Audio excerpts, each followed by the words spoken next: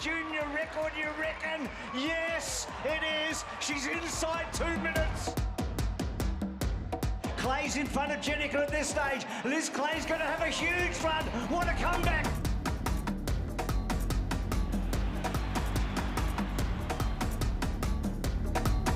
McSwain's going to win. McSwain wins. Stewie's done it. The king of King Island.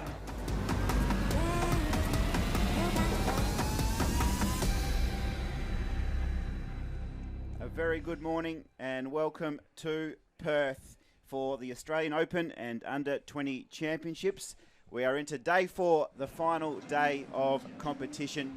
And if the first 3 days are anything to go by, this 4th day promises to deliver so much in a very anticipated 4th day of action. My name is Travis Jenkins.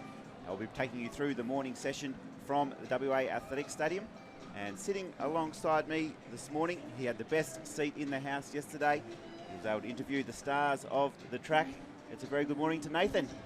Thank you very much, Travis. And yeah, it was one of the best 2 hours of athletics that I've ever seen in my time involved. And I think for a lot of people here, it sort of relived those glory days. And geez, we saw some exceptional performances. Those hundreds, it really is hard to pick a highlight from yesterday, because those hundreds, the almost 3-way dead heat, we had to look at about five slow motion replays to determine Tori Lewis as the winner, and same with Rowan Browning, 10.001 seconds. So it's been an amazing performance and an amazing meet for our sprinters. And of course, Leah O'Brien, so close. She did about 8 runs and almost got to Tori Lewis in the end for the Open Women's title. So we can see the conditions here in Perth today are absolutely beautiful. Sunny day predicted. The wind at the moment is a slight headwind into the home straight, but it will turn around as the afternoon progresses. And Nathan, all eyes will be on the 200-metre start line this afternoon. Of course, Gout Gout in action, that final 3 o'clock Western Standard Time. Will we see under 20 seconds today in Perth? Certainly think so. I think, as you said, the wind, there isn't much at all on offer, but it's going to be a long time until our 200-metre heats do happen. It's just after midday, I think 12:30, 12:45 Perth time is when those 200-metre heats, but we've got plenty of action here this morning as well before the main star of the show and the crowd start rolling in. We're expecting some good numbers here, aren't we? Yeah, the Perth fans will absolutely show up here to witness the athletics action. The 200 metres for women as well, set to be a highlight. And the 800s today also going through will be a real feature on today's program. Looks rather limp, the windsock at the moment, or as Dave Colbert said, flaccid. But it will be assisting our sprinters down that home straight this afternoon. So we've got Toby Camilleri on screen, the men's under-20 javelin throw national championship starting us off here. In this man, as I said, pretty good conditions. We've seen Mackenzie Little last night. She threw 59, about 6 metres off her best, but some stars in the making here and some rising stars on show. So Toby Camilleri from New South Wales, he's had plenty of success national. Lets one rip out there, and that's a pretty good opening throw around that 60-metre mark. So let's have a look. So the first throw was Wyatt Hill, 59.78, and he started with a personal best already. So it's off to a flying start here in the under-20 men's javelin.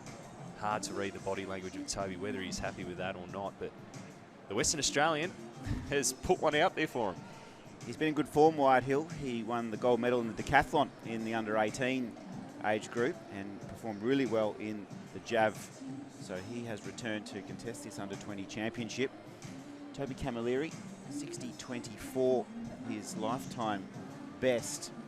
And he was second of the New South Wales champs behind Ruan Eckstein. You probably have a bit of local intel on a couple of those New South Wales boys, but they look like they'll be right up there in contention.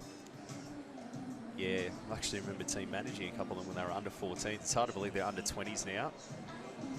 And the strength that these guys develop through the years, obviously people develop at different rates, but javelin throw, it's one of those events where you see those different body shapes and sizes. As long as you get that arm speed, you can see quite a variety, compared to the other throws events at least, quite a variety of shapes and sizes here as Eckstein gets ready to open his campaign. He won the New South Wales Championship with a PB of 59.87. So we'll just be looking to get one out around that 60 today, you would think. And we can see on this occasion just nudging the 50 metres for next team of New South Wales. Xavier Pitt, the Victorian, next to throw. 56.71 for Camilleri, his opening throw. Let's see how Eckstein has done. Great to have the live feed of the results coming through on our roster athletics app. 49.96 for Eckstein. Round one action. Glorious conditions here in Perth. We've been very lucky throughout the 9 days, the juniors as well, to have very favourable conditions. We had 40 championship records in the juniors. Wow. Over 5 days, and more here too in the open and senior competitions. So WA Athletics Day has absolutely delivered some terrific results for our best athletes. So Xavier Pitt there from Victoria, got a personal best of 55.40. So we'll see how close. So you got to think you'd have to be around that 60 metre plus to contend for a podium here, because we've got a couple of athletes. When we look at all the PBs down this field, we've got about 4 of them, at least 3 over that 60 metre mark in their lifetime best. As you said, White Hills had a personal best leading in 54.39, and he's extended it by 5 metres. So not bad to open up the national championship when it counts the most at the end of the season. Yeah, he's really impressed me over the week. Considering the fatigue factor as well. Absolutely. He was so impressive over the 400. He broke 50 seconds, and 1,500 metres, he ran a huge personal best in the decathlon. He's really improved this season out of all sides. He's worked really hard with his team here in WA. Ben Catley and Ethan Quinlivan, part of his coaching team. As we see Andrew Callos. Good contingent of New South Wales athletes here, Nathan. There's 4 contesting for this title. Yeah, so Andrew Callos here from New South Wales, a bit higher on the trajectory there, so it just falls a little bit, and 40, just over the 40 metre mark for him there. So Andrew Callos from New South Wales. And yeah, we've seen a lot of strength, and there's some really good throws coaches in New South Wales who've been around for quite some time, who, and it really does make a difference. I know there's one local coach that I'm involved with who people travel 90 minutes just to get to a local track 4 times a week to train for this event. So if you can find some talent here, and obviously it's a very specialised skill, there's a lot of athletes in other sports who've got a good throwing arm, but it's very different to pitching in baseball and that sort of stuff. You've got to keep the arm on the same side of the body, otherwise it literally goes pear-shapes, the jab. So here you can see the hit rotation, rip and tear, and that is Jeff Collins, the Victorian. So far, White Hill, personal best 59.78. Toby Camilleri 56.71. Xavier Pitt with a season's best of 53.07. Ryan Eckstein, a personal best of 49.96. Knocking on the door of the 50 metre. That'd be a huge barrier to break. We're underway on day 4 of the Australian Open and Under-20 Athletics Championships. It's great to have your company here this morning. 26 degrees in Perth. It is sensational. The excitement is building. We'll be back in just a moment.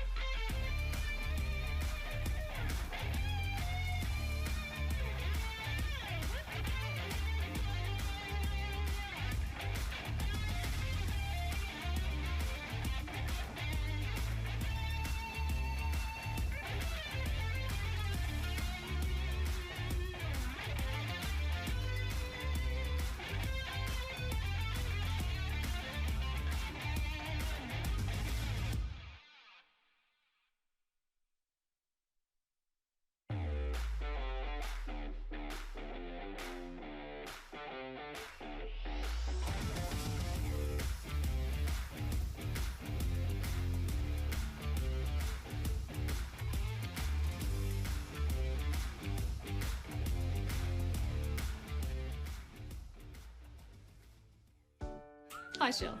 Shell has high blood pressure, and the rising cost of living certainly doesn't help. Annie manages her diabetes with good nutrition, but fresh fruit and veg prices keep rising. And Jack has high cholesterol, but nothing is higher than his power bills. That's why they save more money every year by getting their prescriptions from Chemist Warehouse. And you will too. Head online or look for our price list in-store to see how much you'll save. Chemist Warehouse, discounting prescriptions every day. And welcome back to live pitches here in Perth of the Australian Open and Under 20 Athletics Championships. Day 4 has arrived as we turn our attention to the track for the first time today with the men's para Under 20 100-metre final. It's been a big weekend for many of these athletes contesting over the 200 and the 400 metres. And Nathan, another good opportunity here for our Under 20 athletes. An incredible opportunity, and so many junior Australian record holders in this, and quite multi-talented athletes here as well. We often see it in the paras. They're not just good at one thing, they're good at so many things. None more so than this man, Zach Harding, in lane 6. He's actually got 10 Australian records across the 100, 2, 4, long jump, shot put, discus and jab. So talk about multi-talented. He's starting there in lane 6. Very enthusiastic young man from New South Wales. We've also got Kane Kellett there. He's a record holder. Sam Lefevre there. He'll be looking to try and get his own record in this event, 13.93 in the centre, and you can see them on the right of your screen. Some multiple classifications here. Good to see the home state represented as well. Yeah, Deacon Ayres, he's known around the athletic circles as Mr. PBs. He had 3 years where every time he stepped onto the track, he ran a personal best. So 3 years. How many times did he race in each of those years? every week.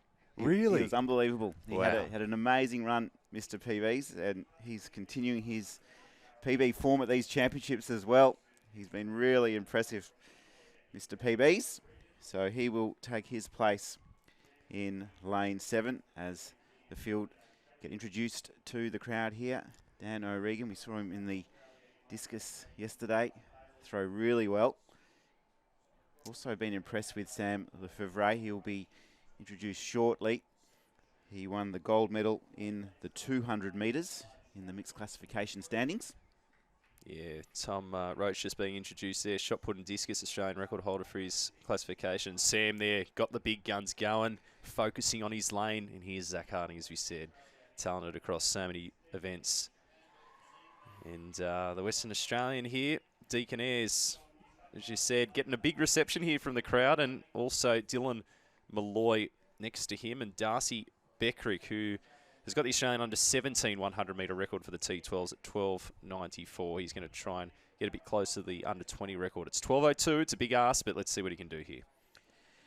So our first look on the track here on day 4. We can see our competitors just preparing themselves. The wind's come up a bit, just ever so slightly. It'll be interesting to see how the wind reading comes through with this race.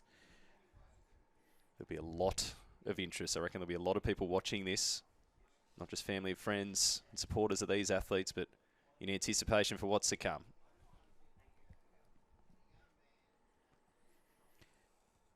Just about set. Para under 20 100-metre final.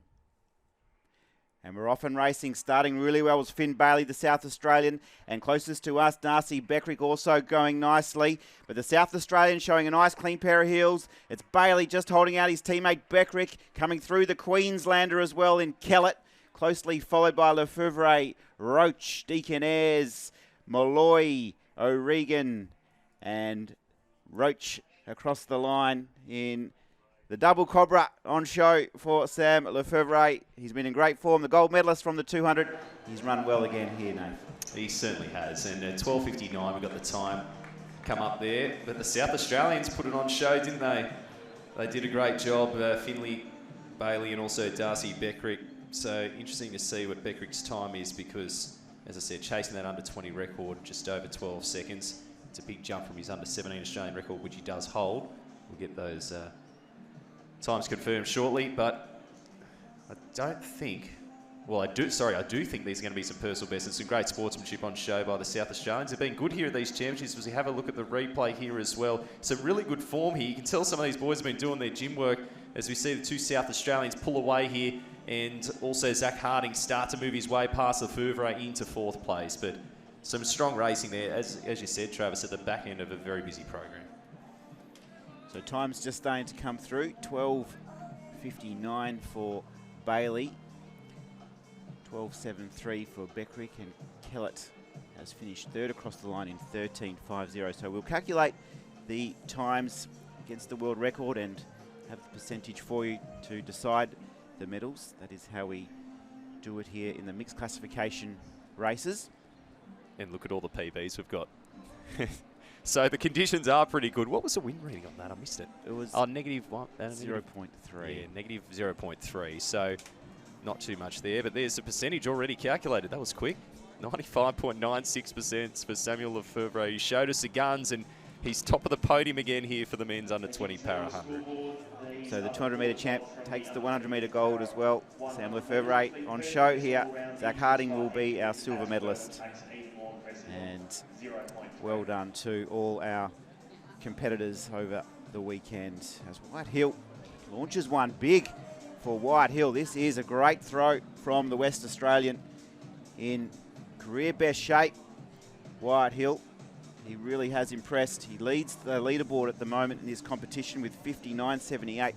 That looked to be over 60, Nath. I think so, and this is the start of the second round, I believe. So the boys will get, well, all of them will get 3, and then the top 8 progressing through to another 3. So a few PBs we've seen, a lot of seasons best. So I think we've got 6-7 PBs already in that opening round at 60.35. So he's bettered it again. PB in round 1, added another, 40 centimetres or so onto it. So he's really showing that he means business here. As Toby Camilleri lines up, he's got, well, he was 3 metres behind. Now he's going to have to find something else here. He's going to have to find 4 metres here to get up to our gold medalist here. 56.71 in the first. Gets himself ready. It's a long run up. He has thrown over 60 before at the New South Wales champs. That looks to just be nudging a little bit closer there after his 56.71 opening round. For White Hill, his speed, he's a sub-11 second 100-metre runner. You can see his pace on the runway with that last throw. He was just electric. There it is, 60.35 on the scoreboard for White Hill. He really has brought in that speed into his throwing here in the jab as well. Yeah, it's really important, controlling that speed as well when the wind's going in all different directions. As we said, though, there isn't too much. It's negligible, the difference here, -0.3, the wind reading we had on the previous one. Rowan Eckstein, the under-18 champion of Australia last year, and let's see what he's got here. He won quite convincingly last year and got a bit of room. I don't think he'll be too happy with that one. Seemed to look down at his feet as he took off. Hasn't found his stride yet. New South Welshman. He opened up with a lifetime best, though, for this. Remember, the weights do change as they go through the 800 gram they're throwing here in the under-20s.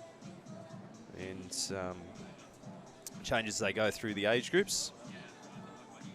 So Ryan Eckstein fouled the second. Victorian up next. Xavier Pitt, 53.07 in the opening throw. It was a season's best to start off his campaign. Bronze currently at 53.41, so not far away. Nice timing with the release of the javelin. White flag goes up for the Victorian. 53.07, that's a good opener with the season's best. And he was 6th last year too, this man, so he'll be looking to push up into the podium as well. A lot of those athletes in the under-20s would have moved on to open competition.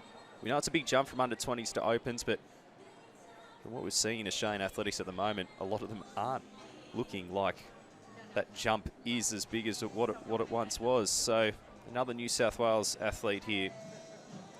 Andrew Carlos fouled the first, looking for redemption here. Steely look at determination as he comes down the runway. Let's see what he's got. The tide's getting out there. It's going all right, and it's 45. Let's do that guessing game that Mitch Dyer likes to do. What do we reckon? 46. 46. What do we think? He was going pretty well too with his estimations yesterday. Mitchie's day one, he was about 15 metres off for his estimations. He honed it in by the end, Mitch Dyer. As we see the result come through for Andrew Callis, 45 metres 42. So he has a score on the board, the New South Welshman, and he'll press up as we have 4 more throws remaining, hopefully for him, in the under-20 javelin throw final. That's the scene. It's a beautiful day here in Perth. The scene is set for a wonderful day 4 of competition. Nathan Breen and Travis Jenkins bringing you all the action this morning. We'll be back after this short break.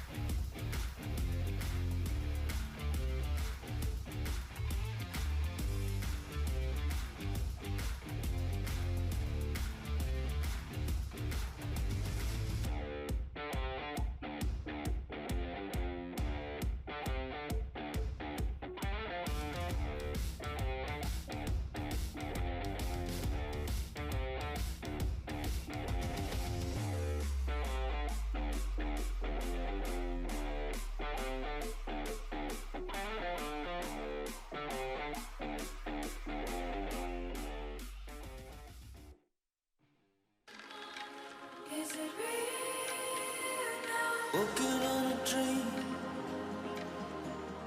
how can I explain? Talking to myself,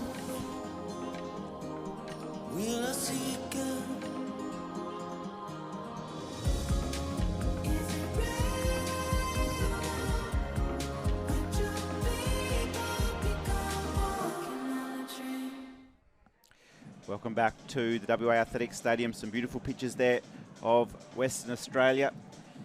The WA government through Tourism WA sponsoring the championships along with Chemist Warehouse. Great to have their support for the best athletes in the country. And we turn our attention now to the next event on the track, the Women's Para Under 20 100 metre final. And Nathan, some athletes to look out for here, absolutely.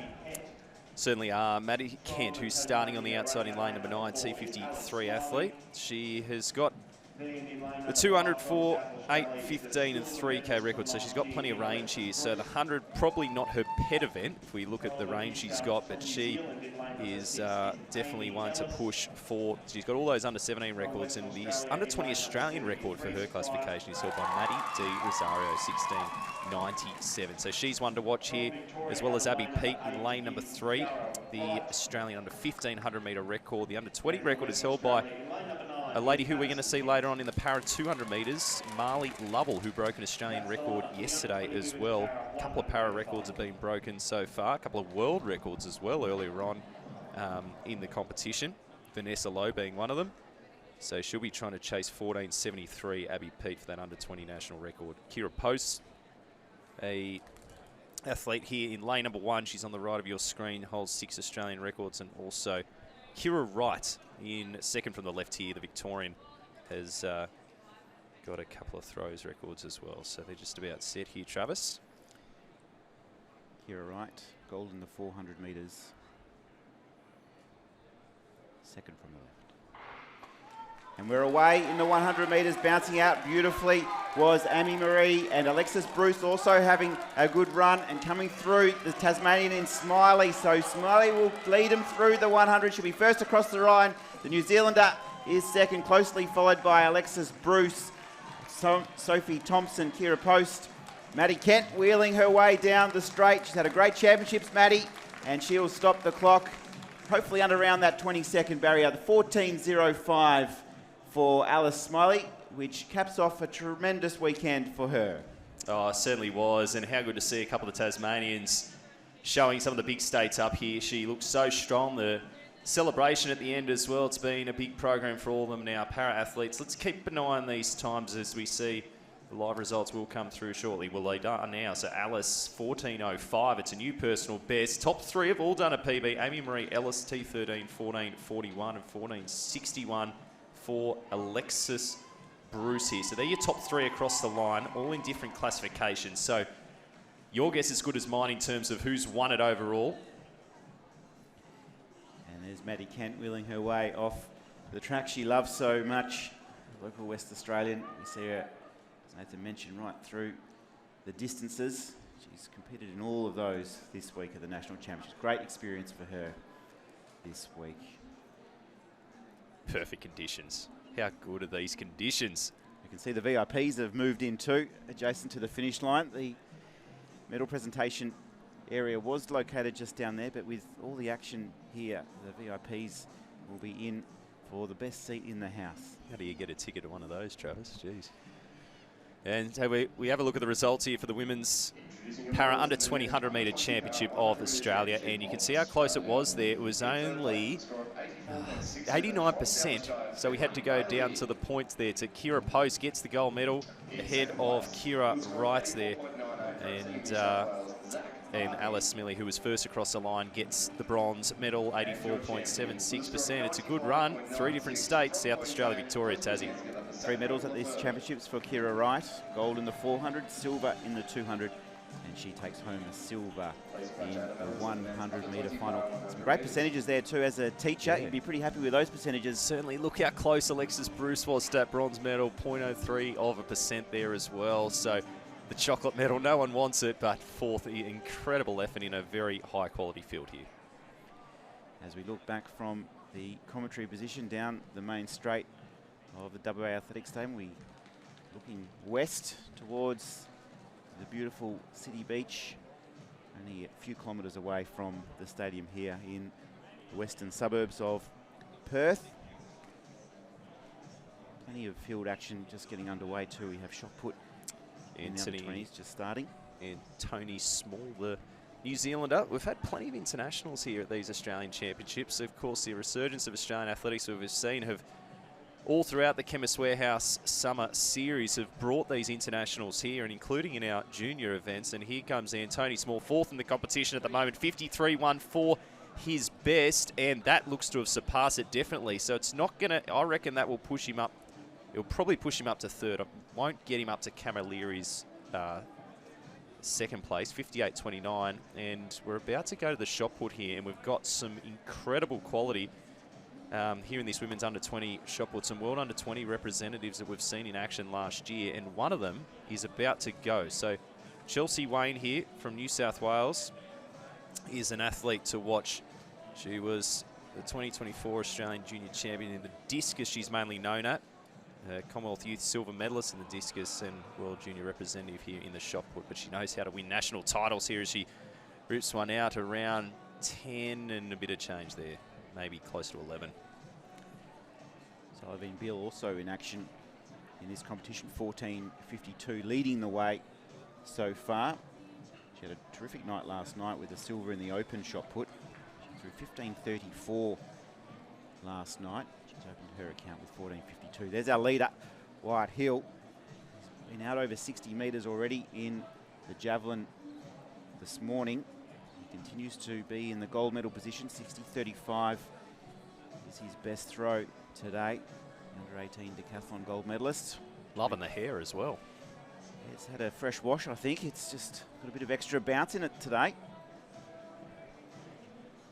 They say Westie's best, Travis. Is that true? Absolutely.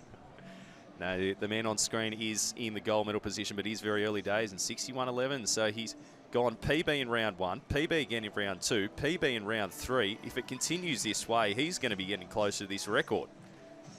He's got his hands on the West Australian hoodie as well. Very hard to come by those hoodies. For Wyatt Hill, he will head to the coach for a bit of a chat. Job well done so far. He leads the way by a couple of metres. As we go back here to the women's under-20 shot put. And plenty of trajectory there around that 10-metre mark. So Beale still leads 14.52 as we see in second place, 13.83. So Lauren Kelly has done a personal best here, 13.83. Back to Eckstein, one of the favourites here in this under-20 men's javelin. He is, as we said, the under-18 national champion from last year, and he is in an okay position at the moment. He fouled the second, 49.96. He's going to try and get over this 50-metre mark, but he's going to have to find a lot more to get up to the top 3 as he works his way in. Let's see how much he gets. So that one looked a bit better. That one looked a lot better. So it's well over the 50-metre mark here, and that will probably get him up into the top 5, maybe not up into the bronze medal position. But we got a New Zealander in third place, Anthony Small, who's sitting in third. So remember, top 3 Australians do get a podium as well. The New Zealander will get a medal if he stays in that top 3 overall. But Eckstein, hard to get a read of him here. I reckon he's content, not ecstatic. He was in that hot seat too, wasn't he, Nate? He was sitting in 8th.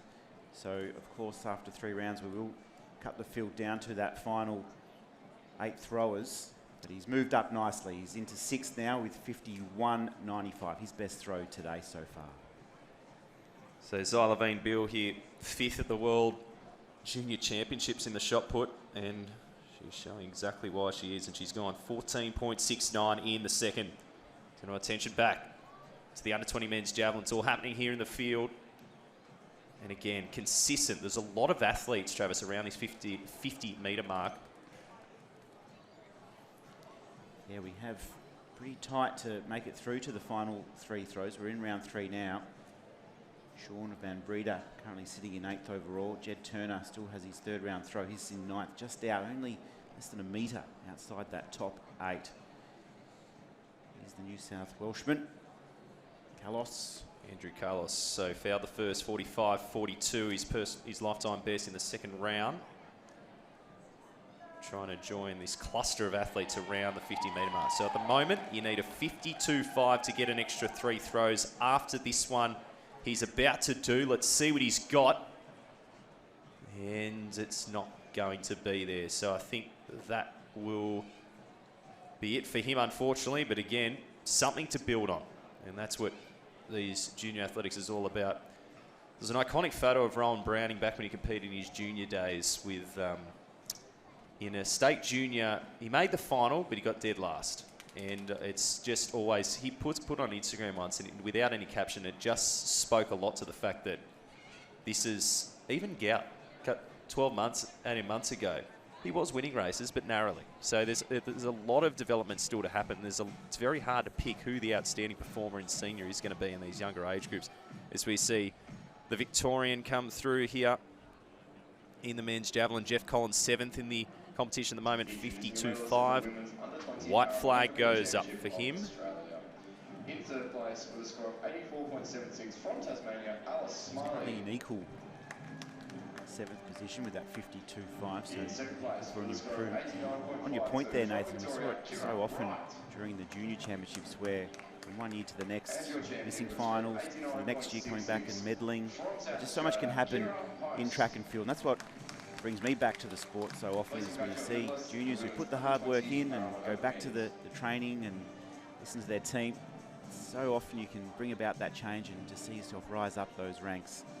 It's one of the great things about our sport, and not only in juniors but also in senior athletics as well. We see it so often. Certainly do, and I think there's resilience. There's so many stories of resilience in the sport. A lot of them we saw last night as well, in action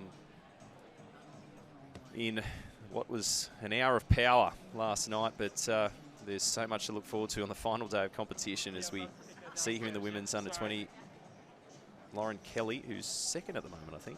Yeah, she's having a great competition. She won the under-18 shot put title.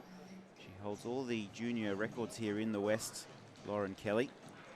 She's just having a little taste of under-20 competition this year. She's really improved, though, with her shot in the last 12 months. Personal best with this weight. You can see the transfer of weight as well. They start so low, don't they, and really rip and tear and transfer that weight from that back foot towards the front, get that rotational power. Matt Denny did an interview after his incredible series of throws, the Oklahoma throws, talking about the different force in playing discus as well, and how it is in, you got all this rotational force happening. You're trying to get linear movement and you're trying to be light on your feet. So it's very, very hard to do, particularly as a big human being, as we see Needling here rip one out, and he is probably not going to be in the top 8, but 42.78 personal best. What more can you ask for? And we're going to be back to the track now for the next event here on the final day, and it is the women's open para 200 metres. And haven't we got some names in this one? Rhiannon Clark, one of the key ones to watch here, and Marley Lovell, who's already broken an Australian record at these championships. So Rhiannon Clark here, what can she do? She's needs an additional qualifier here. She runs at 27.65. She becomes eligible for selection. So that's a time to keep in mind here, Travis. Australian record holder, Rhiannon Clark, loved here by the West Australian Athletics Fraternity. Ella Party, also from Western Australia, Paralympian in Rio, running out in lane number 8. This is Britain, will be in 2 from the Northern Territory. Then Maddie Hetty in 3. There's Rhiannon Clark in the middle of the screen. Tamsin Colley, New South Wales, who also Paralympian herself. Been around, and she really shone in that Rio 2016 games, but Rhiannon Clark, watch the leg speed on this young lady. She is something to watch. Very, very good mover, and she's got to do another 27.65 here to try and get herself a spot, or to be eligible for selection here for the World Championships in Delhi later this year, the World Para Championships. It is a heat. How hard will they go? Will they leave it all out there? It's a decent enough break between the heat and the final. here we go. Women's para 200 metres. Just about set. And we're away and racing. Bouncing out of the blocks nicely was Rhiannon Clark of Western Australia. She's out after her teammate in Ella Party. Marley Lovell also having a nice run. And from the Northern Territory, Britain in lane 2 approaches the top of the straight with style and grace. But Clark is away. She's accelerating nicely in front of her home fans. Ella Party in second and Britain from Northern Territory in third. But Rhiannon Clark salutes in the west. Party second across the line, then Britain, then it's Marley Lovell of New South Wales, closely followed by Tamsin Colley and the Queenslander Abby Craswell. And here comes Maddie Hetty from Western Australia, coached by Danny Kavan. She never misses a training session and has been incredible here again at these championships. Well done, Maddie Hetty, T36 competitor. But for Rhiannon Clark, that'll just blow out a few cobwebs for her on a Sunday morning. Certainly will. So she's got that second qualifier. So she officially, it's into a slight headwind as well. She officially becomes legal. She's gone well under that 27.65. She's absolutely smoked it here. Your lady on screen who has built up quite the resume. She's been representing Australia since 2018, been such a good ambassador for para-athletics, won a couple of World Championship medals as well in the World Para Championships. 4th last year in Paris in the 100, 5th in the 400. But here in the 200, she is showing that she wants to be one of the world's best. And isn't she a great ambassador for the sport? Absolutely. And taking that second qualifier off is be a huge relief for her. She's a fierce competitor into a 0.9 headwind as well. So back to the men's under-20 javelin throw here. And Wyatt Hill still leading. So we're going to have a break after the first 3 rounds. So we're almost at the end of this 3rd round. And at the moment, it's 52.5 that's needed to get that extra 3 throws. And the man holding that key spot is Jeff Collins. As we see the South Australian here line himself up. Bailey Pfeiffer, who's in 11th spot. He's done a personal best. He needs to find an extra 2 metres here. Not even.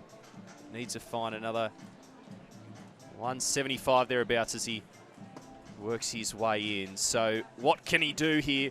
Let's hope for his sake it goes out close to 50. I don't think it'll be enough, but it's a great performance. He's done a personal best. South Australian will be very strong this morning. Our para events and also here in this under-20 men's javelin. So a great performance. Yeah, well done to Bailey Pfeiffer. See some anxious athletes there just itching to get back on the runway. There's Wyatt Hill with that West Australian hoodie we talked about. Very lucky man. Is there any backstory to this? There was a huge shortage. The amount of people who wanted that West Australian hoodie was unbelievable. I think even Victorians wanted a West Australian hoodie. That's how good they are. So heat 2 here, the women's para open 200 metres. Lexi Brown has already got a qualifier. She's looking for a second here, 27.80 to keep in mind for Lexi Brown in lane at number 2. Then we got Anna Grimaldi next to her in lane at number 3, the New Zealander. Sophie Hughes, the Victorian, in lane at number 4, and Juliette Mason in 5. In lane number 6, we've got Lisa Weingartner, lane 7, Clara Campillos. So a lot of T20 athletes in this one. So the Victorian in 7, and Izzy King. We've seen some success here from the Tasmanians, and she is here as well on the outside in lane 8. The second of our heats here in the women's para 200 metres. So the main one to watch, it's looking like it'll be Lexi Brown here. So 27.80. She under 17 and under 15 Australian record holder at 27.53. There she is, Lexi Brown, right of screen, T47 classification. So it'll be Brown, Grimaldi, Hughes, Mason, Weingartner, Campillos, and King in heat number 2. They're away and racing, bouncing out of the blocks nicely was Anna Grimaldi from New Zealand. Out after her is Lexi Brown. Jules Mason also having a nice run here as well for WA. So into the straight we come, and Anna Grimaldi leads the way, showing a nice clean pair of heels in front of Brown. And then the Tasmanian going nicely too in Izzy King. But line honours will be to the New Zealander, Grimaldi. Lexi Brown next across the line, closely followed by Clara Campillos, Lisa Weingartner. Here comes Sophie Hughes. The big round of applause for Juliette Mason as well from this crowd. The West Australian with her first run at these championships. And Izzy King wheeling her way down the home straight here at the WA Athletic Stadium. The young Tasmanian performing really nicely, putting it all on the line here in Perth. Izzy King, job done. Well done to the Tasmanian. Terrific wheeling effort as she crosses the line and is congratulated by the rest of the competitors. Good heat number 2, Nath. Oh, great heat. 25.95 for Grimaldi. Didn't she look good? She switched off at the end as well. So again, the New Zealanders adding a whole different dynamic to our championships here in Australia. And that was an impressive display. Looked so good, so rangy. Got so much range of motion. She was able to pull well away there. So the T47 athlete, but here there's 4 T20 athletes here. So there was a race within a race there. We know the the percentages come into play, but when you've got 4 in the same classification, it just makes it a little bit easier to know exactly where you sit. And look at the PBs start to come through here. So 27.98. So she was just outside what she needed for that second qualifier. There's still time to get that for Lexi Brown to be eligible for the World Para Championships in Delhi later in the year. Clara Campillos, 29.97. Sub 30 for a PB for her, and Lisa Weingartner, top 4, all doing PBs here. Lauren Kelly into the circle, the West Australian, 13.83. She has thrown today. In great form, the under-18 champ. Looking to set the put out. She's let it go nicely. Looks to be a little bit of an improvement from her last attempt. She's just been pushed back into 3rd overall with the French competitor, Aurora Manafouke. Lauren Kelly, just a little bit of a nod. Seemed to be really happy with that. 13.93. So it is an improvement for Lauren Kelly. She threw 13.83 in round 1. She's improved to 13.93. Not quite good enough to give her a smile though. Yeah, athletes react in different ways, and they're their own harshest critics as well. They're their own harshest critics. You can see Larson here, the South Australian, Taylor Larson, sitting 7th, 12.52 her best. Fouled the second, up she goes for the 3rd, and that looked good. That looked pretty similar to her first. I'm going to guess 12.52 again for her in the 3rd. Let's see how we go. But the South Australian definitely putting herself in the shot to stay in this top 8. She'll be looking to not just survive here, but thrive and trying to get a bit closer to our podium positions, because these all count. And it's Xylevine Beale still leading the way. She's going to be hard to beat, though. Yeah, she threw really well last night, out over 15 metres, so she might just be warming into her competition as well. See the high elbow there, transfer of weight. It's really good to see the power involved here in the women's under-20 shot put. And there's probably an opportunity in this event to be Australia's next best thing. There's a few events where we're dominating so much and really being podium potential, but I reckon shot put's one where we can see the new era coming through, and there's an opportunity for someone to really make a statement here in these under-20s. Xylevine Beale's doing that at the moment. As we turn our attention back to the track, the 3rd heat, the women's para open 200 metres. Sasha White goes in lane number 1 in the inside T01 classification. From the Northern Territory, you reckon that the WA hoodies, I reckon some Northern Territory gear might be highly sought after here. Alison Reedy goes in lane 2 alongside Layla Sharp here. So Layla is looking for 29.30. She becomes eligible for selection if she runs at 29.30 legal.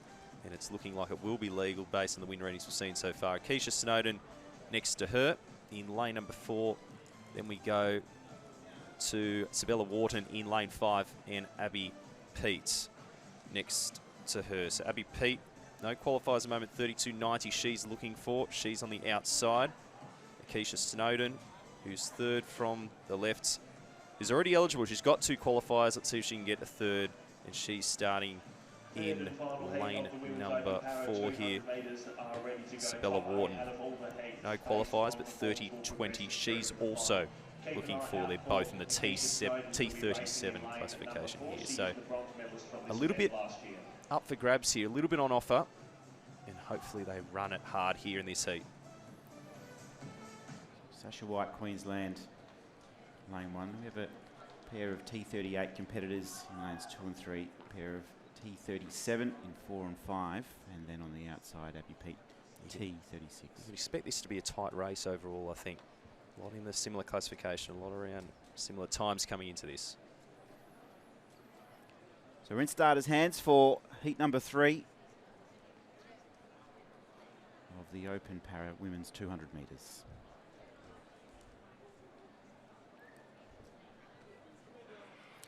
Jumping really well was Sabella Wharton from New South Wales.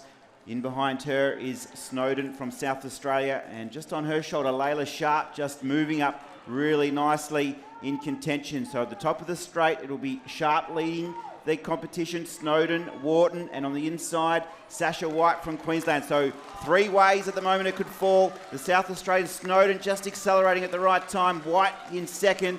Reedy having a nice run as well. They're back for the Northern Territory. And Wharton next over the line, followed by Abby Pete. So you called it, Nathan. It was going to be tight, and it was. 3 ways across the top of the straight, and it's finished really well. Oh, absolutely. How good was Akeisha Snowden there? She just timed it perfectly. She is ecstatic with a 28.52 coming up. So another qualifier already for her. That's her third. Let's see what Layla Sharp comes through in. I reckon she's going to be under 2. She's it's well legal. It's a headwind of -1.6. We'll get those results confirmed very shortly here. But that was a great run, and a few changes in that race, but Snowden just timed it, built into the race, pulled alongside, and took the win in the end outright. So let's see, we'll get those percentages confirmed shortly in heat number 3. And just a reminder, we've still got a final later on. So terrific running from our women in the para 200 metres. That is 3 heats done and run. We will bring you the men straight after the break. It is Nathan Breen and Travis Jenkins taking you through this morning. It's great to have your company. It's a beautiful day here in sunny Perth. We'll be back in just a moment. Don't go anywhere.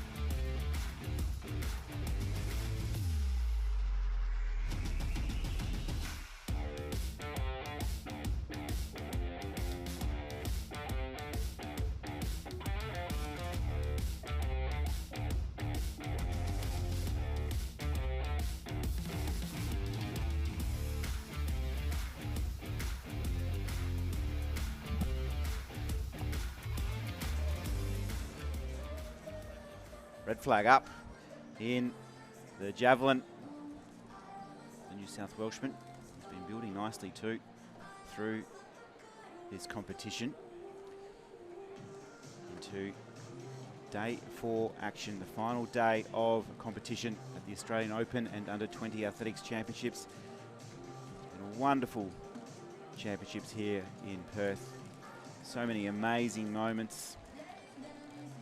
So many incredible scenes have just been rolling through the socials and across our television networks. Great to see athletics on the back page here in the West again this morning. There's Turner with spear in hand. Looks to launch. Looks to be a nice throw too. It just went a little bit sideways. It's land. Yeah, just a little overstep there from the Queenslander. Yeah, a couple of fouls to start us off here in the 4th rounds. We're down to our top 8, so we'll go in reverse order from 8th back to 1st. So build up to the main contenders here, Rowan Eckstein, though, as we said, he's probably got a bit of room. Even though he's done a personal best, this new weight here, he is definitely going to want his sights set on this podium, if not the gold medal. But Jed Turner, 52.35. So both of them have done PBs in this one. As we have a look at the Victorian here, Xavier Pitt, who's about to go here for his 4th round throw. He's done the season's best, 53.07. His best has come in the first for Xavier. Let's see what he's got on offer here. He was 6th last year. Finds himself in the same position at the moment into this round and lets one sail. That looks all right. That looks more than all right. So it's out there above the 50-metre mark, but not going to be enough to challenge Hill, Camilleri and Vedbrita, our top 3 at the moment.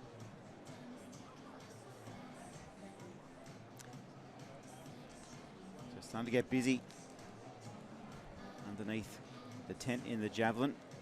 Xavier Pitt just wanders back to debrief with his team. I'd love to mic them up just to see. I don't think they'd want it, but it'd just be so interesting to see sort of what the conversations are. When you're down there, you do see it. Nicola Schlagers, who we're going to see later on, is one who definitely makes what she's thinking very obvious and verbal. As we see Zayden Karmish here in the 4th round. White flag goes up. That's good news. 56.13, his personal best in the 2nd. Let's see what he does here. Let's see what comes up for the 4th round throw for the under-20 men's jav.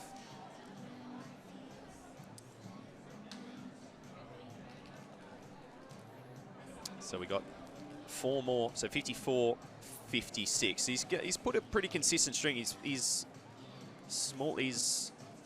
weakest throws came in the 1st round, so he's built into it, and he's been very consistent, only 1.5 meters or so between his 2nd through to 4th throws. We have a look at the New Zealander. So Anthony Small from New Zealand, 56.22 in the 2nd round. He's also been consistent, 55, 51 in the 3rd. And let's see what he can do here. Try and get a bit close to that 60. Oh my gosh, it's well out. There we go. So we have a contender here. He was 4th. He always was a contender, but that was something. That could put him into the lead. Definitely has given the 60-metre mark a nudge. 61.11 is the leading throw from the West Australian Wyatt Hill. 57.04 currently bronze. He looks to have gone better, and he has. Look at that. 61.86. Straight to the top of the leaderboard for the New Zealander. Yeah, he's pretty happy with that. He is. He's put the pressure on the Australians, who will need to respond. The big favourites next to throw here in round 4 action. And Breeder, Camilleri and Hill, 3 to complete round 4.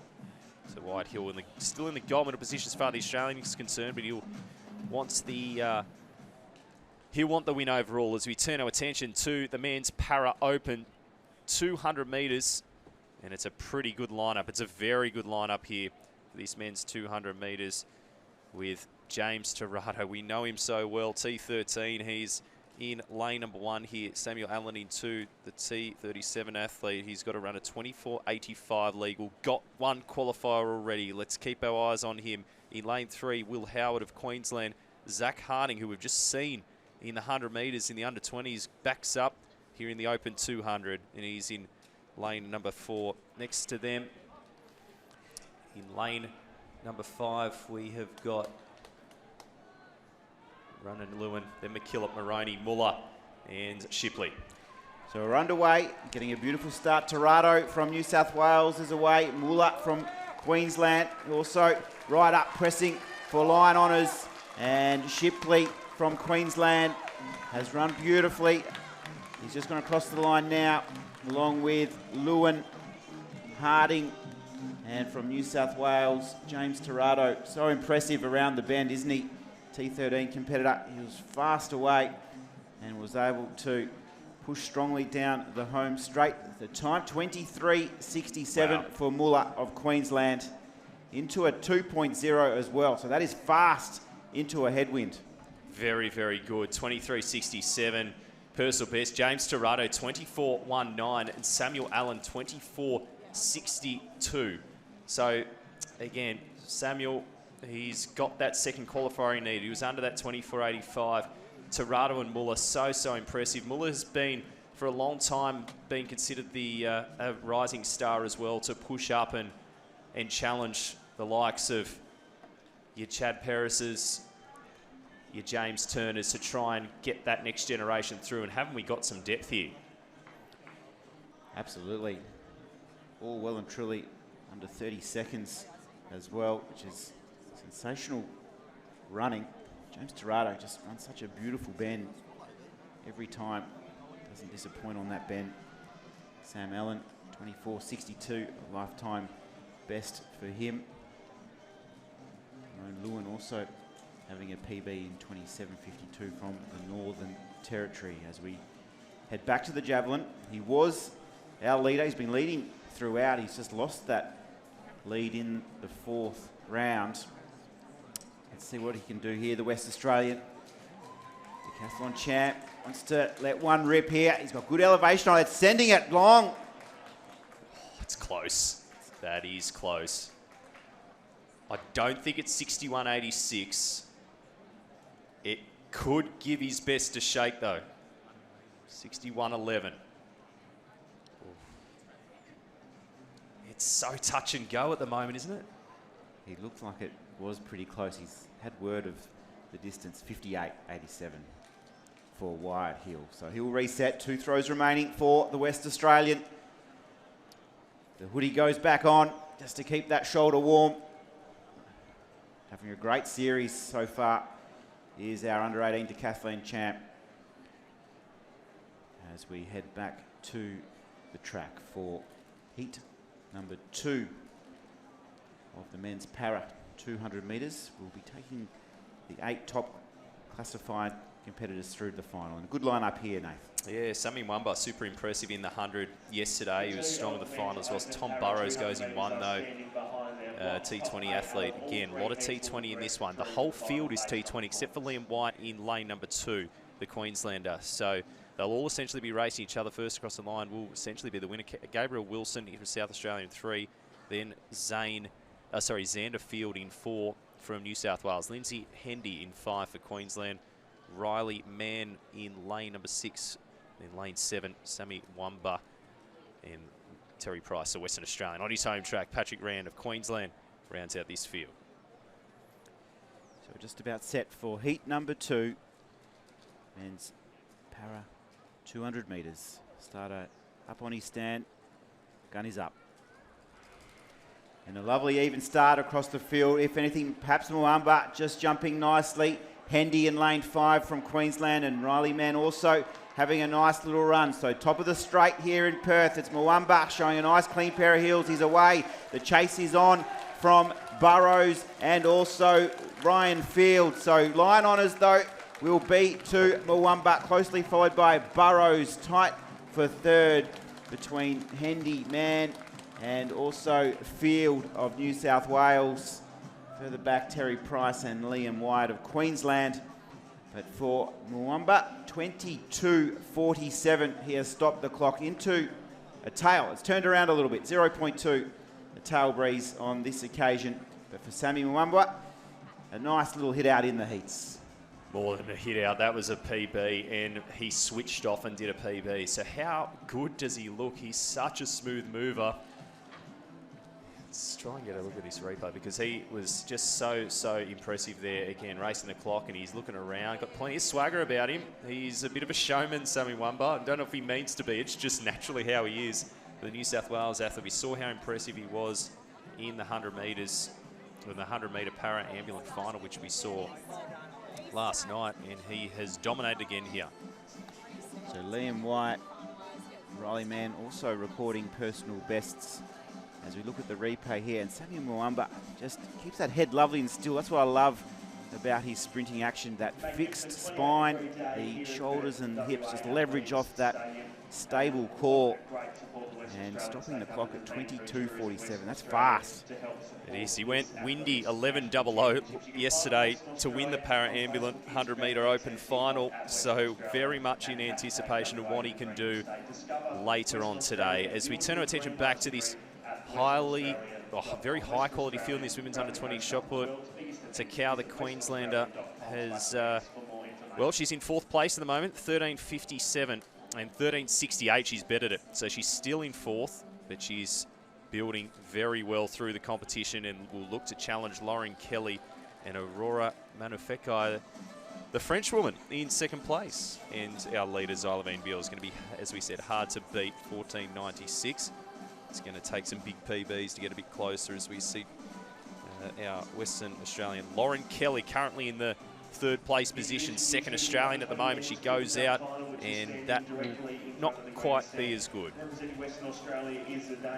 Great champ. That brought a smile though, which was nice to see. Been impressed with Takao. She finished with the bronze medal last night in the open shot put. Really have impressed me here, the Queenslander. Lauren Kelly, 13.93. Of the Australians, 13.81 on this occasion. Our French competitor next to go, 14.16 in round 2. Very fast in the circle. As I said, trying to be light on their feet.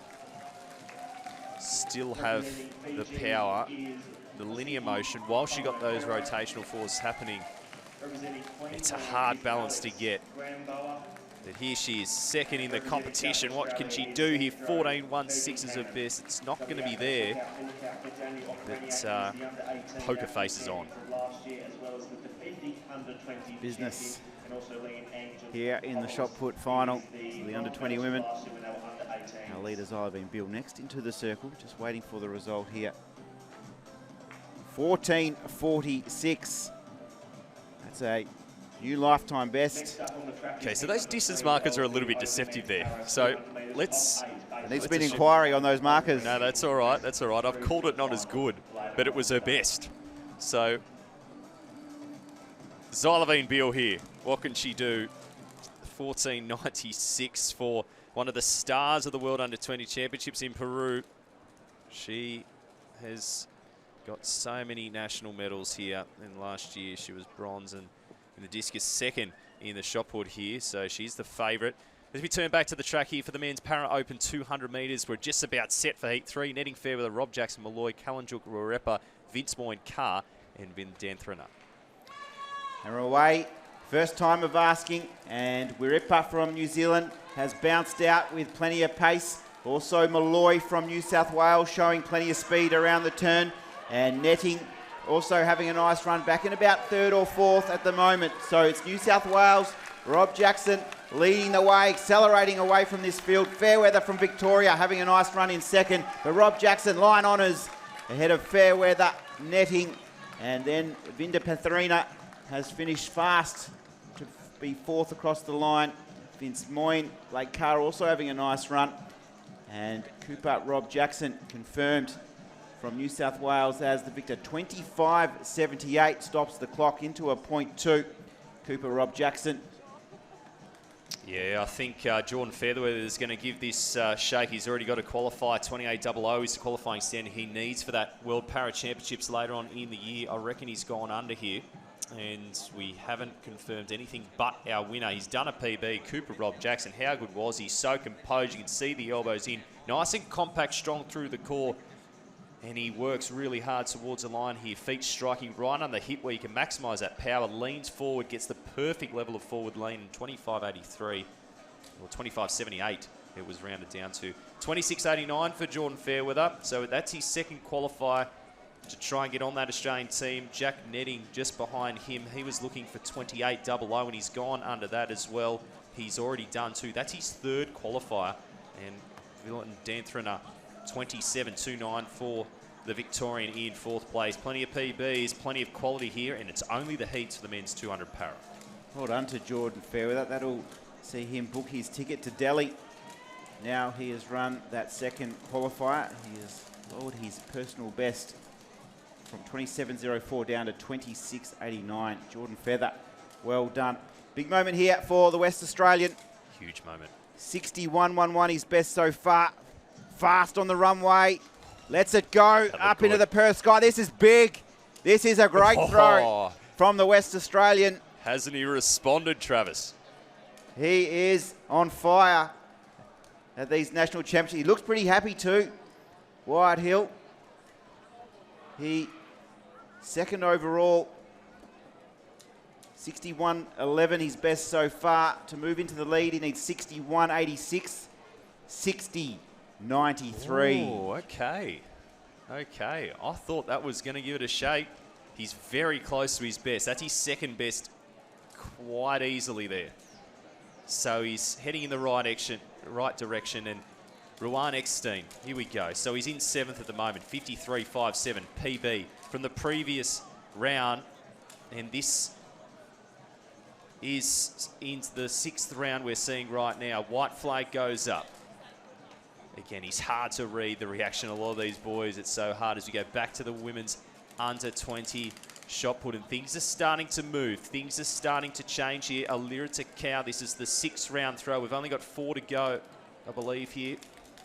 So 5th in the competition, 13.68 her best. What has she got? She was 2nd last year. White flag goes up. She wants to stay alive for the podium position. So 5th overall, 4th Australian with our French one, Manufekai, in 2nd outright at the moment. A subtle smile.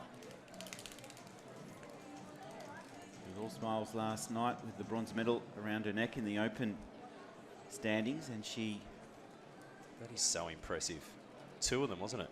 In the open shot put and in backing up for this under 20s. Lauren Kelly, WA. Big moment for her. Has her hands on the bronze so far. Family and friends in the crowd today. And she showed plenty of power out of the circle. White flag has gone up. She watches on eagerly. There's a nervousness there, isn't it? It's a nervous smile. She's unsure. She is not sure. The Western Australian, I think she's happy. It's the 6th time and it's 14.32, so it won't change her position, but that is her best. It's the only time in the 14-metre mark. It's a season's best. So 14.37. 14.37. So it has actually moved her up into silver, Nath. Sorry, that was Takau I was looking at. So 14.32 for Takau, and Lauren Kelly, 3rd overall, 2nd Australian. Wow. So both of them saved their best till last a lot. So did Larson. She saved her best till last as well. As we have a look at the French woman, Aurore Manufekai from France. 14.46, a personal best with this weight she did in the previous attempt to this. This is her final performance of the campaign. It looks good. Is it going to get closer to Xylavine Beale though for the overall victory? I wouldn't think so, but that's the smile we've been waiting to see. It's the end of the comp. It's 14 something. It's 14.73, so she has gotten better. So not enough to get the gold, but she will be silver overall here. Lauren Kelly will get the Australian silver. Takau, and here she is, Xylavine Beale. The lady who's been setting the stand in this event. 5th at the World Under 20 Championships. 14.97, that was out there with it. Tremendous yesterday in the open shot put, backing up for the under 20s this morning. And the results are just finishing off. 14.61 for Xylavine Beale to round out a terrific competition. And Fukai will finish 2nd overall from France. Lauren Kelly will take home the silver for Team WA. And Alira Takau, she will take home a bronze in the under 20 shot put. As we have a look at the standings, good competition in the under 20 women's shot put. But for Xylavine Beale, she just continues to build that resume. Certainly has. So if we have a look at her national championships, there was 2nd in 2023, 3rd in the Opens in 2023, 1st in 2024. She also got a 2nd in the discus, 2nd in the 2nd Australian in the shot put last year, 3rd outright, and 3rd in the discus. So that is her 7th Australian Championship podium. As we go back to the men's under-20 javelin throw, and we really are at the business end of this one, so we're down to the last few throwers, and again, hovering around that 60-metre mark, 61.86 for Smell, the New Zealander leads, 61.11 White Hill, the man it was. It was only in the 4th round where Smell picked it up a gear by 6 metres to put himself with a 61.86 to take the lead. As we have a look at the Queenslander here, as we get this close-on shot, as he knows it all comes down to this. Sean Van Breda. He is going to have to find only another 28 centimetres to get into the bronze medal position of Zayden Karmish. 4th overall, 3rd Australian position is what he's after. He needs a 57.33. His best is 57.04. He's done a PB already. So is Karmish, though, who's just ahead of him. You reckon he can do it? I think he can. Always support the left-handers. They just look so beautiful on the javelin runway. He's launched it here. Definitely nudging over that 50. White flag goes up. Just got a little bit distracted there in his first little attempt. Able to reset. Breda. So Toby Camilleri here, the man who's sitting in 3rd overall, 2nd Australian, 59.88. He did in the 4th. 52.83 for the Queenslander, so not an improvement. 57.04 will be his best. But Toby Camilleri, there's your series of results. He has his best one in the 4th. He was pretty close to it on the 5th. What can he do to finish his Australian Championship campaign? It's sailing, it's up, it's out there, and it's... I think it could be an improvement. So, 59.88. To be the Australian champion, he needs 61.11. I don't think he's got that. But let's have a look. 56.31, so it's close. It's close, and it's been a consistent string of performances for the man on screen. Toby Camilleri of New South Wales will claim the Australian silver medal here. So one thrower remains. Wide Hill, 61.11. The Western Australian is confirmed as your champion of Australia, but what can he do here? The 6th and final throw. He'll love this moment, Wyatt Hill. He loves the attention, he loves the focus. He's about ready to launch fast on the runway for Hill. He puts everything into it. He's let it go beautifully. It's out there. Yeah. It's out there, Nathan. You can see the 70 in the background. There's a little bit of parallax error. That's a big word. I think that's the right word. I think so. From the camera angle, we're just looking here. He needs 61.86 to win the competition overall. Hey. 61.43 for Wyatt Hill. So it will be an improvement. It will be a lifetime best. That guy knows how to perform under pressure, doesn't he? 3 PBs in a row.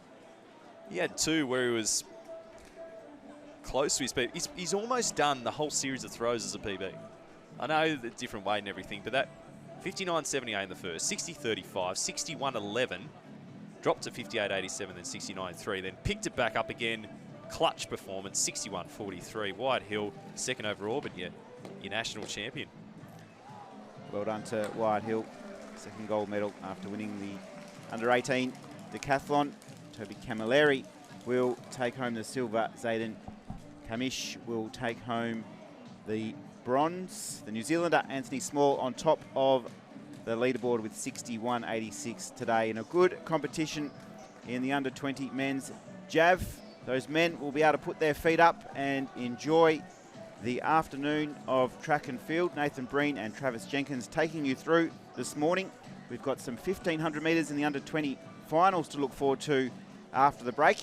Don't go anywhere. It's great to have your company. We'll be back in just a moment.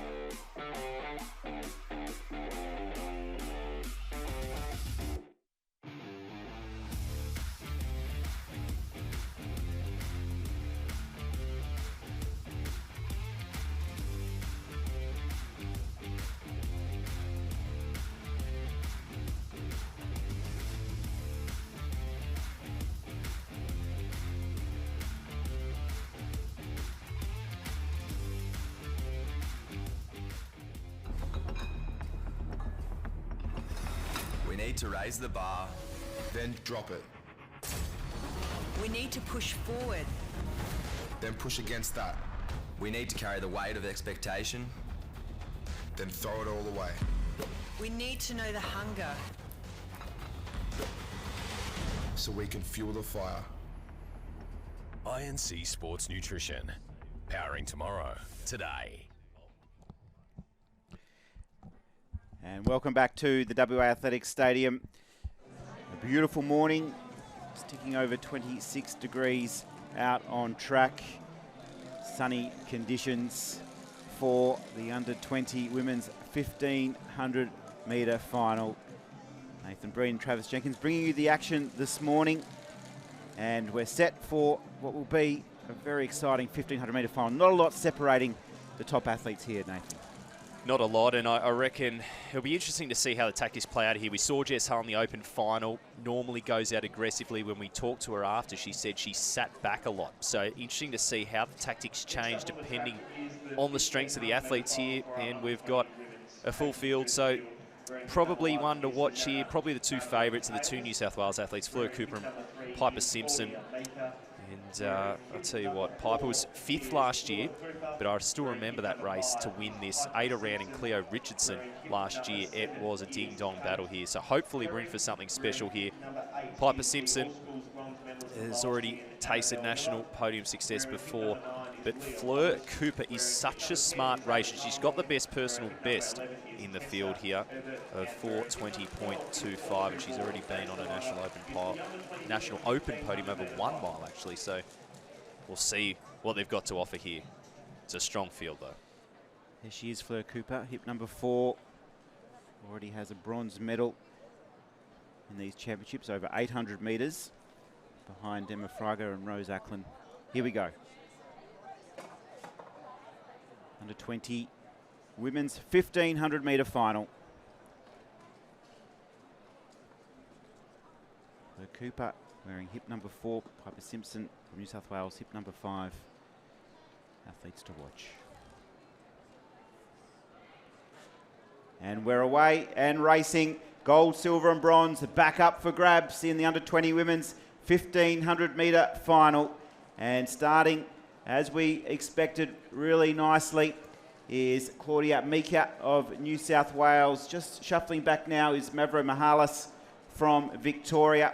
And then we can see in hip number 11, Tessa Ebert, one of the youngsters in this field. Not the youngest though. Leah Waters from Western Australia is competing, the under 16 silver medalist in the national champions this year over 1500 metres. You can see Waters there in the West Australian colours wearing hip number 9. Mika leading the way, Ebert on the front, Waters, and we just start to see how competitors, Audrey Ward from the ACT, and there's hip number 4, Nath Fleur Cooper from New South Wales, just happy to settle back in about 5th or 6th spot. Yeah, she's in a great position, the favourite here, 4:22.5. She's got the best personal best in the field. She's given herself plenty of room, but I like here what Claudia Mika's doing. She was the youngest representative. When we go back to the World Cross Country in Bathurst, she's got that international experience.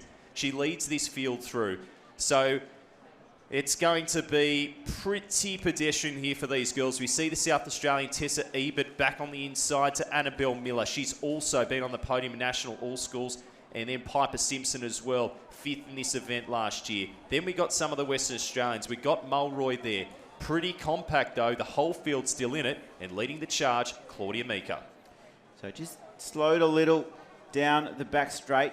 Just allowed the field just to bunch up a little bit more, just working their way into the race. We can see the two West Australians shoulder to shoulder, just giving each other a little bit of a nudge, just saying, try and hurry this thing along a little bit. And Leah Waters, she gets the little nod from Mulroy and she just moves around the outside. She can handle this pace pretty comfortable. Ebert, Mika right there, and Ward just moving up nicely. We can see her with hip number 12 from the ACT. So it'll be the West Australian leading it through, just under 2 laps remaining. Yeah, so Ebert and Ward in a really strong position here, but Leah Waters, that move she made was a smart because she could have got stuck there, but our race leader has not changed. It's Claudia Mika. They're going to hit 800 metres, well in their comfort zone. This is very aerobic for these athletes. The whole field is well under 4:30 on seed times. They're well over that pace at the moment because 2:24 would have taken them through, and they were about 2:28 or 2:29 there. So,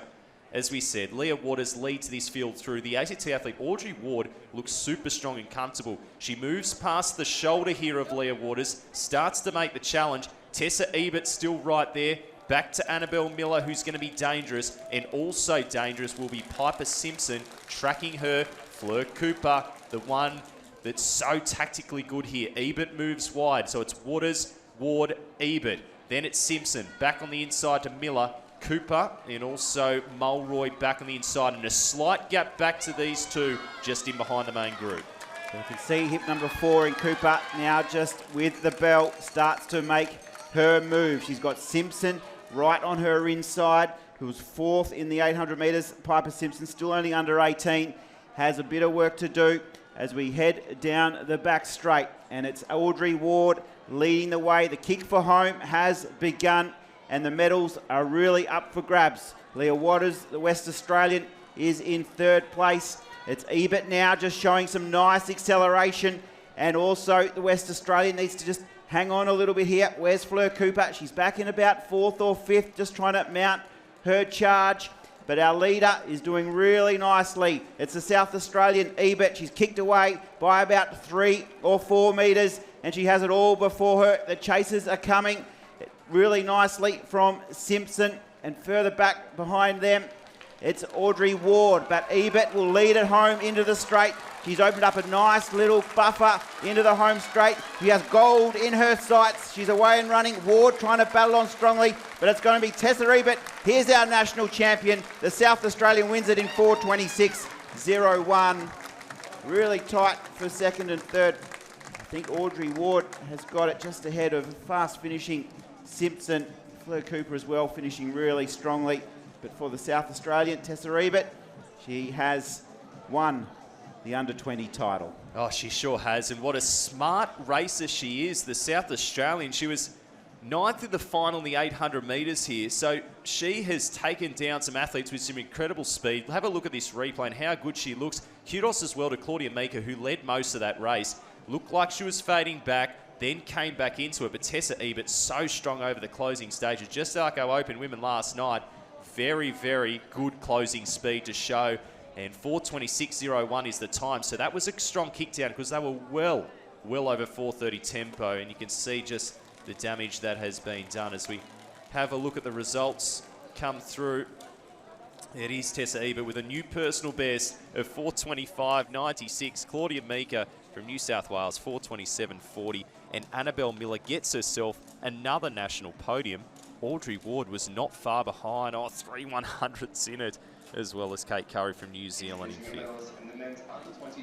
Tessa Ebert, she was just expecting to have company, I think, coming down the home straight. And when it didn't arrive, she celebrated 4:25.96. So the only PB of the field went to our gold medalist. Meeker was strong. Miller, so South Australia, New South Wales and New South Wales. Piper Simpson again. She's always knocking on the door, and there she is again, not far away. Kate Curry, the New Zealander, put up a good fight. Fleur Cooper faded a little bit there, so not in the best form of her life, but we know that everyone has to have their day and show that resilience, and she'll be back. And great to see the strong interstate representation here. What a final it's been. It did not disappoint. The women's under-20, 1,500 metres here at the Australian Championships. And if we look at the list of athletes who've won this in the past, it is something to go by as well in the men's, which we're going to look at in a second. Actually, no, we're turning our attention to the front straight here with our under-20 men's triple jump, I believe.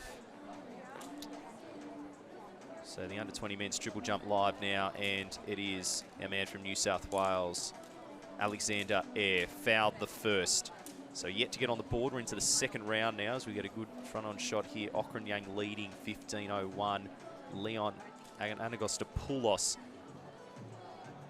14.75 for him, and Connor Matthews, 14.33. So what can Eyre do here? Foul the first. But only man over 15 metres so far, and the tailwinds are nice. For most of them, it's been tailwinds for most. So air comes in, controlling that speed on the runway. Not too much wind to contend with. He gets out, let's see, and a red flag, unfortunately. So another foul there for Daniel Ockranyang, the one to beat at the moment into the second round. Next up on the track is the under 20. There's the field assembling.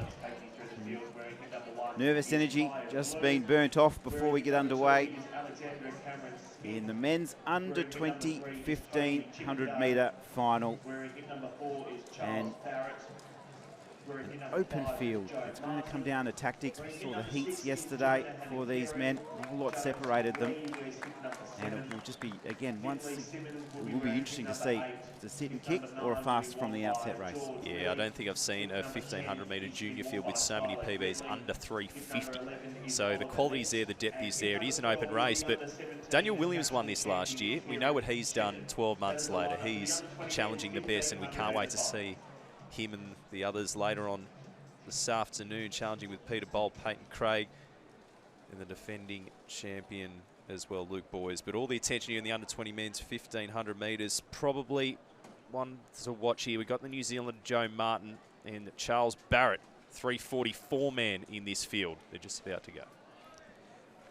So fast start in the under 20 men's 1500 metre final, and the Queenslander Toby Chippendale has bounced out really nicely, just trying to get himself in a good position as well, is George Wiley. And then wearing hip number 4, that's Charles Barrett, the winner of the 5,000 metres at these championships. So we know he'll have the staying power to go with the best in this field.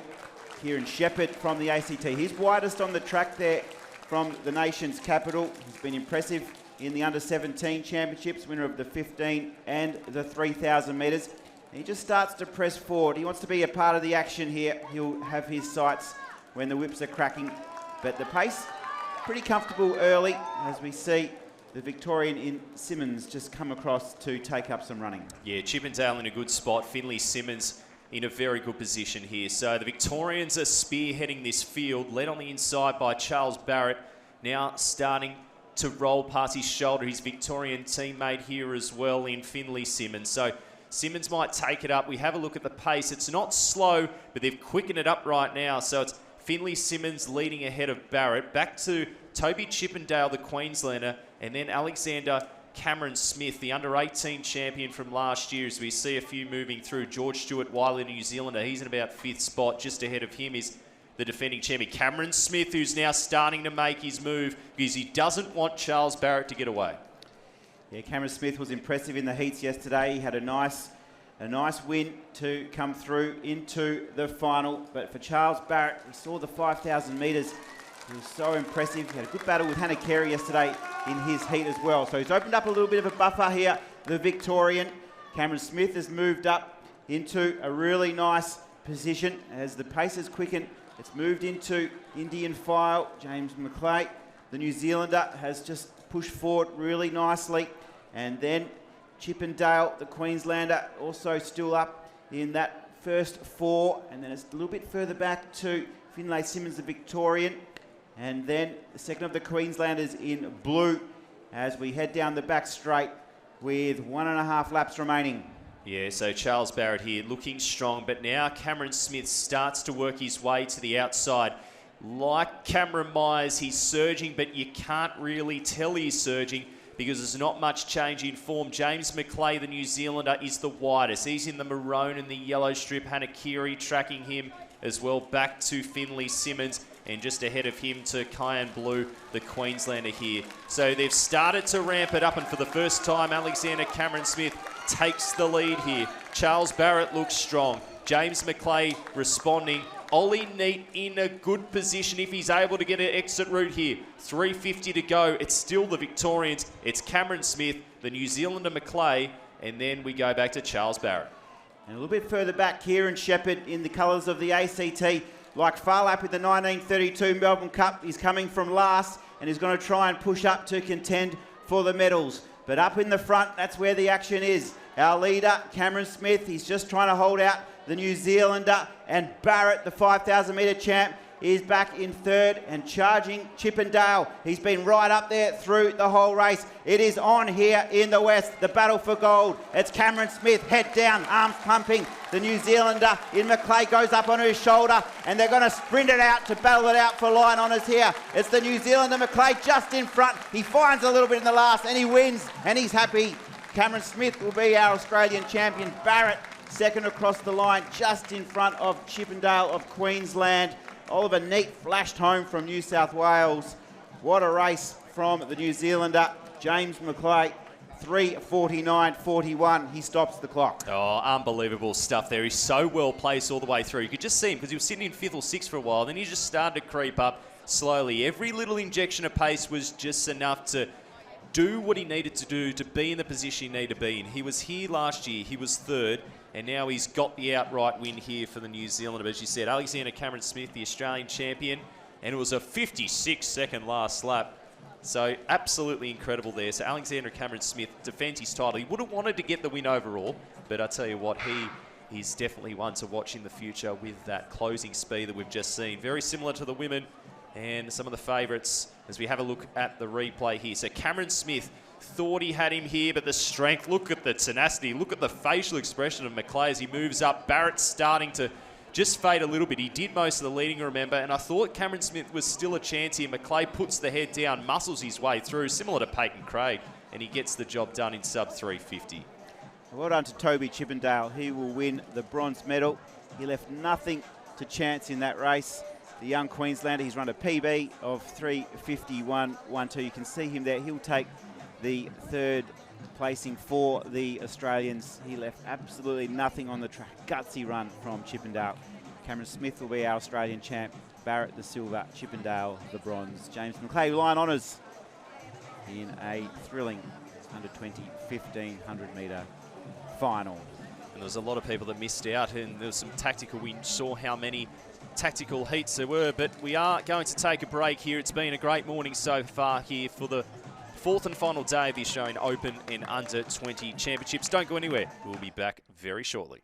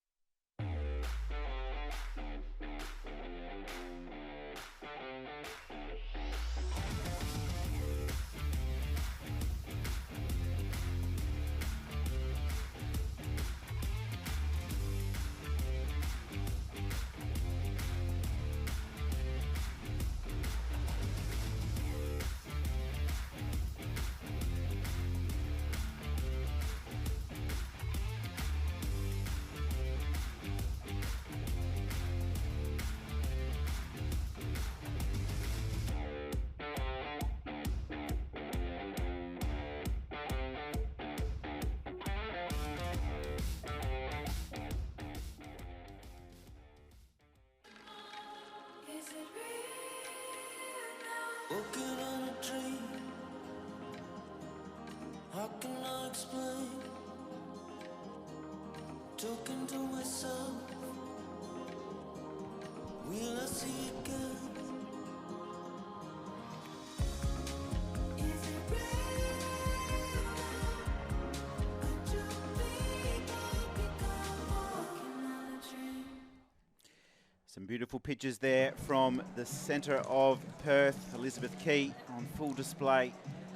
Beautiful WA on show here as we move into an exciting part of the day. We have some 400-metre hurdle finals not too far away. We can see competitors going through their final preparations.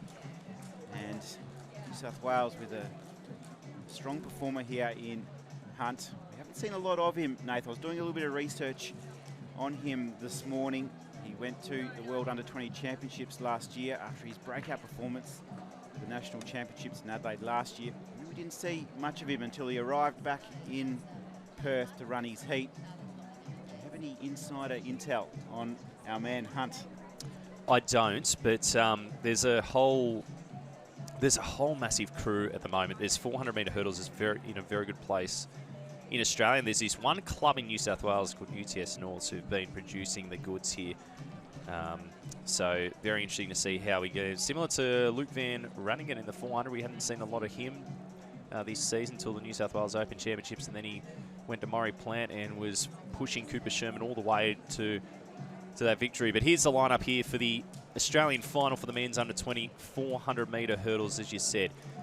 So assuming Hunt is in anywhere near PB form, here's the one that's going to be hard to beat here. So he's starting in lane 5, but full of New South Wales here, a Western Australian in Alfred Mill, and on the outside as well, Kokorin in South Australia. So expect to watch for Cotis as well. He's going to be strong in Harden.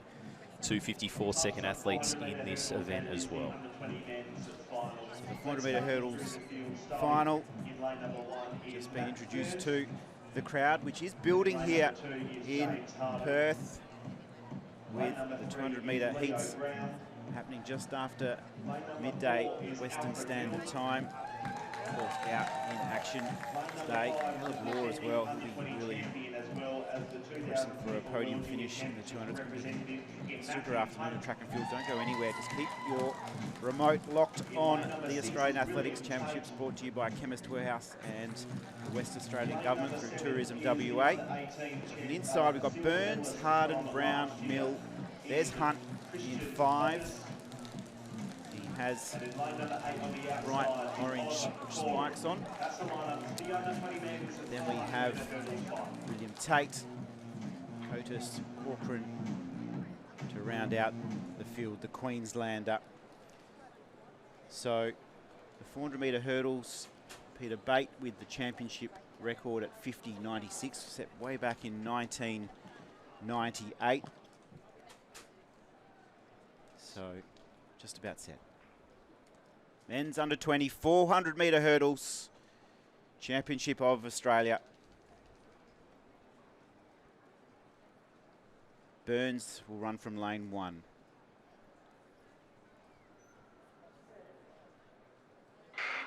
And away we go, gold, silver and bronze back up for grabs. And Matthew Hunt from New South Wales in lane 5 has got away really fast. William Tate's just bringing himself into the race nicely as well. He just clobbers that one, but he regroups and continues on. So Hunt leading the way, moving through nicely also is Leo Brown. James Harden also from New South Wales having a terrific run at the halfway. Yeah, incredible stuff. So Hunt's gone out aggressively. So Cotis, can he go with him here? He's probably in medal contention as you see them start to really stretch it out here. But the man to beat, Matthew Hunt, 51.59 PB. What can he do here? So Hunt will lead for home in front. Harden trying to come out after him. He's going to do really nicely, but it's Hunt trying to defend his title here in Perth, and it's good to have him back. He's going to salute as our national champion yet again. He stops the clock, 52.98. Harden has finished in second place. William Tate from New South Wales has flashed home for bronze. New South Wales performing beautifully in the 400-metre hurdles. Yeah, that was really dominant. And good to see he had the confidence to take it out hard as well, because, you know, quite often when you've had a few setbacks, it's quite easy to be a bit more conservative here, but he was pretty smooth, very smooth. And Hart on the inside had to fight really hard, but he was rewarded in the end. So Harden gets that minor medal there. But Matthew Hunt defends his under-20 men's 400-metre title, 2 from 2. As we have a look at 53.80 for James Harden, personal best to get the silver medal for him. William Tate gets the bronze medal. He was 5th last year in the under-18, so he should be stoked with that personal best, 54.32. And Christian Cotas was right up there, 54.73. The silver medals from last year, just outside the podium this year, but the talent just keeps delivering here in these events. And the 400 hurdles did not disappoint. Great to see Matthew Hunt. Look at all those PBs all over the field. Yeah, James Harden, he absolutely clobbered hurdle number 7, and I think about hurdle number 3 as well. So he will have a bit of confidence after that run. He's got a little bit more juice in the tank. The open 400-metre hurdles, that'll be a little bit later this afternoon. That's one of the big headlining events here on the program today. And as you mentioned, the depth there is absolutely incredible. 3 or 4 runners there who are all in that 50-point range. Yeah, there's a lot, and that 50-second mark is the big one. You know you're competitive when you can get under that 51 seconds, as we see Daniel Ockranyang, our competition leader here. This is in the triple jump for the under-20 men's. 15.56 in the second round. That was his 3rd attempt, so the end of this will get our top 8. Leon Aganosopoulos, he's been a strong performer. Connor Matthews is in 3rd, so they're your top 3. But Daniel Ockranyang, we'll see what happens here as we see Sebastian Wickard. He's in the chocolate medal spot right now, not where he'll want to stay. So 15.35 coming up as Daniel Ockranyang's 3rd attempt jump here, but his best remains 15.56. If you're just watching and you can't really see what the conditions are doing, our tailwinds are sort of hovering around that plus 1.0 or plus 0.5 sort of range. So it's looking good. Dan Ockranyang, the defending champ here in the triple jump. He jumped 15.19 last year to win that title, so he's improved this year to 15.56 so far to lead the competition. So it's good to see him in ripping form. Some Victorian here for Weikart, 14.25, his best. And yeah, Daniel Ockranyang actually won the under-18s and the under-20s last year. So he doubled up, did both, double gold, looking to defend his title. He's in a good position right now to do it. Still 3 jumps remaining. Leon Aganosopoulos was 3rd last year in the under-18s, finds himself in the silver medal position right now. And Connor Matthews, as we said, he's in that 3rd spot right now as we turn our attention to Lion Roger, our New Zealander from Wellington in New Zealand. And he's in that spot you don't want to be in because it's dangerous position being in that 8th spot. He's got one more jump to try and make sure. Actually, you know what? I think he might be safe regardless, but I don't. Complacency is not what you want here. 13.67 his best. See if he can get a bit closer to his lifetime best here as he lines up. You can see all the little markers on the side there, the little numbers. That's where they start their run up, and they make those slight adjustments in between jumps here. And he eased up a little bit there before that first phase, so red flag goes up. So triple jump action will continue, and we will just like to now advertise the Roster Athletics app. Make sure, if you haven't already, download the Roster Athletics to follow along with the 2025 Chemist Warehouse Summer Series. You can view your entries, start list, live results from the palm of your hand. It is the app that we use up here from the commentary position. It's incredible how quickly we are able to see the results. For those following along at home this afternoon, make sure you do download the app to get an idea of who gets through to the finals from the heats, get an idea of how your favourite throwers and jumpers are performing. It's an incredible app to have, and a must-have if you enjoy your track and field. What more can you want? You've got the live stream on 7+, and you've got the Roster Athletics app. It's almost as good as being here in the venue. Not quite as good, but it's a close second. So Roster Athletics app, a new addition this year as we turn our attention back to the track here. So the women's under 20 400-metre hurdles here lining up, and here is your start list. So from lane number 1, Chloe Martin from Queensland, Elizabeth Goodwin, New South Wales in 2, Olivia Bloom from New South Wales in lane 3. Winning Herring from the nation's capital goes in 4, Talan Packy, definitely one to watch, one of the favourites here in lane number 5. Erin Foley, the Victorian, in lane 6. In 7, the Queenslander Addison Farnazo, another 101 athlete. She's going to be pushing for a podium. Mia Shelley from Western Australia, the second fastest on paper here, goes from lane 8. And Madeline Marson, the only athlete who's ever gone sub 60. The Queenslander starts on the outside here. So we're looking at the outside lanes here, aren't we, Travis? And a couple in the middle. So it's quite interesting here with Mia Shelley, the under 18 400-metre hurdle champion, and Addison Farinazzo, who will run in lane 7, the under 17 silver medalist at this year's championships, returning here to contest the under 20. There's Mia Shelley. She already has the under 18 gold. She is still only, I think, an under 15 athlete. Wow. So she has plenty of time on her side. Yes. So born in 2010. She's the youngest in the field by 3 years. So she's definitely stepping up. She has the class, hasn't gone under that 60 seconds. I actually looked up Madeline Marston this morning. I don't think she has gone under 60 before. I think she is around that 101 mark. I think that 58 that's showing on our system there might just be a little bit ambitious. So it's going to be closer than what we thought. There we go. Absolutely. So it's a great race here. So Talan Packy from 5, New South Wales athlete, as we said, lifetime best 61.70. She did 61.80 to get bronze last year, the under-20 final. So one to watch. It's going to take a sub 62, you would think, with these perfect conditions here on screen there. Our athlete from the ACT, Winnie Herring, she's going out of lane 4. She'll be trying to get under her 64-second mark she's got here on paper. But Marson, the under-18 champion from last year, she might not have done 58 seconds, but she is still one of the favourites looking to go and win another gold medal here at the National Championships. Runs from out in lane 9, so she won't have any idea of how she's tracking until she turns for home and has a little look over the left shoulder. You can respond in 2 different ways, can't you? Some people love running blind, love running scared, and others, but again, at the end of the day, you've got to focus.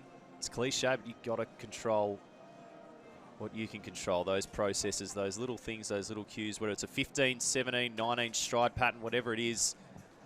Sometimes the wind can play a little bit of havoc with that and a bit of fatigue at the back end, but they know exactly where they need to be hitting each hurdles. They've been refining it so much.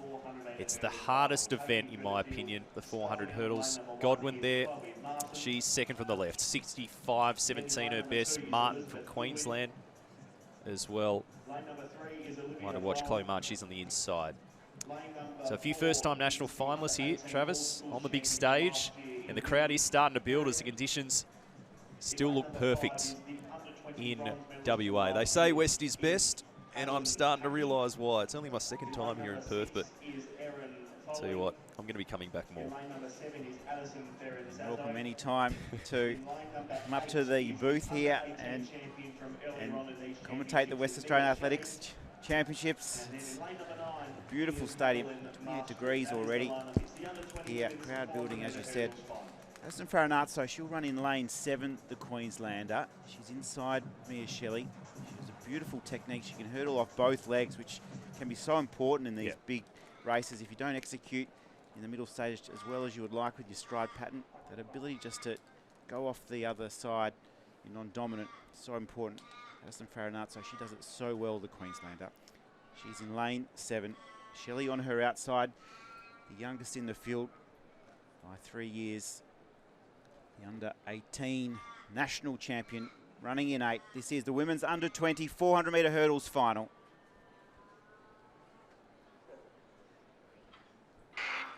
And we're away and racing.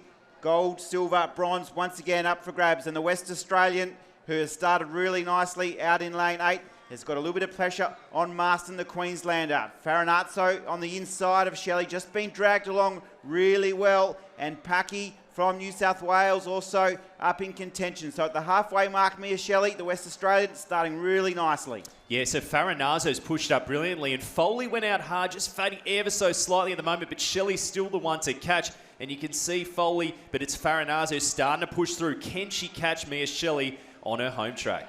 So the West Australian star, the under-18 champion from these national championships earlier in the week, will turn for home and set sail for the gold medal. Farinazzo on her inside is hurdling really nicely. Packy starting to come through, as is Marston with a barnstorming finish. But Mia Shelley, the young West Australian, she's the youngest in the field by 3 years, and she will win gold. It is gold to Shelley. Farinazzo, the silver. Madeline Marston has flashed home to finish in the bronze medal, the Queensland under-20 champ. But for Mia Shelley, it is job done. What is it with these young athletes competing up and dominating? That was ridiculous. 1:00.86. I think she's done a personal best by 1/100th of a second. You wouldn't have thought she's done too many of these 400 hurdles. And she starts to pull away here, so still able to keep her form. I tell you what, kudos to Addison Farinazo. She's not going to be too far outside her lifetime best, the Queenslander as well. And she's going to get up for a podium here at the National Championships. But the Western Australian, Mia Shelley, she went out hard. She could have felt it. She could have let the lactic burn get to her, but she didn't. She's still young, but she's the under-20 national champion. Yeah, she'll be absolutely primed for the World Under-20 Championships next year if she can just get under that qualifier. It's around about the 1:75. Yeah. They're qualified for the World Under-20s in Eugene, Oregon next year. She'll be just coming into her prime for that. Not a bad place to do a World Under-20 Championships. It's a bucket list sort of stuff. But Shelley, Farinazo and Marston, your top three there. 1:00.86, 1/100th personal best. Addison Farinazo, so good there to get the second place silver medal. And Madeline Marston gets the bronze medal here to back up from her gold medal in this event in the under-18s last year. We'll be heading to a break. The action is only heating up here at the final day of the Australian Open and Under-20 Championships. We'll be back shortly.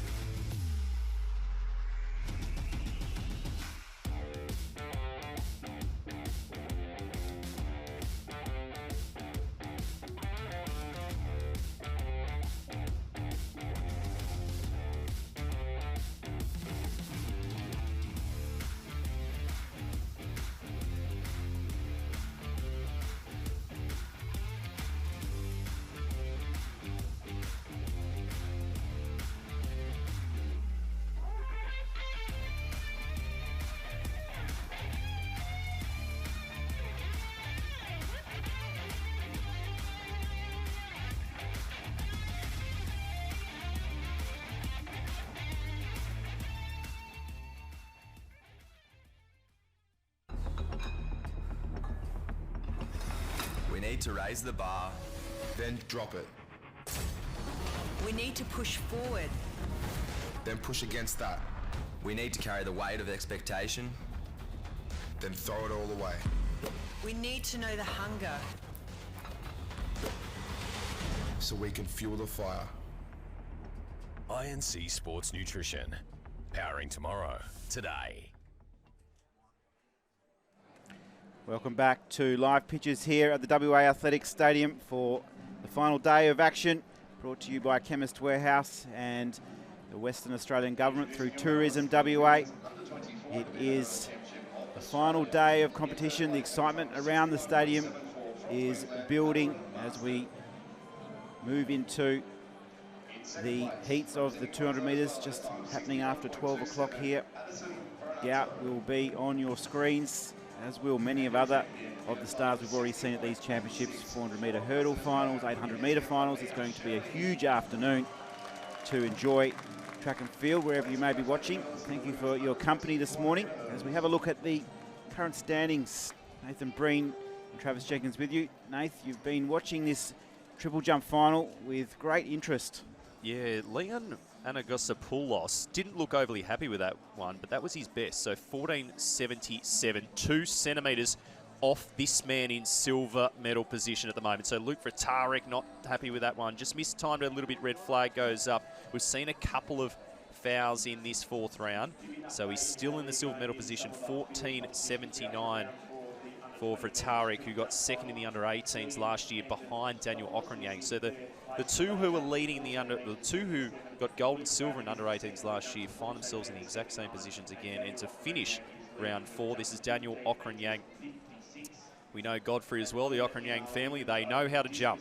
And 15.56 is his best so far for the defending champion.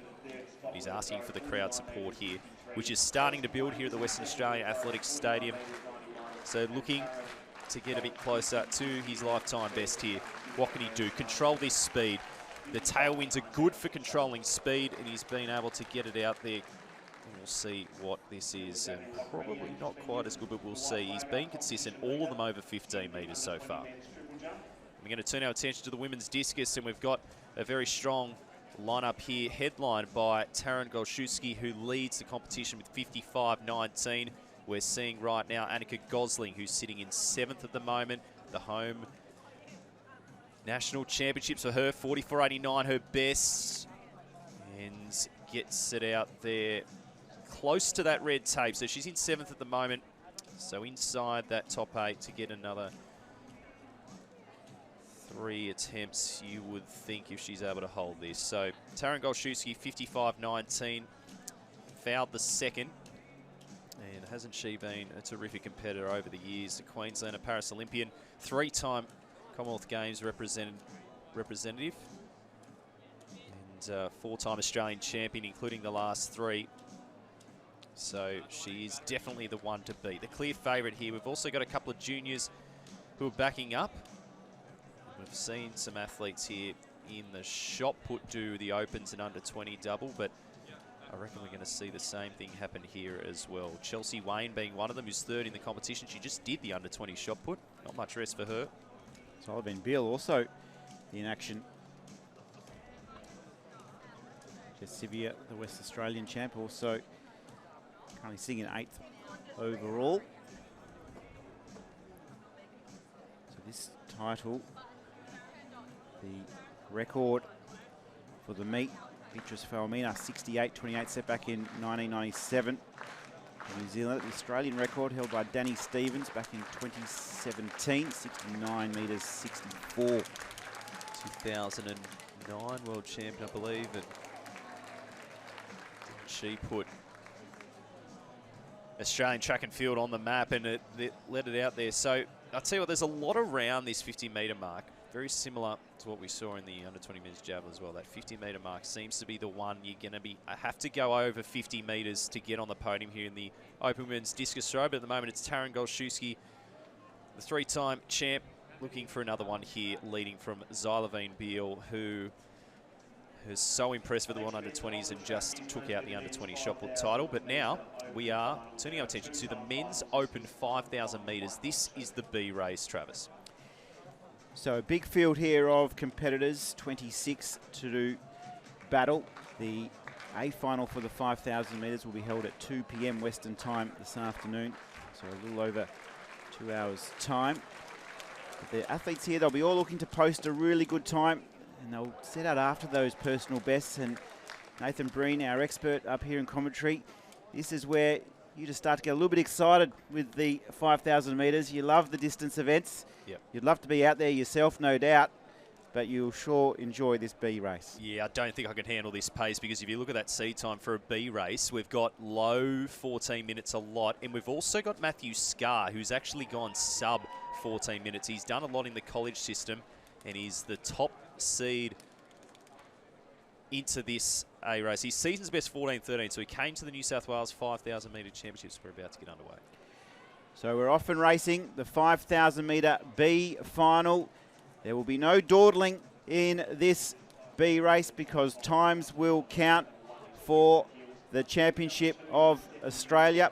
We have a big field of competitors. It does include Jared Clifford as well. We can see him there right of screen wearing hip number 7. He's got the white hat on. Jared Clifford has the Australian record in the T12 classification at 14.04. He's had no qualifiers to his name for Delhi later in the year. 15.05 is that qualifying time, and so he will be one to watch during this race. And Harris has his race plan in mind, and he said, boys, I'll see you at the finish line. I'm off. I'm going to get to the celebration after the event a little bit quicker than you. He started well. Yeah, similar to what Seth did at the Murray Plant Meet. I love it when athletes do this. Just put it out there, because you never know. You never know what can happen. They could muck around a little bit in the chase pack, but he's checked the watch at 400 metres. You'll see 67 seconds on it. So it's a pretty respectable tempo. As you'd expect, we expect these guys to be going for a quick time. So Jared Clifford is there in about 4th position at the moment, as you said. The 5-time World Para-Championship representative, 3-time Paralympian, is looking for this area record. Keep an eye on it. 14.04 is the Australian record, and 14.12 is the area record. So they're not going to be too far outside that tempo as they go through 600 metres here, and it's our race leader, Sean Harris from the ACT. So Clifford through in 1:43 here through the 600 metres, and 1:43 will put him on sort of about that 14-minute pace. It'll put him just under, in fact. So he's in a good spot at the moment. So the order as they came through, we had Harris leading the way, closely followed by Ethan White-Smith of New South Wales, and then Jono Harris and Jared Clifford. A little bit further back along was Matthew Scarr, our sole competitor, who has recorded a personal best under that 14-minute barrier. And you can see that little lead between first and second just increasing slightly. It's been a nice solid start to the young man out in front in Harris. He's looking pretty comfortable in the early stages. Certainly is. And I'll tell you what, this is where the decisions have to be made here for this chase group. Are they going to ramp it up? You can see Clifford's pushed up just behind second place there, which looks to be Ethan White-Smith in the Bankstown Sports colours. So he's going through. Matthew Scarr, as you said, sub 14-minute man. Then we go back to the Remy Botany colours of Stefan Music, a strong New South Wales competitor. They're all in single file, indicating the pace is on considerably here, but he's still holding this tempo out in front. No one is getting closer. Sean Harris has put himself 35 metres ahead, but the chase group look to start to get themselves organised here as they try and slowly but surely reel them in, and it's White-Smith just ahead of Jared Clifford here, trying to give this record, this area, an Australian record a shake. Then back to our Remy Botany athlete, Stefan Music, just on the back of them there. So coming in with just over 9 laps remaining. The pace is solid. Nathan Breen, he's got the calculator out. He's doing a great job at keeping us on track with what we're heading for in terms of time. But our leader, Sean Harris from the ACT, 14.23, his lifetime best. Then Ethan White-Smith, he's done 14.09. 19. So not a lot separates their lifetime best. There's Clifford with the hat in third place overall. He's just starting to move nicely into the race. He's got such a great resume of achievements, and we've seen him over the marathon as well, so the 5,000 metres won't bother him at all. He will no doubt just be looking to execute a bit more speed towards the closing stages. An incredible ambassador for the sport, and he's gone through, when he went through there with 9 laps to go, he was sitting on right on 14:10 pace. So our leader is on track for a sub 14. As we said, only one person in this field has done that before, and that's the man who's sitting right in 4th place, just behind Jared Clifford in the white cap. So Matthew Scarr with the Mingara Athletics Club colours on, he is in 4th place. He was the favourite leading into this on paper, but as we know, when we get to a national championships, things can change quite dramatically. Sean Harris from the ACT, and Ethan White-Smith is the only one who set out after our race leader here. So they've gone through 8 laps to go in 5:03. So they're right on, literally bang on 14-minute tempo right now. As we see the chase group start to get themselves organised, Scar is right up there as well, and also Jared Clifford, who's leading this main chase group. As we see Ethan White-Smith here, he's moving right up to the heels of Sean Harris. Ethan White-Smith, formerly of Western Australia, got to enjoy some of his racing. He's really improved though since he's left Western Australia, and he's now just moved up nicely. He's shown plenty of pace over 800 metres too, White-Smith, so he'll have a nice little kick down, and he's just decided to get up onto the heels of Shawnee Harris of the ACT. And those two athletes, you can see the buffer between second and third. Also moving up nicely in that chase pack was Oliver Ham of New South Wales. He has broken 4:30, 14:27. So he's in that chase pack. But our leaders, just over 7 laps remaining. And it's been a nice response here from Harris. He didn't show any signs of slowing down once he heard the pitter-patter of Ethan White-Smith. And they'll just work together. Then we have the chase bunch led out by Jonathan Harris, the South Australian. Then it's Clifford. And then Matt Scarr, really well credentialed. He's in the third of that chase group. And then we have Oliver Ham of New South Wales. He's in about 5th position in the chase pack, but he's moving nicely, and he's moved up into contention over the last couple of laps. So still a long way to go as we have a change up the front, and Ethan White-Smith not content with the pace. He's decided just to hurry things along. He'll just try and see if Harris can stick with him. They might be able to work together for a couple of laps here. But this stage of the race, with just under 7 laps remaining, what's going through the minds of our leaders? Is it a matter of just continuing to feel your way around this 5,000 metres, Nath? Yeah, a lot of it, you want to get to the 3K mark feeling pretty comfortable. You don't want to be really looking at the lap board till you get to 3K, then the real race starts, because we've got 6 laps to go here, so they're pretty close to that mark. And again, bang on this 14-minute tempo as White-Smith leads through Sean Harris, who had 30 metres on White-Smith. He got up to the hills, now he's taken the lead. So next up will be Jonathan Harris coming through there, Clifford just behind him, then it's Scar, Oliver Ham still in that group, and also right up there still is Stefan Music, who's 4th in that chase group right now. So this chase group, there's 8 in it. The lead doesn't change a hell of a lot here, but they got to try and keep our leaders in sight, because Jared Clifford, he will want to get close to 14 minutes here. Just a reminder of those records. Here's 14:04 for the Australian record and 14:12.77 for the 5-time World Championship representative, 3-time Paralympian, who's sitting in 4th place at the moment. So the Australian record of this event, 12 minutes 55, set by Craig Mottram back in 2004. And the meet record, Bernard Langat, 13:08 back in 2011. There you go, that's moving. So some pretty impressive times set in this championship. Ethan White-Smith still leading the way. He's looking really comfortable over the last few laps, but it's nice to see Shawnee Harris just stood on the heels of White-Smith. He hasn't given in at all. He's right on lifetime best for these men. And I like having the A and the B in the 5,000 metres, Nathan. It means that when the A comes along this afternoon, they're not going to dawdle. They're going to attack from the start. So it's setting us up for some great 5,000 metre action today. Yeah, and a good opportunity for a lot of these under-23 athletes. And they might not have got the open standard, but they've got the under-23 standard, giving them a taste of what it's like here at the Open National Championship. So he's gone back to the lead here, Sean Harris. He's checked the watch. They've drifted ever so slightly. So they've gone out to 14.10 pace. 14.10 pace for our 2 leaders. So Wyatt Smith's not going away, though. You wonder what he's thinking right now, when he's going to surge, because there hasn't really been too many surges, only just fluctuations slightly in the lap pace that they're sort of going round in.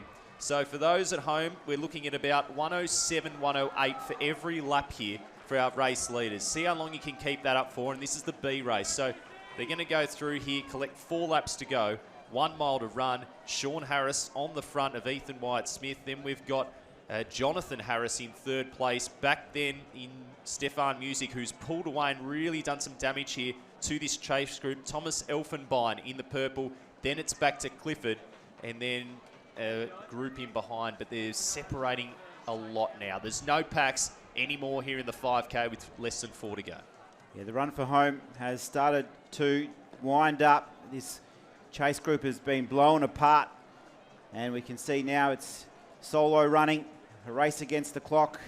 Teams of 2 have just started to scatter themselves across the WA Athletic Stadium. Our leaders, Ethan Wyatt-Smith, have just been alternating the lead, just working together to try and help each other along. Wyatt-Smith leads Harrison. Then you can see in the background, though, he's moved up really nicely, is Jonathan Harris, the South Australian. 14.33, his best. He's on track for a big personal best as well. So we're coming down with 3 laps to go. It's Wyatt-Smith back on the front. He has a little look at the time as he goes past. He'll be pretty happy to be around that 14-minute pace at the moment. And he's just now starts to extend his stride and move away from Harris. He's on track for a PB, that's for sure, and he's been sitting in for a bit of it, but to his credit, he's been doing his fair share of the work. So the story of the race so far, Sean Harris led quite early from the gun. He went out, and now we're starting to see the gap being closed. So Jonathan Harris could potentially get up to Sean Harris's heels here. I think he will, and he could even get a bit closer to the man we're seeing on screen in Ethan Wyatt-Smith. So 4.19 is lifetime best.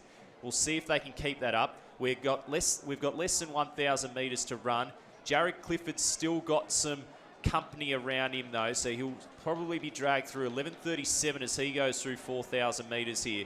But it's all over the track. They're all spread here. This is the men's 5,000B race at the National Championships, and it looks like, I reckon we can have 3 together almost with 2 laps to go. Yeah, I really like the way Jonathan Harris has just built nicely into the race. He's got a beautiful stride too. He's still got a bit of bounce, a little bit of pop out of the ground in this later stages, and he saw him building up in that second last lap, and he now is really accelerating beautifully. You can just see he's just bounding along beautifully. He'll get up onto the shoulder of Ethan Wyatt-Smith in just a second, and he just continues to accelerate. His pace is really nice. He has yet to go under that 14.30 barrier. He's well on track for that. He moves to the front now, the South Australian, and look at him go. He's just bounding along beautifully. Wyatt-Smith now needs just to stick tough. He started off so well.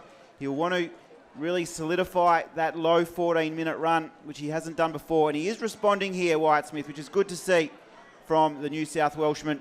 He's just holding on to the heels of Jono Harris as we come down to receive the bell. And what a welcome sound that'll be. Oh, it certainly is. And Jonathan Harris here.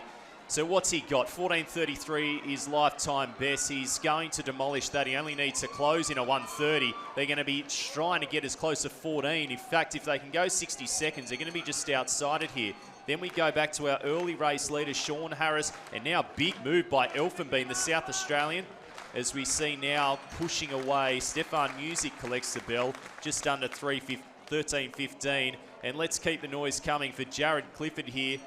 With a lap to go, he leads this group of 3.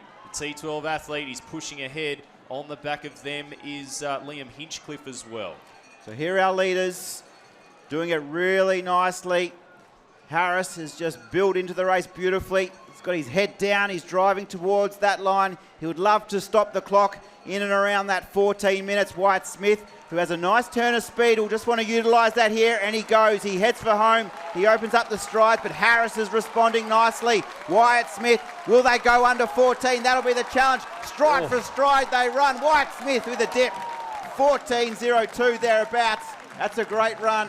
Harris has finished in second, and Elfenbeam, we didn't call much of him, but he's flashed home to be third across the line. Then it will be Sean Harris, our early leader, who was really impressive throughout. Ethan Wyatt-Smith, what a finish it is to his run. That turn of speed came in handy in the 5,000 metres. I want to watch that whole race again, because the amount of changes and the amount of things that just, the pace crept up, it came back, the lead changed, and Wyatt-Smith and Harris were the two that left in the end, probably the two that you didn't think it'd be. And right at the end, you thought, surely Harris had it. Wyatt-Smith came over the top, got him, and what a race it was here. And that is the men's B race for the 5,000 metres. That was so close. It'll be a bit bittersweet for them. They'll probably want to have gone under that 14 minutes here, but it just shows the depth we've got. When you're almost pushing 14-minute barrier for a B race here at the National Championships, we'll get those results confirmed shortly, but it looks like they're coming through now. So Ethan Wyatt-Smith. So PBs for our top three. Jonathan Harris, 14.01.76, 3 100ths behind our winner, Thomas Elfenbein of South Australia, 14.08.75. Sean Harris did a personal best as well. Credit to him for doing the early work, taking the risk, 14.14.59. Stefan Music, 14.26. Leon Hitchcliffe with a PB as well, 14.30. Absolutely smashed their PBs too, haven't they? All sort of around that 14.5. So terrific running from our man. And that will set the scene for the A final later this afternoon. There's going to be absolutely, can't muck around now. Absolutely. With that 14.01, Ethan Wyatt-Smith, he's in the gold medal position, so he'll sit pretty happy. He'll no doubt put his feet up, or he might even tune into the coverage this afternoon if he's not sticking around, because he is in the prime position at the moment with a 14.01. It's going to be a fast A final. It'll have to be to beat that time.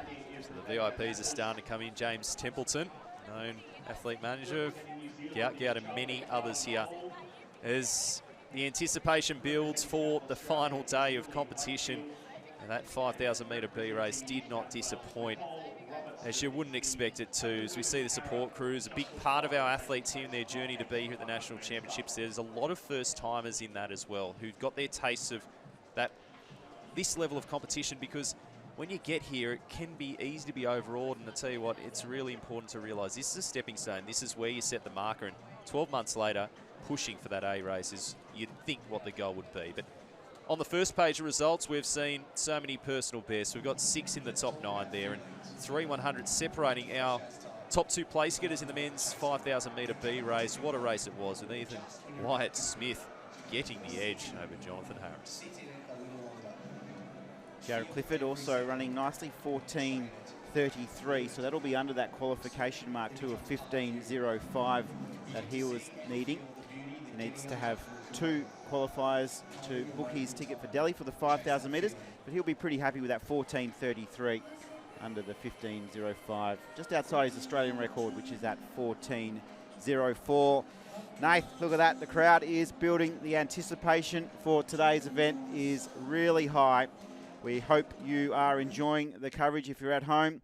There's a lot to look forward to this afternoon from the WA Athletics Stadium. We're going to take a quick break. The sprint hurdlers are not too far away. It's day 4 action at the Australian Open and Under 20 Athletics Championships, brought to you by Chemist Warehouse and the West Australian Government. We'll be back in just a second.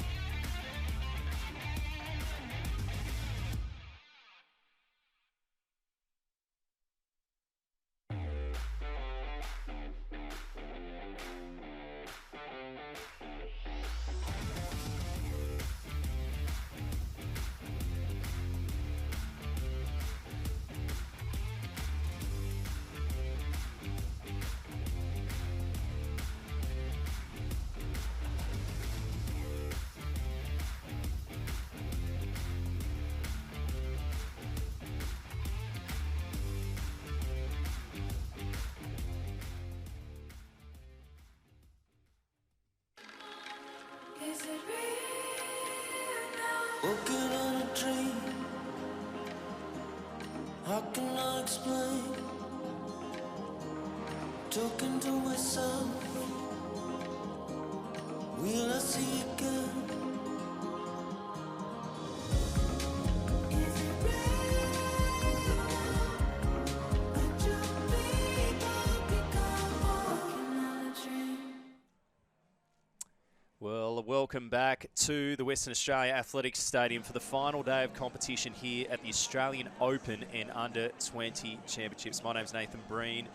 Travis alongside me, and the action has been incredible so far. And we're in the women's discus throw at the moment, where Taryn Golszewski leads with a 55-19. We are in the third round, or into fourth round of competition at the moment. So Taryn will be coming up very, very shortly here. So she's got a lifetime best of 62.36, which she did last year. But Chelsea Wayne is in the circle right now, and she's Australian representative. She's an Australian under-20 champion. Competed at the World Under-20 Championships last year. She was just in the Under-20 shot put as well, that rotational power. We see it here. And out towards that 50-metre tape, it's a little bit over it.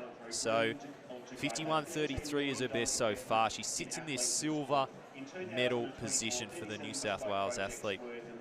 Ashlyn Blackstock is in third place. She's just shy of 50 metres at the moment for Ashlyn. 52.53 is her lifetime best. She won a bronze in this in 2023, or in the under-20s. And that lady on screen we just saw take out the under-20 shot put title just moments ago. And she's back, Xylovine Beale, in the silver medal position, looking to get a bit close to our leader, Golszewski. So can she find another 4 or so metres? It's going to be a big lifetime best if she's been able to do it. She lets one rip. 52.32 is her personal best, and it's just outside the sector tape. So a foul there for the fourth throw for Xylovine Beale. Good competition. This discus final. Taryn's got the Perth Track Classic win, Adelaide Invitational win, last year's national title. Talk about dominance. But I'll tell you what, there's nothing much better than seeing a discus sail smoothly. That is well above 50 metres here for Taryn Golszewski, the lady you're seeing on screen. So I reckon that could be her best. 55.19. As I said, her best is 62.36. Works as a teacher's aide. She broke her leg playing soccer in 2021. She returned to win the 2022 national titles. Everyone's had their fair share of adversity and shown resilience. Coach was a decathlete. She's thrown over 57 metres for the last 12 years. Longevity. Can't beat it. No, it's great to have Taryn here in the West. Jess Sivia, the West Australian, into the circle. Fifth at the moment. He's done a season's best. We'll see if that land inside. It does. It's good. We didn't see much of her in the local scene this year. Last year she had a breakout season in the discus, winning the state title. She's all smiles at the moment. Here's Jess. She is sitting in 8th overall. The West Australian with the best today of 46.49. Looks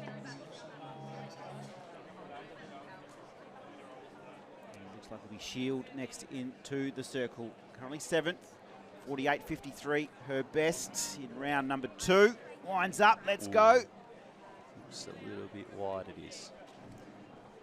So at the moment, it's Xylovine Beale trying to chase down the margin of about 4 metres on Golszewski and Chelsea Wayne in third, 51.33. You wonder what it might have taken out of the shot put.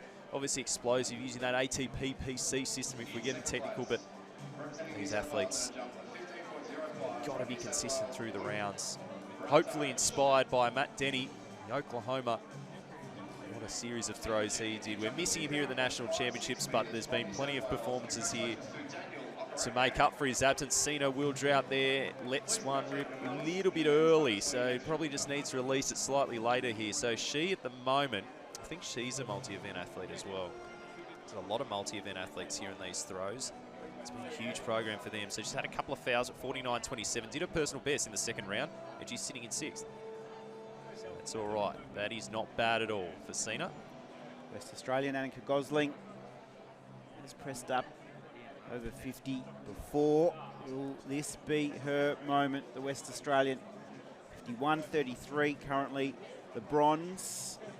Annika Gosling into the circle. Big moment for her in front of her friends and family who are sitting on the bank enjoying the prime position of this discus.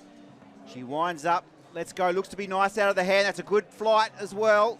That's right on the tape, which is at the 50-metre mark.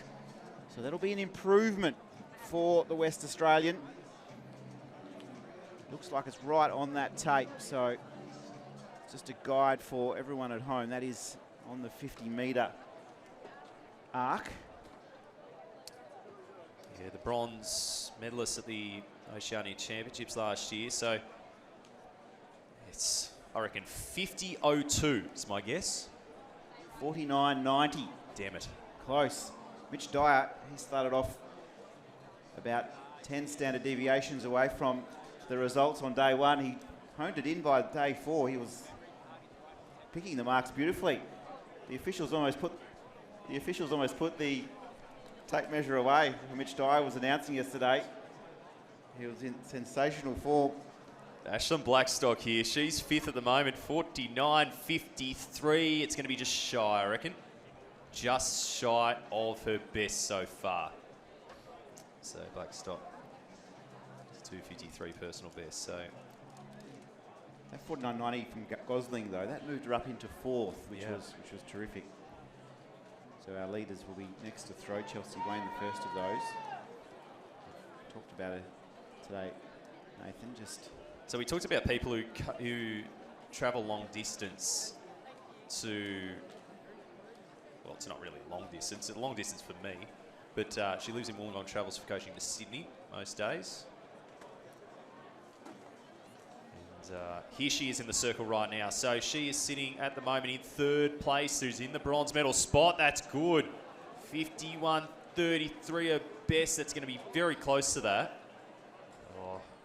She's been consistent. The two that have been under 50 have only been under 50 metres. 10 centimetres. Get out a 30 centimetre ruler. 1/3 of that. That's all. She's been under 50 metres so far. So very consistent 4 throws for her. So Golszewski still leads 55.19. We'll see what Bill's got because she's had a couple of fouls here. She's gotten better. 50.70 the mark coming up for Chelsea Wayne, and that is her 2nd best throw so far. Tyler Van Beal, silver medal position, 51.78, her best for the Australian representative. She was 5th at the World Juniors in the shot put. She's not 5th, I believe, in the discus as well, and there she is just shy of 50 metres. So it won't be her best, and that was her 5th round throw. So we're not far away from the hurdles here, and haven't we got some quality here for these women's 100-metre hurdles heats? Yeah, we sure do. As we take a look at the start list for the Women's Open 100-metre hurdles, we have 3 big heats. So it'll be the first 2 into the final, then the next 2 fastest times. Danielle Shaw, the Victorian, will run in lane 6. You can see that sub-13 personal best, 12.98. She ran that in Japan last year for the Oceania Championships. But it's an event we've had so much history in. Sally Pearson with the meet record at 12.53. She's our Australian record holder. We've had so much success over the years. It's going to be hotly contested this afternoon. Got to get the job done though in the heats. So it'll be Roman in 2, Whittington on her outside, Coote, Reynolds, Danielle Shaw in lane 6, the Victorian. And then it'll be Hamilton, Donafario and Economiou to round it out here. First 2 to go through. This is Heat 1 women's 100-metre hurdles. For sure, absolutely flying out of the blocks. Donaforio also fast away, but Danielle Shaw now starts to extend the stride. She's hurdling well, she's in front. Roman having a good run on the inside as well. But Danielle Shaw into the final along with Roman. Tight for third, perhaps Donaforio from Queensland. But the time 13:32 with a tailwind, I believe. Plus 1.4. For sure, very impressive. She was fast away, got a great start, and then was able just to relax through the middle stages to secure the win. Oh, that was a brilliant heat run. If you're running 13.2 in the heats and being able to have room around you, that was so incredible. 12.98 her lifetime best. So much power through here. The timing's incredible. Snaps down that lead leg here and stays nice and upright. Keeps those hips high. Keeps the core switched on all the way through. So 13.3, it's not bad at all, and what a way to start these heats for the bronze medalists from last year's National Championships and Oceania Champs. Well, that's her season's best too, that run, so that's a nice start. 12.98 in Japan that she ran last year. It was so impressive. She'll have to be in our calculations for the medals again, you would think. Last year, Janicki with the gold, Clay the silver, and Danielle Shaw, she won that bronze medal last year at the National Championships. So she's through. She's got the job done with Daniela Roman. They've got the big Q. Frio and Reynolds will have to wait and see how the next two heats remain. So we get a look at Liz Clay here. We haven't seen her in the Chemist Warehouse Summer Series, and here she goes in lane 6 in this next one. So very much looking forward to seeing. We know her story. We know what she's had to do to get back to form, and of course after the 2022 World Championships she's had to come back. She's in a semi-finalist from the Tokyo Olympic Games. 29 years of age now. She's number 3 all time in this event, and she hopefully is in the form we all love to see here, and she'll be starting in lane number 6. Yeah, it's going to be great to see Liz gracing this WA Athletics Stadium. At 12.71 that you mentioned, third on the all-time list back in Tokyo. So she knows how to perform at the biggest meets in the world, the Olympic Games. Yeah, so here's the lineup. Ebony Newton goes in lane 2, Ruby Fifield in 3, Jacinta Lampert making the transition for juniors. She's a sub-14 second athlete in lane 4. Managi of Papua New Guinea goes in lane number 5. Liz Clay, 12.71 at her best. She is nearly unstoppable. Abby Badrock of Victoria in 7. Emily Britton's probably the other one to watch here for one of these big Qs. She will be. So 13.09 PB for her, and Leah Richards on the outside of her. So Britton, she's number 13 of all time with that personal best. 13.02, former training partner of Michelle Jenico. She's semi-finalist at the World University Games, and I reckon she's going to give this one a good shake here. Let's see how close she can stay to Clay, but she'll be looking to take the win here. Yeah, Emily Britton, really impressive at the Maury Plant meet, where she was the first of the Australians home. She had a trifecta of internationals ahead of her, but she had a good hit out, 13.34. She ran at the Maury Plant meet, Emily. So yeah, we'll give her a bit of confidence. It certainly is, and the Japanese have been adding to these track classics, haven't they? They've been a lot of the internationals in the Asia Pacific coming around, and it's still at these national championships we're seeing that international flavour on show here. So what sort of form is Liz in? What can she do here? As I said, her season's best, well, 12.90 she's done. So she's in reasonable form, you would think. She's going to have to get away well. Britain trying to keep safe here. They can't be complacent. Lampert as well.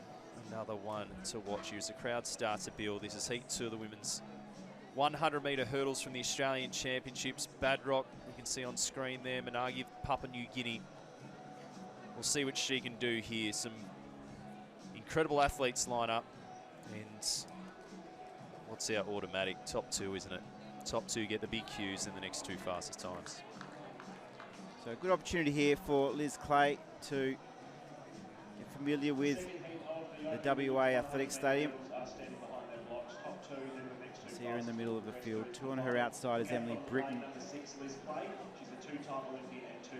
In lane 8. So this event really, when you look at it, as you said, Sally Pearson, but the last 2 years of this is where the depth. There's so many on the all-time list who 12 months ago, still going. It's one of those that has more depth than a lot of the others. It's one in many ways led the resurgence of Australian athletics here. And that's off the back of success. The success of Sally, success of so many others on the international stage. So many get to semi-finals and push for those finals of those major championships. And this is where it all starts here at the national titles. Means a lot to win, but you need to get through this first. Let's see how Liz Clay goes here. She's in the middle of a pitch-up. She's the last one to go down. Heat number 2.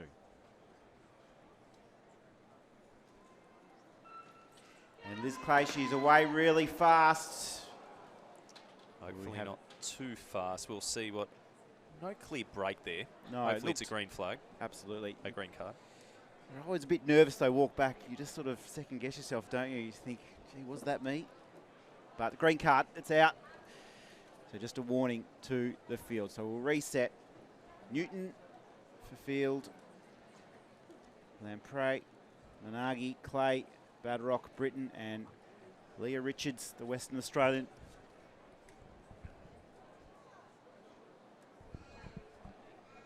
So a good moment here to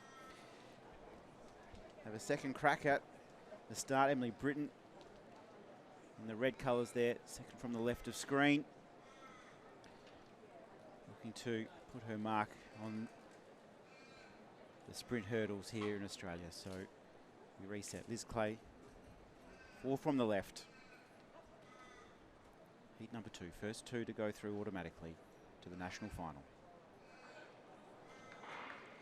Away clean this time. Clay will be at the first hurdle. First, Britton trying to come out after her, and having a nice run is Lamprey from New South Wales. But Liz Clay, we can appreciate her style and form, and she's arrived in Perth, and she books her place in the final. 13.18. She stops the clock. That's fast. Headwind as well. Headwind of 1.2 for Liz Clay.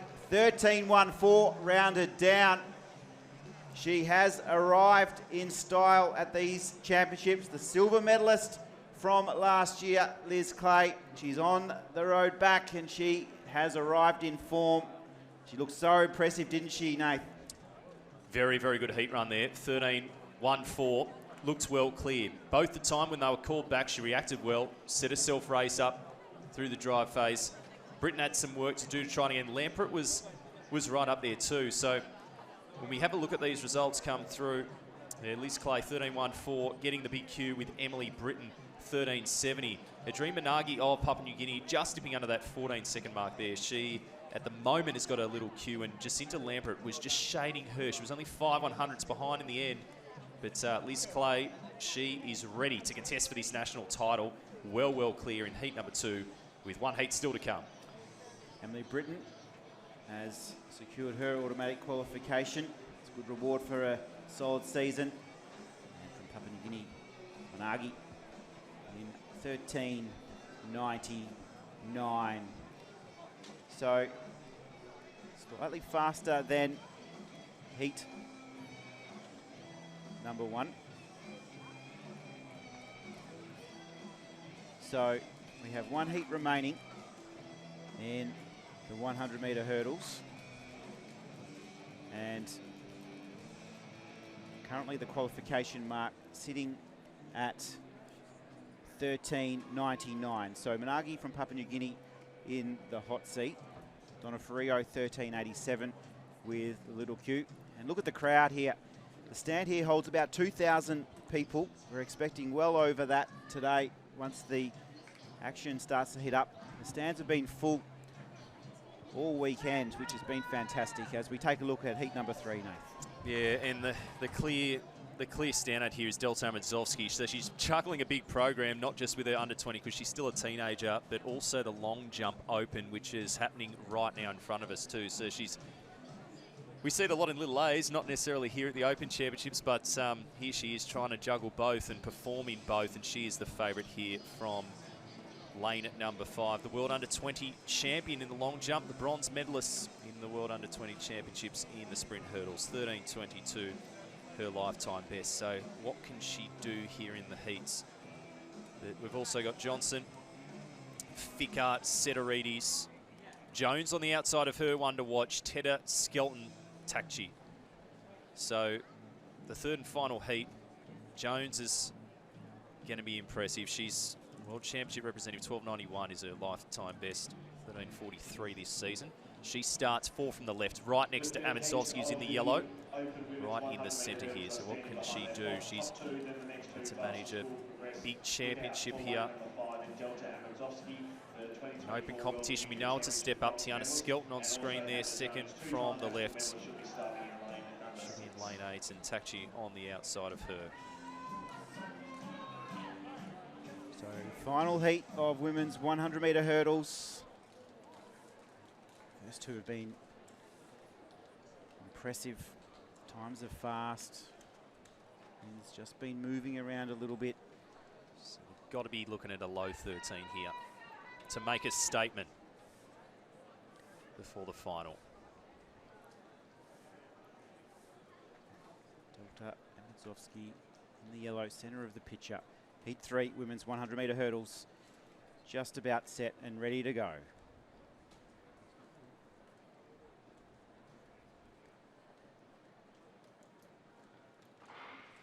And Amazovsky away quickly, also going well is Jones on her outside. And Takchi from New South Wales also having a good run, but look at the young star. She's here and she's accelerating away nicely. She'll negotiate the last beautifully. She's into the final. Jones from Queensland as well has booked her place automatically. The win 0.5 the tail, 13.42 the winning time for Delta. She won the under 20 hurdles yesterday. She's in the long jump as well today. It's a big program, but she'll be pretty happy to make it through to a national 100-metre hurdle final. Certainly is. Let's have a look at this replay because Jones kept her honest and early and started to, they sort of just held that gap in. It was half a stride in the whole way down. Jones just probably just crept up ever so slightly, but she switched off. Last 5-6 metres, she switched off. Delta Amazovsky, there she is, one of the young rising stars. Hard to believe she is still a teenager. The big Q, 14.52, a tenth of a second ahead of Hannah Jones. Carla Takchi had a really good start. She was right up there all the way through, and she has got, we'll see if that gets her a little Q. It might not at the moment, so we'll get those results confirmed. But Amazovsky, undisputed winner there, and no little Q for Carla Takchi, but she would have been close. Yeah, the cut-off looked to be, it was 13.99. Adrian Menardi from Papua New Guinea secures that little Q to go through to the final with Nicolette Dono-Frio. As we have a look here at the summary, Liz Clay, the fastest qualifier. She has looked impressive and she will no doubt look to come here and upgrade from the silver last year into the gold. Danielle Shaw's through. All the favourites are through, which is good to see. It's going to be a thrilling final. That final at 1:45 Western Standard Time this afternoon. So make sure if you're at home, set your clock to enjoy the Open Women's 100-metre hurdle final. It's a beautiful scene and it's going to be a thrilling afternoon of action. It's been Travis Jennings and Nathan Breen with you in the chair. We're going to sit out. Your next callers will be Dave Colbert and Mitch Dyer. Nath, I've really enjoyed the morning with you. Fantastic to have you here in WA. Hope you enjoy your afternoon of athletics. You too, Travis. It's been a great day. Looking forward to being a spectator, sitting in the stands, watch some of the great athletics, some of the highlights still to come. There's a couple of thousand people already here, Travis. It's going to be a big afternoon. We hope you are enjoying it at home. Do not go anywhere. It will be Mitch Dyer and Dave Colbert taking you through this Super Sunday of athletics here from Perth. We'll be back in just a moment.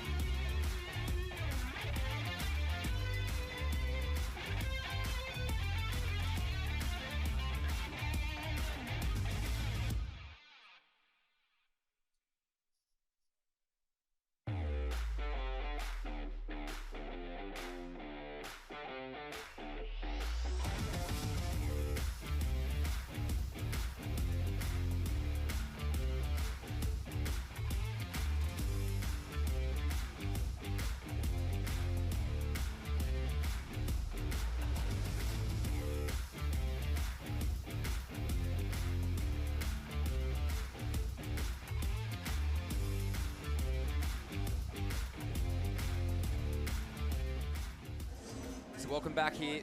A big shout out to Travis Jenkins, Nathan Breen for all of their work here this morning. I'm not sure what we're calling this Sunday. I feel like it was a Super Saturday yesterday. It's going to be, I don't know, DC, maybe a sensational Sunday. Have you got anything on the mind? We'll wait to see, I think. Good afternoon to you. Good afternoon wherever you might be watching. And, yeah, unbelievable scenes last night. The depth and the competitiveness of almost every event was extreme. And really looking forward to another tremendous day here, the final day of what's been a long championship. Mitch, you've called just about everything. 2 ants went up the wall the other day, and you started calling it as if it was the 100 final. So you've been on fine form. So looking forward to sitting alongside you this afternoon. No, it's going to be an absolute cracker there. Sunny Sunday, maybe. It's sunny. They were talking about rain, and I did suggest that this time of the year it's a bit like if you're in Bali. You know, it says it's going to rain every day, but it rains for 33 seconds and then it's sunny again. So it's rained just for a moment over the last 10 days. The conditions have been superb, and Perth have certainly put their hand up to come back here every year, I would suggest. The athletes have been loving it, and we've talked a bit about it. You get good conditions with good athletes and you get good performances, and it's probably been even a little bit better than that. Well, I suppose the history of this week would suggest that the track is quick. I mean, we've seen plenty of records. We've seen our juniors obviously dominate all through the week. Obviously, last night was just, you know, I think Bruce coined it as the best domestic night we've ever seen in Australian athletics. So it was pretty special to be a part of. I'm sure all of you at home also enjoyed watching, but today has every opportunity to maybe even topple what we saw last night, because there is just a plethora of finals. We're going to start here with our men's 110-metre hurdle heats. We just saw our women roll through, but we will get to our men in a moment. But as I said, last night, excellent. This afternoon, amazing. Yeah, and no one's heard from Bruce, so you did a good job there. You took his phone and then you locked him in his room, and he's busily banging on the door of his hotel trying to get out. He was active last night, though, wasn't he, Bruce, to try and stay here in WA? I'm not 100, because his gather round has been huge, of course, and there's a big final day of that, and a big clash between Port Adelaide and Hawthorn, which has been built up to within a millimetre of his existence. So he was keen. He'll be filthy if Gout runs a super fast time, but he's still trying to get out of his hotel room, Mitch, where you've barricaded him in. So I thought that was outstanding work. Yeah, so just stay quiet if you could, Bruce. I do not need the people in the hotel. Well, you disconnected the hotel phone. Yeah. You took his actual phone. You put mattresses up against the door so no one could hear him. Well, no one's heard from him at all. No. So it's hope he's okay. Look, we hope he's in South Australia, Bruce, wherever you're watching. If the police arrive here, Mitch, we know who they've come to see. Yeah, well, let's just don't look for me, not the man in the white hat. Let me tell you that much for free. So it's going to start well here, though. We're in safe hands, I should say, so we're not going to miss him. No, certainly not. But this is a good opening heat here. Obviously, we've got a few to keep an eye on. None more important than Jacob McCorry, who's going to go out of lane number 3, the New South Welshman. He's the second fastest we've had this year. Young Colby Eddowes over in the NCAA in California has knocked off the fastest time of the year. But the 13.68 for McCorry, ran up in Brisbane earlier this year. He'll really fancy his chances at these national championships. You obviously need to just progress through these rounds. That's the most significant thing you can do. But Stanley Chung, Metcalf, McCorry, Forster, Coaster, youngster Will Wong stepping up here. Dobbins, Parkinson and Stewart. Now the top 3 will go through to the final later on this afternoon automatically, and then we'll look for times. For mine, McCorry, he's 3rd from the right, and then young Will Wong as well in the baby blue. He's a good watch. Men's 110 hurdles. This is heat number 1.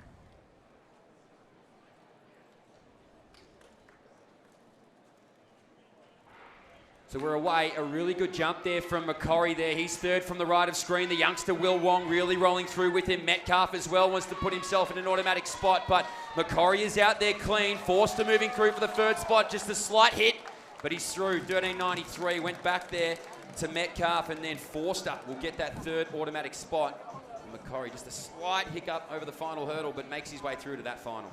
Yeah, it was a good run. That's all you have to do in this heat. Finishing that first 2 to secure your spot, and with neither of the top 3 from last year, Chris Douglas, Taylor Willis or Nick Andrews here, McCorry's got a chance to be the number 1 man. Either Metcalf on the inside's had a bit of a resurgence. His personal best back in 2018 and just 100th of a second outside that this year, so he was 4th in the final last year, so he's going to be through. But the world champ rep Jacob McCorry gets the spot from the opening heat. Yeah, I can tell you Metcalf's actually run his lifetime best to get himself through there. So 14.14 for Kim awesome. Dave. He'll be absolutely chuffed with that. And Timothy Forster, he really started to push through over the last 3 flights there and made his way through to the final. So the little cues we look for now, Alex Stewart from WA, he's a 14.43, and Will Wong, 14.59 for him. So that's the watch as we roll through these heats. But the favourite, I would think, or one of probably two favourites here for this field, makes his way through to the final. Well, we've seen that a bit, but for Ivor Metcalf, he's hung in there in his career. Comes back at the age of 29. World Junior Championship semi-finalist back in 2014. And that personal best was set in 2018 of 14.21. So gets good conditions in the final. He might even be able to go faster again. So 3 cheers to Ivor Metcalf. Name sounds like it's from the 1940s, but he's run like he's in 2025. Well, it's not common you see a hurdler come back, 7 years later and take another crack at it. So big shout out to him. I'm sure he has a big support crew following along at home.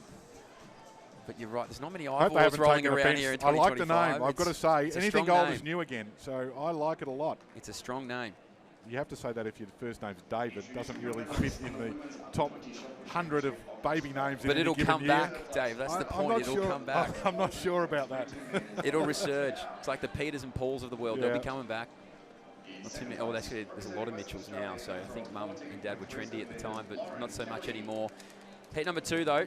We've got our visiting athlete. Well, he represents Queensland, but from Ireland. Matthew Bean goes out of 1. Mitch Lightfoot from mine, former national champion, goes out of lane number 2. The Victorian Zach Lane is in 3. Ryan Neal is in 4. Austin Little 5. Cole Alexander Gibbons will roll out of lane number 6. Adrian Pelsa is in 7. Jeremy Shum in 8. James Cotis is in 9. And Florent Girard goes out of 10 from France. So we're bookended with some international talent here on paper, but as I said, Bean does represent Queensland. This will be a good field. The watch here is Mitch Lightfoot, as I said.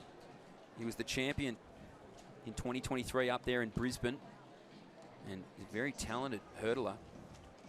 World junior champs a few years ago. World champs representative as well. As number 4 all time on the list. So a good youngster on the rise. We talked about the fact that the top 3 from last year aren't here, but we do have a former champion in Mitch Lightfoot. He was in good form in Melbourne. Got beaten by Abe, the Japanese runner, 13.84. And you know, one of the things we do talk a lot about when we watch the juniors coming through, and you've seen them all this week, Mitch, is the transition from seniors to juniors. There's nothing more brutal than in the hurdles, because they go from 3'3" to 3'6". I couldn't tell you what it is in the metric, but that extra, the 3'6" barriers all of a sudden are really high, and Lightfoot's tall, so it does help, but that transition's not easy. Taylor Willis has made a really good transition. Unfortunately, hurt his hamstring and he's had surgery, so he's not here, the Paris Olympian. But I'll be interested to see how Lightfoot goes here. 13.73 this season versus his personal best of 13.65. And of course, Austin Little. Mackenzie won her 4th javelin title, and the littlest Little goes in lane 5 here. Yeah, 2 youngsters too. They're only 21 years old, each of them. So it's fascinating. Lightfoot, part of that Swans Academy growing up. So it's fantastic that he's stuck with athletics. He's got the big bright red colours on, so you can't miss him there. He's second from the right of screen is Mitch Lightfoot, who we're mentioning. Austin Little, he'll go out of lane number 5 from New South Wales. So he's got his state colours on. He should be easy to spot. What was the 3rd fastest from the first one? What do the next 2 have to be? Yeah, here? so I'll give it to you here. There we go. So we need 14.43 was Alex Stewart, and 14.59 was young Will Wong. So for these gentlemen, I'm sure they would have tried to have a quick glance right down the home straight and just check that big board and see what they needed. But see if we can get a few more through here. So Bean, Mitch Lightfoot, former national champ 2023. Zach Lane, Ryan Neal, Austin Little, Cole Alexander Gibbons, Adrian Pelsa, Jeremy Shum, James Cotis, and Florent Girard is going to be closest to you at home. But the watch is in red. He's the last man into his blocks. He knows what it takes to win these open titles. He'll start his championships here. Here we go, heat number 2.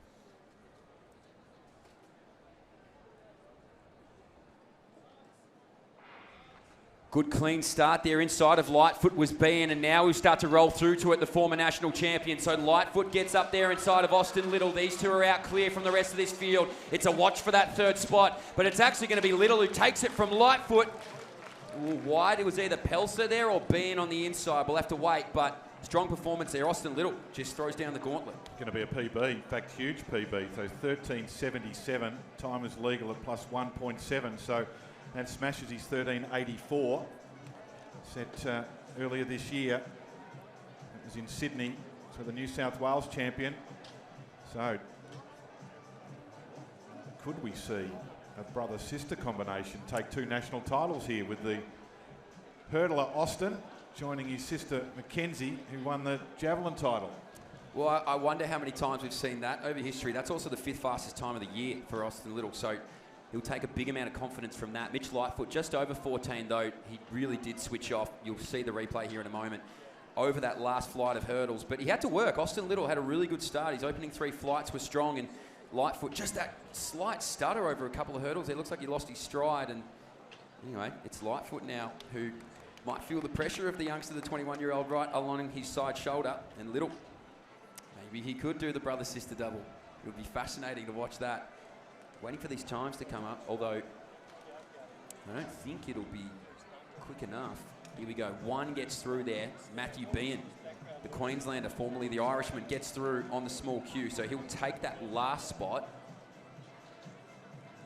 which will leave this final with Bean. So he's got it by 0.03 over Will Wong, and Alex Stewart, the 14.43, goes through to that final as well. It's a good start here for a beautiful sunny Sunday in WA. We'll be right back with some more action here on 7+.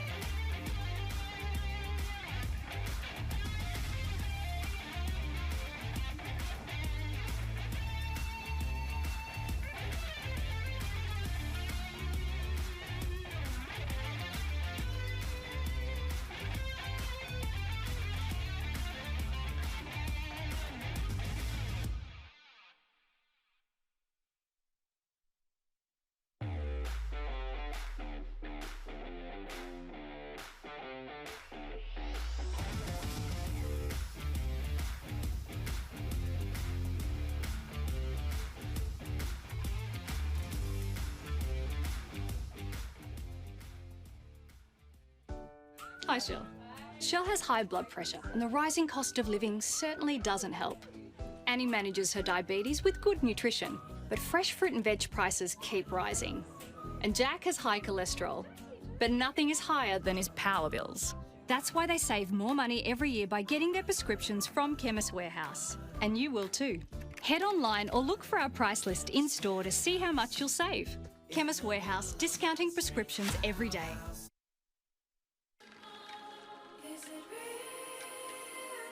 Walking on a dream. How can I explain? Talking to myself. Will I see again? Is it real? Could you become walking on a dream? So we're back here. I think we've stepped into Dave Colbert's absolute dreamland. I think this is his happy place at the moment. We've got a good solid 10 minutes of the women's long jump final here ahead, and it's been a pretty strong start as well. Has been. So Samantha Dale, who hasn't had the best season, has she? But all of a sudden in the first round, she's gone bang. 6:45, wind assisted, plus 2.3, but the title is what they're after here. Delta Amazowski's done an extraordinary performance because she was in that third heat of the women's hurdles. I can't remember seeing her doing any run-ups. No. And so she's gone from that straight there, had her first jump and managed to hit the board, 6:04, and then improved to 6:15. So she's in second spot, and Katie Gunn is currently in third spot, the New South Wales athlete, with 6:14. Amelia Search, who's backing up after her heptathlon, had a great performance in the hep, almost got to the 6,000 point mark, winning the silver medal there. She's opened with 6:12. So we are in the second round here. Beautiful conditions, 30 degrees. Nice tailwind, but not too strong. This is Banks on the runway. So Charlotte Banks here. No jumps the first round, so she'll be keen to start her competition here with a good jump. So I've got 10 through to the final here after the qualifying a couple of nights ago. And of course we cut down to 8. She's currently held by Mia Skerry, our heptathlete. So it's a good field of heptathletes, actually. I think people forget Amelia Search was 4th in the World Junior Long Jump back in 22. So really a long jumper at heart. 5:88 there for Banks. Will move her to equal second, so she'll just move past Skerry in the 8th spot at 5:85.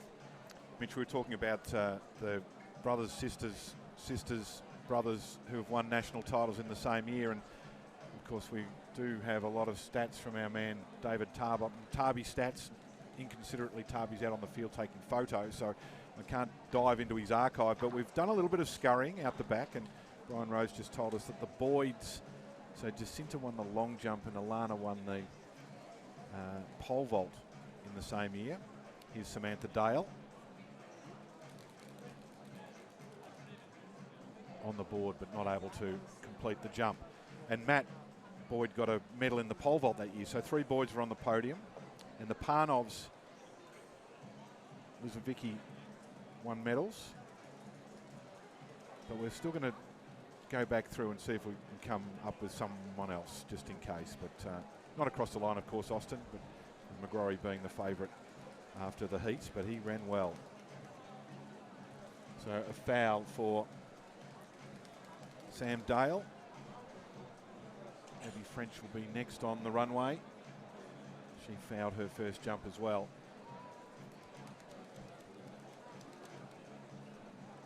So let's see what French can produce here. Again, she's another who would really just love to get a nice mark out there. It's red, and sort of foot was down pretty immediately as well there from Abby French, so didn't quite like the takeoff anyway. Dave, the psyche of rolling into a second round without a mark, I'm sure is nerve-wracking, but now for Abby French, the daunting task of rolling into the third round without a mark. Do you pull back? Do you just commit to the board? What do you do here? So it depends. It depends. If you're the favourite and you've got some margin up your sleeve, then you might head for the back of the board. If you're Abby French in this situation, you probably have to go for it, given her season's best. So It's not an ideal situation, that's for sure. And you kind of feel like you've wasted a couple as well. You always want to try and even just get the first one on, but the margins are so small, you can't back off. And in fact, watching the men's qualifying, Liam Adcock, who we're going to see later today, his first jump, he would have thought, oh, I'll just stroll down here and pop up a 750 and go home. Look at, is he heading? In fact, that's Search, Amelia Search. My apologies. Same kit, though. Yep. So she is in 4th spot at the moment with that 6:12.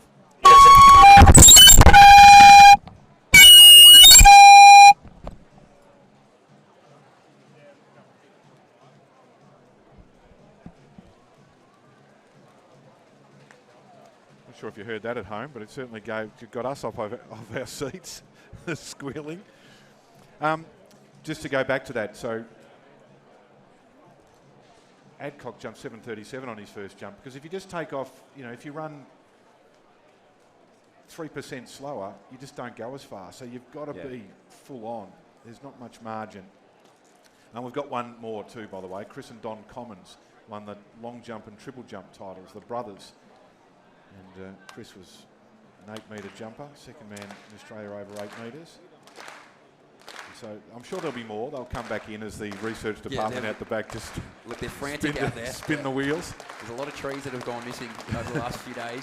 So heading here in 6th spot, 594, and a foul for her. It's always enjoyable watching Lizzie Heading compete, because the crowd control and the engagement with everybody around her is always exciting. So, look, she's in 6th spot, so she likely is going to keep jumping. But at the moment, that top 5, you require over a 6:10. So it was actually a pretty tidy first round across the board. She needs her own DJ, Lizzie, when she's out there. She needs to have her own track played, because she does like to dance along. So we head back to the top of the order here. 3rd attempts. So Sam Dale leading 6:45. Delta Amadzowski, the world under-20 champion in this event, 6:15, and then Katie Gunn is in 3rd place at 6:14. Search at 6:12. Tamisha Clark at 6:10. So there's not much between everybody there, and that's a good jump from Katie Gunn in 3rd place. So 6:14 and 6:06. Looks like it might be an improvement. I think so. 6:37 this year. She's a 6:41 jumper at her best. She was in that World Junior team in 2022. She was through the qualifying rounds, and she jumped that 18-centimetre PB actually on the weekend. So she's coming in with some pretty good form here, is Katie Gunn, coached by Matt Horsnell, obviously the coach of Nicola Olaslagers as well. So good jumping stables down there. And Dave, she's improved in a dramatic way, 6:35. Yeah, good jump. So approaching her season's best of 6:37, and not too far away off the lifetime best of 6:41. So that moves Katie up into 2nd spot. Mia Skerry will be next on the runway. And coming back from that heptathlon. Bronze medal there. 4th at the World Under-20 Championships.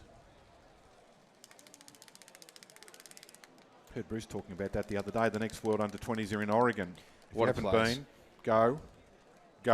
Tracktown, USA. Yeah. It is just awesome. Well, it's interesting because Oregon, I hear, has about a 5-week window of the year where it is the most magical place in the world, and then you get out of that 5-week window and it's overcast and raining. So they always seem to turn it on for pre-classic, the US trials, anytime they host anything major. World champs there in 2022, obviously. So that'll just be magnificent. The times that will come out of that will be extraordinary, because that track is something else.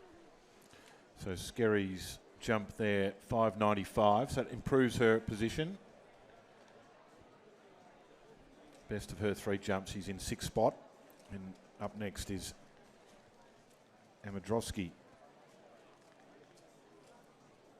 What a World Under-20 Championship she had at 6:58. In she comes. Speed to burn. Good on the board. Simple stride technique, which I like. It's not complicated, but it's effective. So wasn't that the favourite either to take out that World Junior Gold last year? It was just such a great sequence of jumping and managed to hold on, came away with another medal in the hurdles. A real pet event is what it's been described as, but just such a sensational junior athlete, isn't she? Oh, it's big, Dave. So let's see what the distance is here.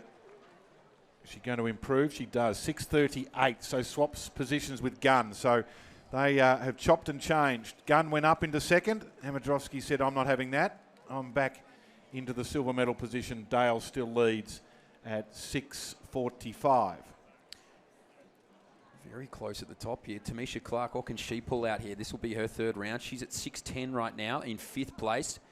6:49 jumper at her best. Oceania Australian Championship medalist. That was last year. Short course champ, silver medalist, this year. So she knows how to get on a podium, but she'll need a pretty mighty effort here to roll up into the top 3. Currently in 5th spot, and that's 6:10.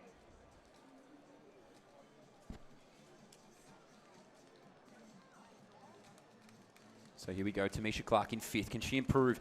She'll need to get over 6:30, and it's red. So toe just over that black line on the board. So for those watching on at home, if you've never really watched much elite long jump, you need to keep your toe behind that black line on the launching board. You can be as far behind it as you want. You cannot be even a millimetre over it, though. Our judges do such an incredible job, both the eyes and the tech, to be able to tell if you're over it. So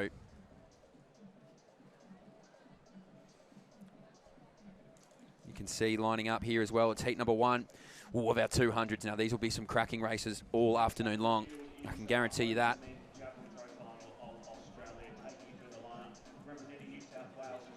So, top 2 are going to go through here automatically. And it's a good blend of young talent and some senior ability. Rolling out of the first 3 lanes, particularly. We'll get to them in a moment. You can see them on your screen. Charlotte McAuliffe, the youngster from South Australia. Amaya Mearns, has one of the best bends, I think, in junior racing. And then Mia Gross, our Olympian of last year, of course. She featured in that 100-metre final yesterday. She was just off the podium. Natalie Otway, usually the 400-metre specialist. Kate Warby, Carla Bull was really that surprise package in the heats of the 400, and then tried to run a similar race last night. Unfortunately, just faded out towards the back end. Brooke Summerfield, Keisha Prajiak, and Nina Lawson. That's our full field here in heat number 1. Again, only 2 of them will roll through to the final this afternoon automatically, and these spots will be hard to come by. Yep, so Bull, I was impressed with in that 400, particularly in the heats where she ran that 1 second personal best and then finished 6th in the final. Gross, a couple of PBs in the 100, was 5th in the 100 final, was 2nd here last year. And Mearns, of course, the talented youngster, has had those big battles in the juniors with O'Brien. So she's already had a big week. So it's Gross from 3, Bull in 6, Mearns back on the inside. Probably the ones to watch here. And you can add the Poetska sisters to that list of double champions as well. Oh, so we're filtering through a couple here 400 now. And 400 hurdles. How far back have they gone? They're back into the 70s, and they're just working back to Edwin Flack in 1893. I was about to say, I reckon once they get to the 60s and 50s, we might be onto something here. It's the good era, pre-Melbourne, don't forget. So the youngster Charlotte McAuliffe, like we said, usually find her over the 400-metre distance. Then Amaya Mearns. You remember just in December last year, the battle between her and Tubal Philp, who were just trading national titles, it felt like, in the 100 and 200. She just came over the top in the final 50. So a really good top-end specialist. Mia Gross, our Olympian of last year. Natalie Otway, Kate Warby, Carla Bull. Really the surprise package of that 400 metres senior experience. Summerfield as well. And then Keisha Prayak and Nina Lawson. Just 2 backing up from the 100 here. The 100 final. Gross and Inkster, who comes later. No, Tori Lewis, who won that thrilling 100 last night. 3 athletes crossing the line. 100th of a second separating all of them. O'Brien focusing on the 100 after her extraordinary week, breaking Raylene Boyle's junior record in the 100 and then almost becoming the national senior champion at 17 years of age. It's tough to back up. We've got a couple from the 400 and a couple from the 100, but those 100s, you've had 2 hard 100s yesterday, coming back into the afternoon, 12:30 here. The conditions will help. It's nice and warm. But I don't think we're going to see anything other than just racing for the top 2 here, Mitch. That's the task. Get into the final and then worry about how fast you can run later this afternoon. So heat number 1, only 2, like you said, Dave, go through. Great start there. 3 from the inside was our Olympian, and she's away well here, Mia Gross. So Gross will pick up this stagger. She's got work on the outside, though. Prayak as well, moving through really strongly. So Mia Gross will round into the home straight in front. Good company, though. Summerfield from New Zealand joining her. Now we see Carla Bull start to move through here as well. She was great in that 400. Looks even better over the 2, so they'll go through automatically. Bull to Gross. 23.21 plus 2.3 is that tail, so just over the legal limit. We'll be mindful of that all afternoon long, but so strong. Gee, she's having a championship, isn't she, Carla Bull? She'll see through to that final this afternoon. Mia Gross right there with her. Well, that's good running. Does actually make a difference if you can get to the line in front here, because the lane draw may be in your favour. Of course, they've had that slight change, the draws in the 200 where the featured lanes are a little bit further out than they used to be, so it's not 3, 4, 5 and 6. It's a little further out, and it's a big difference if you're in lane 7 or 8 than lane 1 or 2. That's a good run, would be a personal best for Carla Bull, but just excessive wind. The 23.17 is strong. I mean, her closing 40 metres is just unbelievable. We saw her in that 400. It was the opening 200 that really set that race up for her, and she had to hold on. She's found a bit of something there. I mean, Mia Gross, she had 3 rounds of the 100 metres to run before her pet event here. So she'll be happy to make it through to that final. Anything can happen once you're there. Brooke Summerfield was 3rd, the New Zealander. And then the youngster, Amaya Mearns, she went through for 4th. So the watches here now become those 2 times, because as we said, only 2 are rolling through automatically from each of these heats. Then we're looking on times as they stand at the moment, 23.63 back to 23.81. So keep an eye on that as we roll into the second of these 3 heats. And geez, this one again is just stacked with talent. We'll bring you these shortly, but a strong start here in the women's 200. Look at this crowd, Dave. You ever seen this on the last day of a national championship? Well, I've been around for a long time, so yes, I have, but it's good to see them back, because there were a few bleak years, and the rise of our athletes and their performances have brought the fans back, and that's good news. So heat 2 here, we got Monique Quirk out of lane number 1. They're about to pan in front of you in a moment. Lauren Percival is in 2. Gabriella Taylor in 3. Bronte Carroll is in 4. Michaela Salida-Narcos, a big watch in 5. The youngster, 4th at the World Junior Champs last year. Jessica Malat rolls out of 6. Laura McShane, the Tasmanian, is in 7. Lakara Starlin as well. She's really just asserted herself. She's the 2nd fastest this year in 2025. She goes out of 8. And Piper Cornelius, the Western Australian, will roll closest to you at home. Lane number 9 here at the track. But for mine, Salida-Narcos, Malat and Starlin will be contesting for these automatic 2 spots. Well, they've been the top 2, Starlin and Malat, in that Perth Track Classic, where it was Starlin ahead of Malat. So watching the red is Jess Malat. Starlin, 2nd closest to you at home.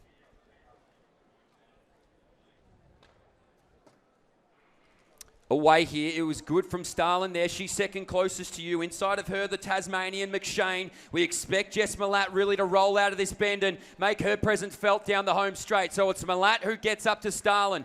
Then moving through nicely is Salida-Narcos. Next to her is Carroll, but these 2 are out here at the moment. Jess Malat is in cruise control. She'll roll through to this final with ease. 23.44. Then Lakara Starlin rolled through next. And there your top 2 automatically into that final. It might have been Carroll from New South Wales who will now wait on these times. But Jess Malat makes her presence felt, and that's a scary sight come final time this afternoon. Didn't run the 100 either of them, Starlin or Malat. Wanted to focus on the 200. And Malat's had a fantastic summer, 20-year-old. And we wait for those times. Well, I mean, these 2 both ran incredible, like you said, in Perth. They set their times the season's best, 22.97 both. They were split by 1,000ths of a second, but just oh so strong. I mentioned it. When she comes out of that bend, Jess Malat, that's when she really gets into her running. Look, she was about 5 metres away from taking a World Junior medal, I think, last year. If it was a 205-metre race, Jess Milat would be incredibly hard to stop, but it looks like she's worked well on that bend. She's now rounded into this home turn in front, switched off, 40 metres to go. She's an exciting young talent. Sometimes I think the name gets lost a little bit in the conversation around Tori Lewis as well. We can see that Bronte Carroll gets in 23.80, so Summerfield stays from Heat 1. I mean, she knocks out Mearns by 1,000th of a second there, so tough. Yeah, not aided by a big breeze in that heat either, plus 0.3, whereas the first one was plus 2.3. So that's a significant difference. The wind here is pretty much straight, isn't it? It's south to north, so they don't get that much assistance as they come around the bend. It's not really until they get into the straight that the wind starts to kick in. So that's a good run from Jessica Milat. She's going to be hard to beat when it comes to the final. The 20-year-old from Victoria. Yeah, she's a real watch for mine. Her and Christy Edwards, to me, are just really the two in-form athletes here. Nobody more informed than Christy Edwards at the moment. So she's going to roll out of heat number 3 here. We'll give you the full field. Edwards is out of 5, so watch for her. It's going to be Seaver in 1. Lem goes in 2. Monique Hanlon is in lane number 4. We're losing lane number 3, unfortunately. Oh no, Emily won't be here. So Namaya Jock goes out of 6. Olivia Rose Inkster is out of 7. Taylor Spackman is in 8. And Sibile Mpofu goes out of lane number 9. So the youngster in Inkster is going to go out of 7, but Christy Edwards, the inform athlete here. Oh, she was fantastic at the Murray Plant meet where she got the big win there. And she defeated Milat, Starlin and Gross. So that's probably the form line, isn't it? Not great conditions there for 200-metre running. 23.18 she ran. So, and another really interesting athlete. So Inkster was 9th in the 100. She goes from lane 7. Najima Jock, the youngster from Ballarat, trained by Jared Keating. He's had a great season. He's going to be in the mix when they go to Central Park at Stawell next week. So keep an eye on her, but Edwards in 5's the one to beat here. So she's in the white colours in the middle of the track. Here we go. Heat number 3. 2 go through. Oh, fantastic start there from Christy Edwards. She's already out there in the middle of the track, and she's going to be hard to chase down. Watch for Monique Hanlon inside of her. She'll have to lift really into this home straight. Jock doing a good job as well there. Spackman starting to move now, but they're all after Christy Edwards. She's been in form. We saw that in Melbourne, and she's going to bring it to Perth. Jock sits there in second. Hanlon pushing, but Edwards is home. 23.14 as well. Jock will get that second automatic spot, and Hanlon will now wait on these times. But really impressive from Christy Edwards. That's adjusted down to 23.10 plus 1.4, so it's legal. That's the fastest we've seen. 23.17 from Bull. So Christy Edwards plus 1.4 with the fastest time. Jock must be devilishly close to her lifetime best, 23.55. Give us that time once you've got it. That's a great run from the youngster from Ballarat. 23.46, Dave. Yep, personal best. So Keats will be beside himself. And we're getting the 2 time here. So Inkster's personal best was actually from 2021. She's now gone under that with 23.60. She also gets one of those time spots, and Monique Hanlon as well. So both our time qualifiers, unsurprisingly, I feel like how it often works in these heats, are going to come out of the last heat. So Hanlon and Rose Inkster, apologies, will roll into this final alongside Christy Edwards and Namir Jock. A lot of PBs across the board there. So the results now will flash up. So Christy Edwards, 23.10. Lifetime best for Edwards as well. Namia Jock, second with 23.46. Monique Hanlon is third, 23.5. Lem's going to just miss with a 23.79. And Inkster gets it. And I said, a lifetime best since 2021. So it's in times like that where you check your stats, don't you? The first 5 in that heat, all personal bests. So you kind of look down to see, have I got that right? Have we all got that right? And yes. So 23.10, Bull impressive with the bigger tailwind. And Gross, how much has she got left after all of that? Milat looked impressive, and the youngster Jock. It's going to be an open final in the women's 200. So going to be absolutely brilliant. We'll be right back here in a moment. Our men's 200 metres are about to commence in these heats. Long jump continues as well. Not sure, Dave. We'll have to find out after the break, I think. Who? Come on. Gout. I can't give it away Gout yet. Time. Yes, you can. You've got to do the tease. Don't go anywhere. Gout. Up next.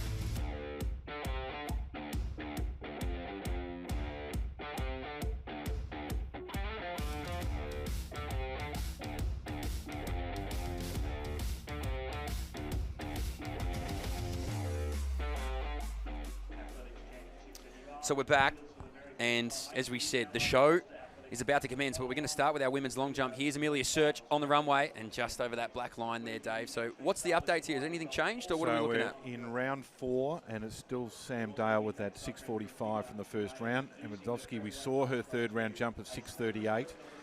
Katie Gunn hasn't, so they haven't had their fourth round, so they redo the order. So it's still Dale, Amazovsky, Gunn, then Tamisha Clark, 6:14. So she's moved up into fourth spot, and Search with a foul there, so she's in fifth at 6:12. So the next 3 on the runway are the top 3 with Gunn, Amazovsky and Dale, and the blocks are going in at the 200-metre start for the first heat of the men's 200.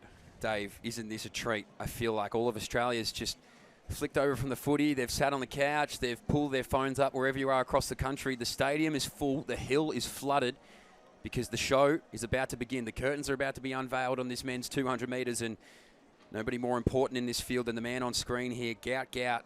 He's just gone from strength to strength to strength. A lot might have thought it's happened in the blink of an eye. It's happened over a year. Well, no, this young man has been at these national championships for years and years and years. It's his first time to contest for a gold medal in these open stages. He won the under 20 100 metres earlier on in these championships, but now he's back with the big boys. Yep, and so we just take a quick look at the start list here, and pretty open. We've got 3 heats, first 2 and the next 2 fastest, but there's a standout time as you look down either of those columns, season's best or personal best. The 1998 Windy, of course, the 2004 is the national record for Gout Gout. Youngest man ever to break 10 seconds and 20 seconds in any conditions, just in front of Arian Knighton.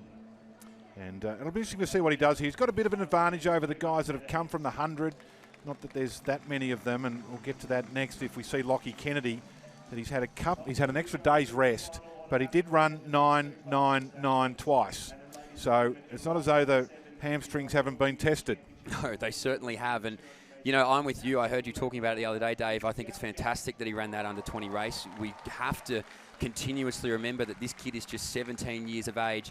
He spoke about it in the interview. He was stoked that he got to run with his peers. He's friends with a lot of these guys. He's obviously got that friendly rivalry. But right now, that 100 metres, that's fun for him. His 100 metres is just something that he's got that top-end speed to explode over the back end. This is his pet event. He's a World Junior silver medalist last year. He's the Australian record holder. He took that from Peter Norman, 1998 with the illegal win. We'll be hoping for a 2.0 or under. What's he do? Does he go flat out? He's done that. That's historically been what he's done. Whether it's a heat or a final, he likes to go. And he cruised home in that 100 heat, last 30 metres, and still ran super fast. Or does he just get out here and get his spot in the final and come back and go ballistic later this afternoon? We're about to find out. So he's 3 from the left of screen for you at home. Gout Gout show. Away really well here, so only 2 will go through automatically, but all eyes are fixated on the man in red, so he'll round into this home straight. This is what he loves. He loves rolling into this home straight with top-end speed. He's got no signs of slowing down here, the kid. He's out and away. How quick can he go? Now he eases up. He knows what he can do, and he's through comfortably, 20.24. So well done. He answered our question, didn't he? He got out really well. His start is often the part that's the unknown, but as he got into that back end, 0.6 win, 20.21 converted. He's waving to whoever that might be on the infield, but he's through comfortably. Plus 0.6. The fascinating thing here is when he switches it off, it's almost like he goes faster because he springs along. So have a look here. He's flat out here. He's come into the straight. It's about here that he decides, no, that'll do me. But have a look at the stride length and the bounce, and he's like a springbok. It'd be hard to catch if he was in the jungle, that's for sure. You wouldn't want to be hunting him down because he bounds along 2021 and he's run 150. Well, Dave, he's also broken the 1993 championship record of Damien Marsh of 20.29. So he's cruised in and just said, how about I just be the fastest we've ever seen at a championships, and I might just run 160? Let's see how I feel. Geez, that's scary. Just look at him here. You can watch him. You can analyse him. You can take in every bit of Gout Gout and his excellence, but you can just see he makes the decision there. He says, that'll do me. Yeah, I'll see you right behind me there for the final. So It was Christopher Jordis who got through next, the Western Australian, 21.06. The times to watch, Okarengyang, 21.27, and Durante, 21.49. But who you were all here to watch, you'll see him again. And stay here in these 200 metres because there's more than just one elite 200-metre runner in this country. We've got a handful of them. And the next one, who we keep a close eye on, will roll out after. Here in a moment. So you can see him. Here's the results. 20.21 for Gout Gout. 21.06 for Christopher Jordis. He books himself a spot in that final. And then the times, Dave. 21.27, 21.49. Jeez. Oh, it gets you just excited, doesn't it? It gives you that feeling that something is going to go down. And brilliantly, it was a legal wind. So finally, we've seen Gout Gout at these national championships get that legal wind. And let's just hope that continues on for the next few hours. The man to watch here, though, in heat number 2, he was second in our 100-metre final last night. He sort of stopped the world headlines, didn't he, at Murray Plant when he took down Gout Gout. And he was very confident leading into that. But Lockie Kennedy, he's going to go out of lane number 5, 20.26, his lifetime best. Now, this, to me, is a watch because obviously he's gone through those 3 rounds of the 100 metres. His body might be a little bit sore. Do you let it go here, or do you try and preserve and see what you can do next to Gout in the final? Yeah, it's a legitimate question. Do you just run a one and done or worry about the championship racing? I'm impressed that he's back. That's the first thing because it was he ran 10 flat, championship record in the semi-finals, in the heats of the 100, and then came back semi-final and final. That 10.01 yesterday.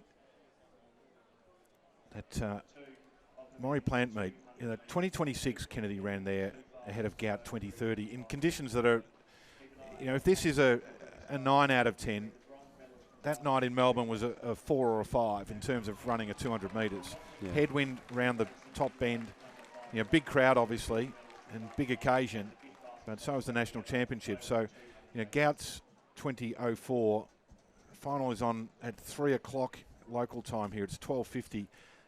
Mitch, that national record, in my eyes, has got 2 hours and 10 minutes left in its lifespan. It's under significant threat in a couple of hours' time. We might have 2 minutes and 20 seconds in its lifespan here if Lockie Kennedy has his way. I dare say... I'd be surprised, but anything can happen. Well, I think he laments not doing the dip in the heats of the 100 at 10.00. He's a racer. He's a competitor. He's an entertainer. He's out of lane number 5. Lachlan Kennedy to watch. Aidan Murphy is well inside of him. Here we go, heat 2. Ooh, he'll come back. So couldn't see much from here, although I am 220 metres away from the start line, so I won't pretend like we're right on top of them. But to the point of the field, Aidan Murphy as well. He was in the World Junior team in 2022. He's one of the fastest we've had for a long time. He's out of lane number 3.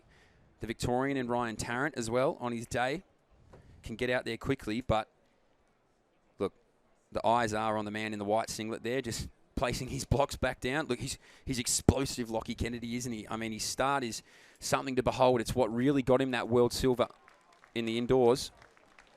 And again there, he's got a real affinity with close finishes because that was only 1,000th of a second that separated him from a world indoor gold to a world indoor silver.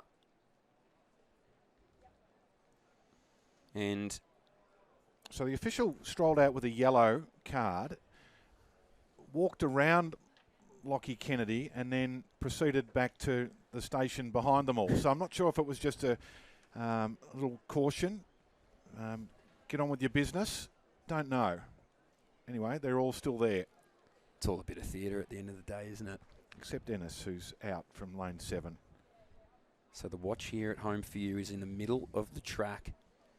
Lockie Kennedy in the white. Watch for Murphy on the inside. Here we go, heat number 2. That's a better start now. Lockie Kennedy in the middle of the track. One to watch. Aidan Murphy, though, was started out really strongly here. So Ennis from Great Britain as well, putting in a good effort. But they round into this home straight now. And it's Lockie Kennedy, our silver medalist from last night. Has some company there with Aidan Murphy, though. These two will stride away for those automatic spots. We'll see them again in a few hours. Switches off completely. Kennedy, 20.55 for Aidan Murphy, plus 0.6. Well, that's a statement. He's ready to roll at 3 o'clock. He says, don't you forget about me. I'm here and I'm ready to run fast. Yeah, good run from the 2022 national champion. 20:52 the official time, plus 0.6. Kennedy wasn't having anything to do with going the full distance. He was in cruise control the whole way. Completely different styles. Doesn't look as relaxed as Gout does when their pace is off, but that's only because the cadence is completely different, the stride length, the technique. They're chalk and cheese in what they look like when they're running. But that was a good run from Aidan Murphy, who was second here last year and is back to that sort of form that won him that title in 2022. Yeah, well, he's run a season's best here in the heats as well. He didn't slow up, but at the same time, it never looked like he got uncomfortable. He was very smooth through that line. Look, you can see it means a bit to him. He's got the hands out and says, what do you mean? Did you forget about Aidan Murphy? So he'll gain a little bit of confidence rolling into that final. An easy 20.85 for Lachlan Kennedy. And Ryan Tarrant, the youngster, 21.04. He currently holds onto one of those two non-automatics. So, like we said, he's had a big weekend, Lockie Kennedy, hasn't he? And, you know, for that matter, in terms of a media perspective, some worldwide exposure perspective, he's had a big 3 months. So I get the sense maybe this final 200 metres here will be all out and see what he can do. But, hey, Aidan Murphy, you said, don't you worry about that, boys. I'm here to race as well. Yeah, and interestingly, you know, the Gout and Kennedy are going to stall next week. I actually think Lockie Kennedy's the favourite for the stall gift. He's off 0.25. Gout's off a metre. Patrick Martin, probably the favourite from the professional ranks, those that run in the handicap racing all year round. I think he's off 8.5 metres from Ballarat. He's won the 400 there, but I give Kennedy a huge chance there. But how they back up from this is, you know, Paddy Martin's sitting at home watching this, probably shaking a little bit because he's up against two of the best we've seen. Different situation on the grass at Central Park, and how will they back up? So here's the third heat. Ayus will be the man to watch here. Been part of those Australian record relay teams. Runs the bend like he's on rails. Whistle, a man from Papua New Guinea, made the 100 final. So they're a couple of ones-to-ones. Mekinen finalist at the stall gift last year. So it's just interesting how, you know, you've got to fly back Eastern States, 2 hour time change. Huge emotional and physical toll this week, but there's also $40,000 on the line for the winner at Central Park next Easter Monday, live on 7. Well, it's always a great day, isn't it? Just absolutely incredible is the stall gift, and obviously we get more athletic action on our way around, but it's going to be Milverton out of 2. Ayus, who we've mentioned, is in 3. He's got the white singlet on. Then we've got McKinnon, Whistle from Papua New Guinea, Craig Concesso. We're without Chase Grant, Blessed, and Schmidt. Now, Chase Grant was a man who's contested plenty of times with Gout Gout in those junior ranks. He won't be here. The watch is Ayus. He decided to go against the 100 metres. The 200 metres is his pet event. Took a big win in the domestic season. So we talked about Christy Edwards' confidence earlier. Chris Ayus's is sky high. Here we go. Heat number 3. 2 go through automatic here. He had an excellent start, Chris Ayus, didn't he? He's second on the inside there, so he's already picked up the stagger of his outside shoulder. Moving through well, though, is Whistle, who's going to lead this field in. But now, as I say that, over that 3 metre span, Chris Ayus managed to get away. So Ayus is out there. He checks right. He's trying to see where this field is. He's going to push down to the line. A little stumble maybe, but he gets there. The Queenslander Milverton will get up for second. 21.20 for Christopher Ayus. He booked his spot at 3 p.m. He'll be there to barrel down this home straight once more for the Australian National Championship. Yeah, that was interesting, wasn't it? He looked down, he sort of looked sideways, he almost had a little stutter step. Don't think he fell over, or it looked like he was going to fall over, but he was well in command. As we talked about, Mitch, at the start, he set it up. Here he goes. He has a look to his left, nothing coming from his right, has another look. Then he just puts the head down and says, is the finish line here? I got there. Did enough. You rarely see the physical put your head down. He actually put his head down and went, I really need to get to this finish line. He was looking for the finish line. Yeah, he said, I desperately need to get to this finish line. So Chris Ayus, like I said, he was coming in with a big bout of confidence. And this is a real opportunity now to have a very fast 200-metre final. The big dogs have all made their way through here. They love racing.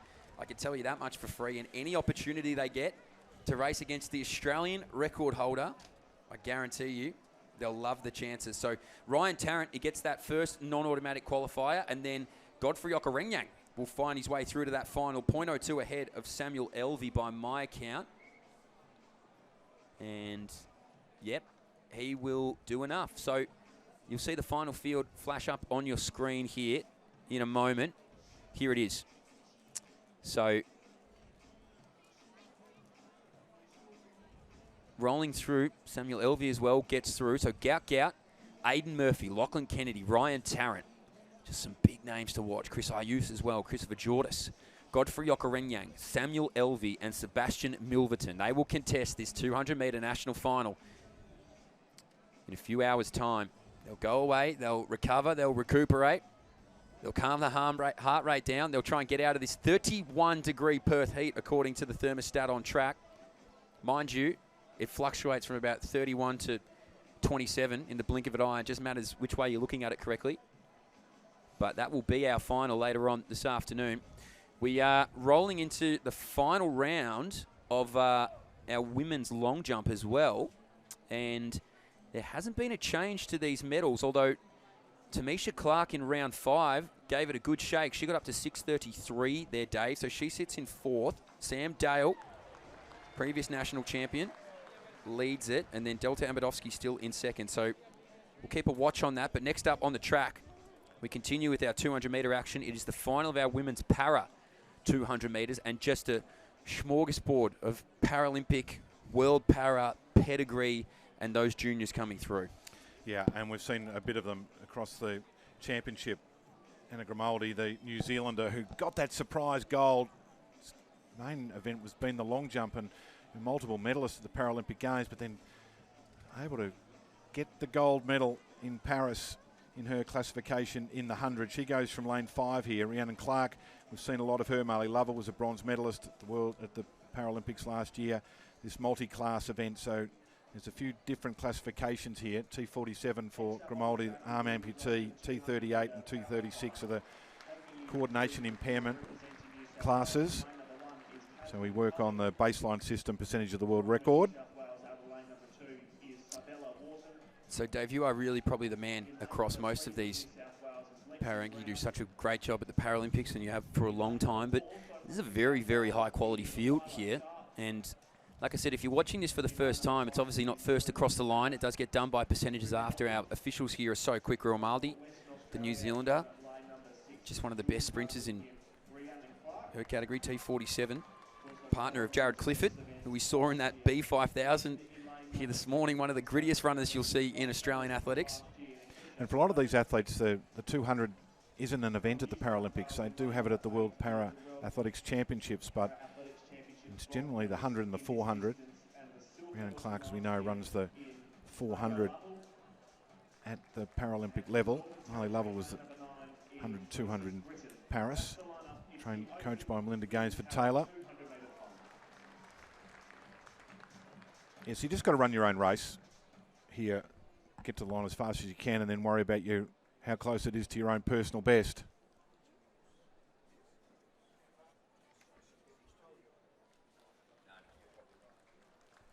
So here we go. It is the final of our women's para 200 metres. Colley, Wharton, Brown, Sharp. Expect a fast pace from Grimaldi, Rhiannon Clark, the Western Australian. She has a big following here. Akeisha Snowden, Marley Lovell, and Precisus Pratan. Here we go. Works on percentages, not first across the line, but expect a big move in the middle from Grimaldi. Good start there now. It was a really good start there from Ara Grimaldi, so she picks up that stagger. She's got Rhiannon Clark, though, the Western Australian, just on her outside shoulder, so she'll love the opportunity to run fast here. The New Zealander, though, is cleared out. Clark putting in a really strong effort there. Lexi Brown as well from New South Wales is out fast, but Grimaldi is away. How quickly can she stop this clock? She's one of the best in the world. She's one of the best we've ever seen. 25.71. Rhiannon Clark rolls through next. Great racing there from Wharton. The rest of this field finishes off. Tamsin Colley next. Sensational. We expected a fast start from the New Zealander, and she delivered in a big way. Yeah, that was a great run. 25.67. Just outside of season's best. The headwinds popped up. Minus 0.9. That's unwelcome. Not sure where that's come from, but that was a strong run. We thought that would be the case. We'll have to wait for that baseline system to work its magic. Algorithm busy based on their percentage of the world record. So Rhiannon Clark was also looking for a sub 27.65 to put herself in a qualifying spot for those World Championships. She's run 26.83. So she's pretty happy with it as well. I can see the reaction on the track. Loves that one.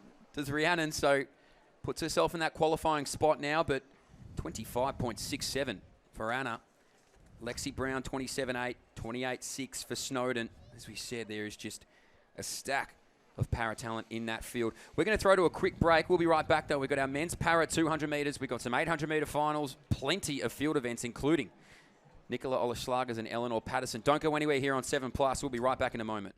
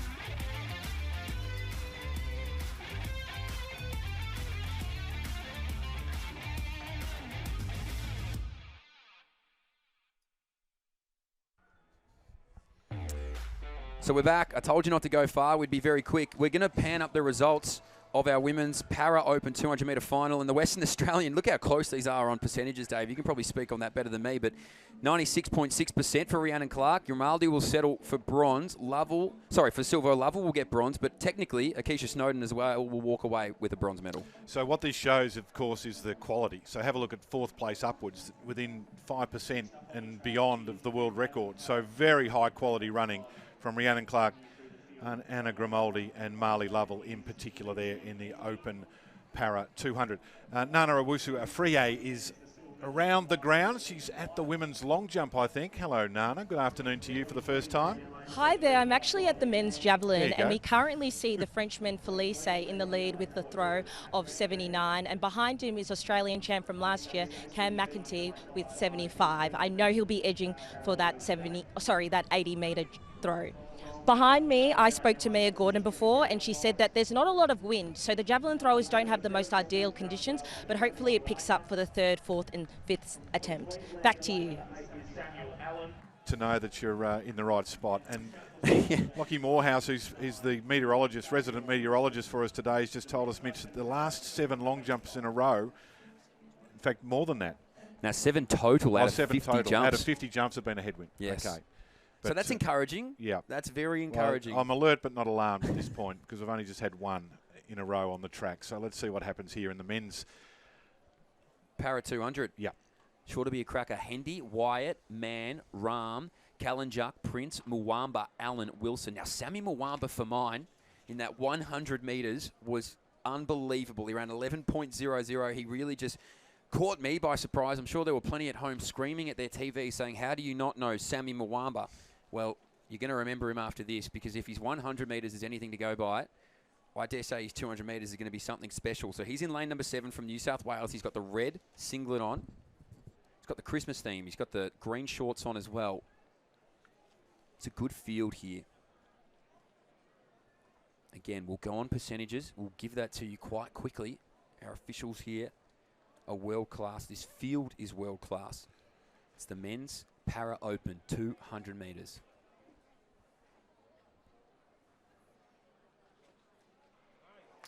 So really strong start there. That was Patrick Ram, the Queenslander, who got out well. But Sammy Mwamba is flying around this bend. So he was oh so impressive in the 100 metres. He went 11.00. How quick can Sammy go? So he's out there in front of the rest of this field. He's got a good, healthy margin. He'll want to stop the clock here, the youngster. 20.21. He's quick. Sammy takes it. 22.65, blistering from him. Liam Wyatt came through second. As we finish off the rest of this field, this is Kalinjuk finishing off his 200 metres. Now, obviously, we wait for these percentages, but Sammy Mwamba, he's a name to remember off the back end of these championships. So the T20 class for athletes with an intellectual impairment, and that's a tremendous run. Like his style, imposing figure. And he has had a great week here. So 22.47 his lifetime best. Just outside that, the wind 0.0. So, Dave, you'll enjoy this. Sam Dale at the top of the runway. She's got the gold medal in hand. She's the last athlete here. It's party time. It's a party jump for Sam. Here we go. 6.45 best so far. I think that might have been a foul. The red flag has gone up, but that's okay because Sam Dale has captured the Australian title. 6.45 her first jump. 6.42 was her second last one, so she's had a good day. Won the national title in 2022, so makes it number 2. Returning to the top, and that's been a good return to form. Two-time national champ, has a great ring to it. Now, obviously, we're without Brooke Bushkuhl, who's off to have her first child, so congratulations to Brooke and Nathan. Would you believe 6 titles for Brooke in her time, and now 2 for Sam Dale, so congratulations to Sam. She's a multiple-time Australian representative, and she gets another national title to her name. We're going to go to a quick break again. Up next, though, the 2-lap extravaganza. The women's 800 metres will go first, followed by our men. This is sure to be fireworks. Don't go anywhere here on 7+.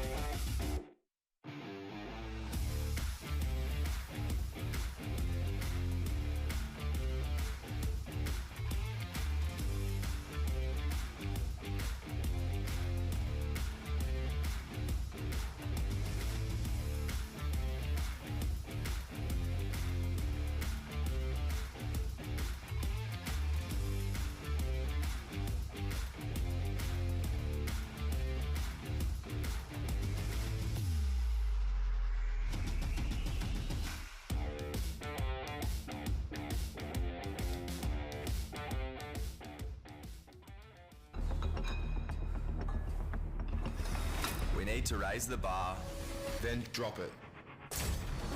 We need to push forward. Then push against that.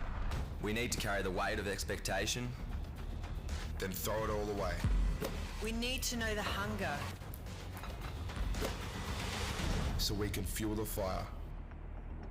INC Sports Nutrition. Powering tomorrow, today. So we're right back. Have a look at this crowd just building here in Western Australia. Beautiful sunny Perth. Absolutely mint conditions for an 800 metres. And we can see on the line here, it's our Women's Open 800 metre final. Now this is just stacked with Australian talent. We'll dissect it very quickly because we're not too far away from the start. But the obvious watch here goes out of lane number 5, none other than Claudia Hollingsworth. Gee, she really captivated Australia when she made that semi-finals in Paris last year. She followed that form with the World Junior silver medal in Lima not long after, and I reckon she is barreling down the door for that Australian record. It's a good chance here, Dave. Yeah, she was most impressive and is on the rise, isn't she? But I'm not discounting Abby Caldwell, who was second in this race last year behind Claudia. Both youngsters won the 1500 in 2022, so she's got a national title to her name. Caldwell, Hollingsworth, and Sarah Billings, who was most impressive yesterday in second place in the 1500. They're our 3 qualifiers in this event. Meet record may be under threat depending on how fast they go. It's 1:58.32. And in the heats, Hollingsworth, Caldwell and Carly Thomas were the 3 winners. I watched those from the back straight, Mitch, and it was really interesting that in all 3 of the heats, the leading chances were in a bit of a tight spot and just found a way to get through, and you had a great angle of it at the back, how they managed to accelerate and get through. So the tactics here will be interesting. Like we saw in the 1500 yesterday, how fast do they go? There's no pacemakers in a championship. You're just running for the title. Someone's got to set the pace. Well, no longer a teenager either, Claudia Hollingsworth, 20 and a day for her. So wouldn't this be another great birthday celebration? I love that you brought up those heats because for mine, Claudia is such a master tactician. What we see a lot from Abby is that she'll try and get towards the front of these fields over the back stages and then unleash a devastating kick. So this will be a fascinating watch. Well, Hollingsworth's not scared to run from the front. She'll be happy to be out in front and improve her position from there. So we're away. This is the Women's 800 metre Championship of Australia, and this field is absolutely loaded. So let's watch the opening 100 metres, see who can get down to that railing first. We can see Abby Caldwell really wanting to leave an impression in the early stages. Carly Thomas just outside of her, and Claudia Hollingsworth will just settle towards the middle of this pack. So now we see them just sort themselves out. They're about 5 wide at the moment, and it's Caldwell who finds herself at the back of it. No one wants to lead. In fact, as they came down to the top here, after the first 200, they were 5 across the track, so no one wanted to go to the front. So that's interesting in itself, and now finally they've sorted themselves out. So it's Matilda Ryan who got the tap, and they said, can you lead us through this opening 300 metres? And she shook her head and said, no worries at all. So it's Ryan who leads it out. They're going to move 4 wide. That's Ellie Sanford who finds herself wide there. Boothroyd tucked in behind. They're going to want to put themselves in a good position here. Claudia Hollingsworth in the middle of it all will just look for that escape route where she can find it. But Abby Caldwell, the surprise here at the back, just watching this field, seeing what they do. 61 through the opening 400. It's not fast, is it? But they're racing for the title. So now they've got to try and make sure that they're in the right spot as they get down the back straight, and Caldwell is at the back and Hollingsworth's tucked in on the rail, and they'll want to keep her there for as long as possible. So the 2 chances here have got to find a way out as they go down the back. So Claudia Hollingsworth now just in front there of Abby Caldwell. Carly Thomas makes a really strong move on that outside shoulder, so she didn't need the escape route. She always sat wide. Tess Kersop-Cole's the first one to make a move though at 200 metres. So now the racing begins. 180 metres to go to sort out this national final.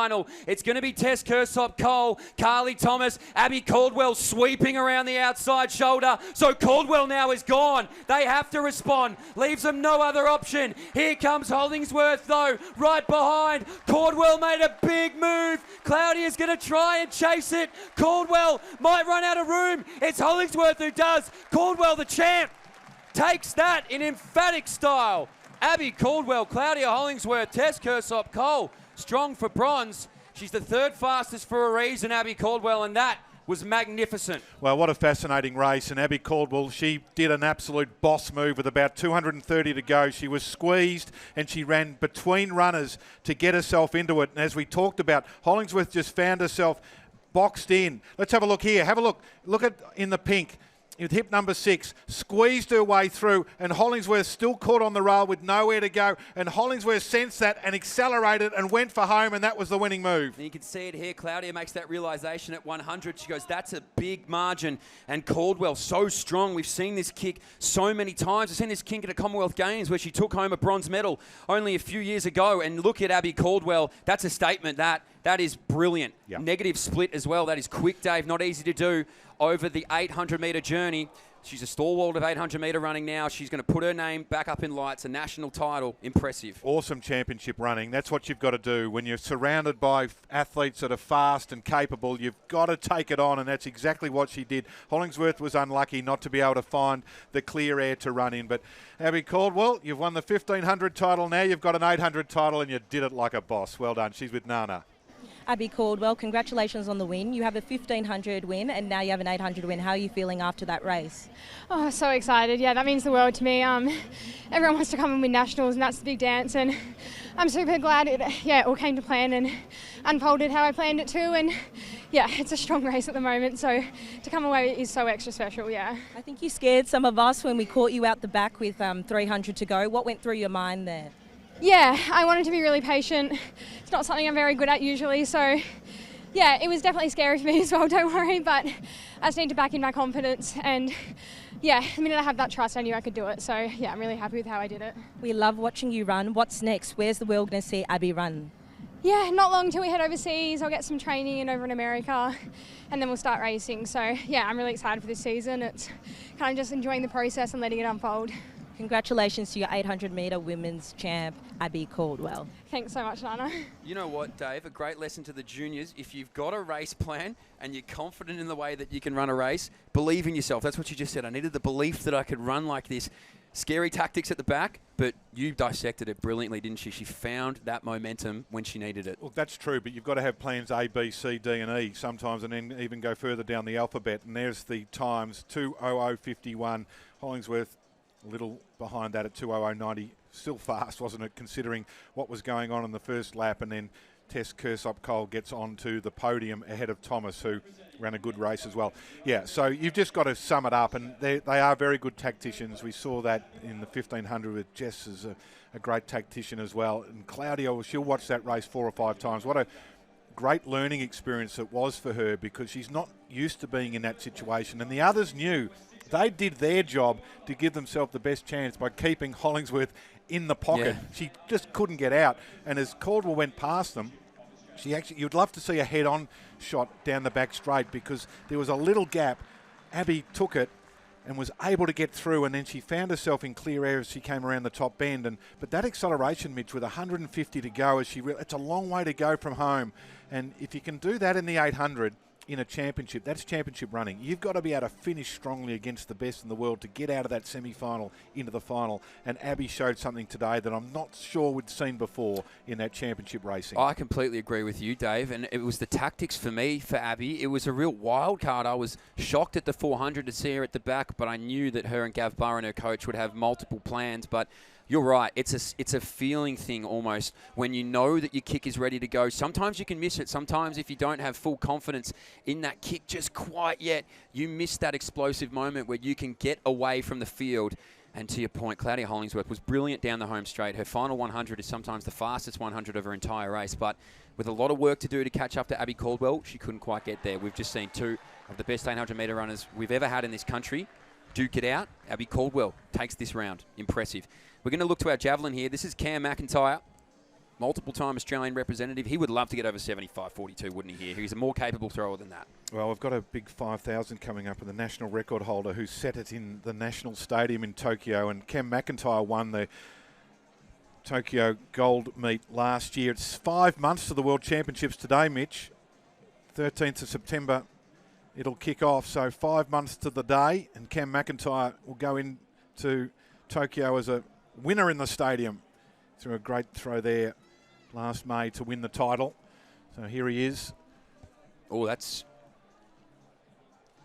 healthy, not far enough, but healthy.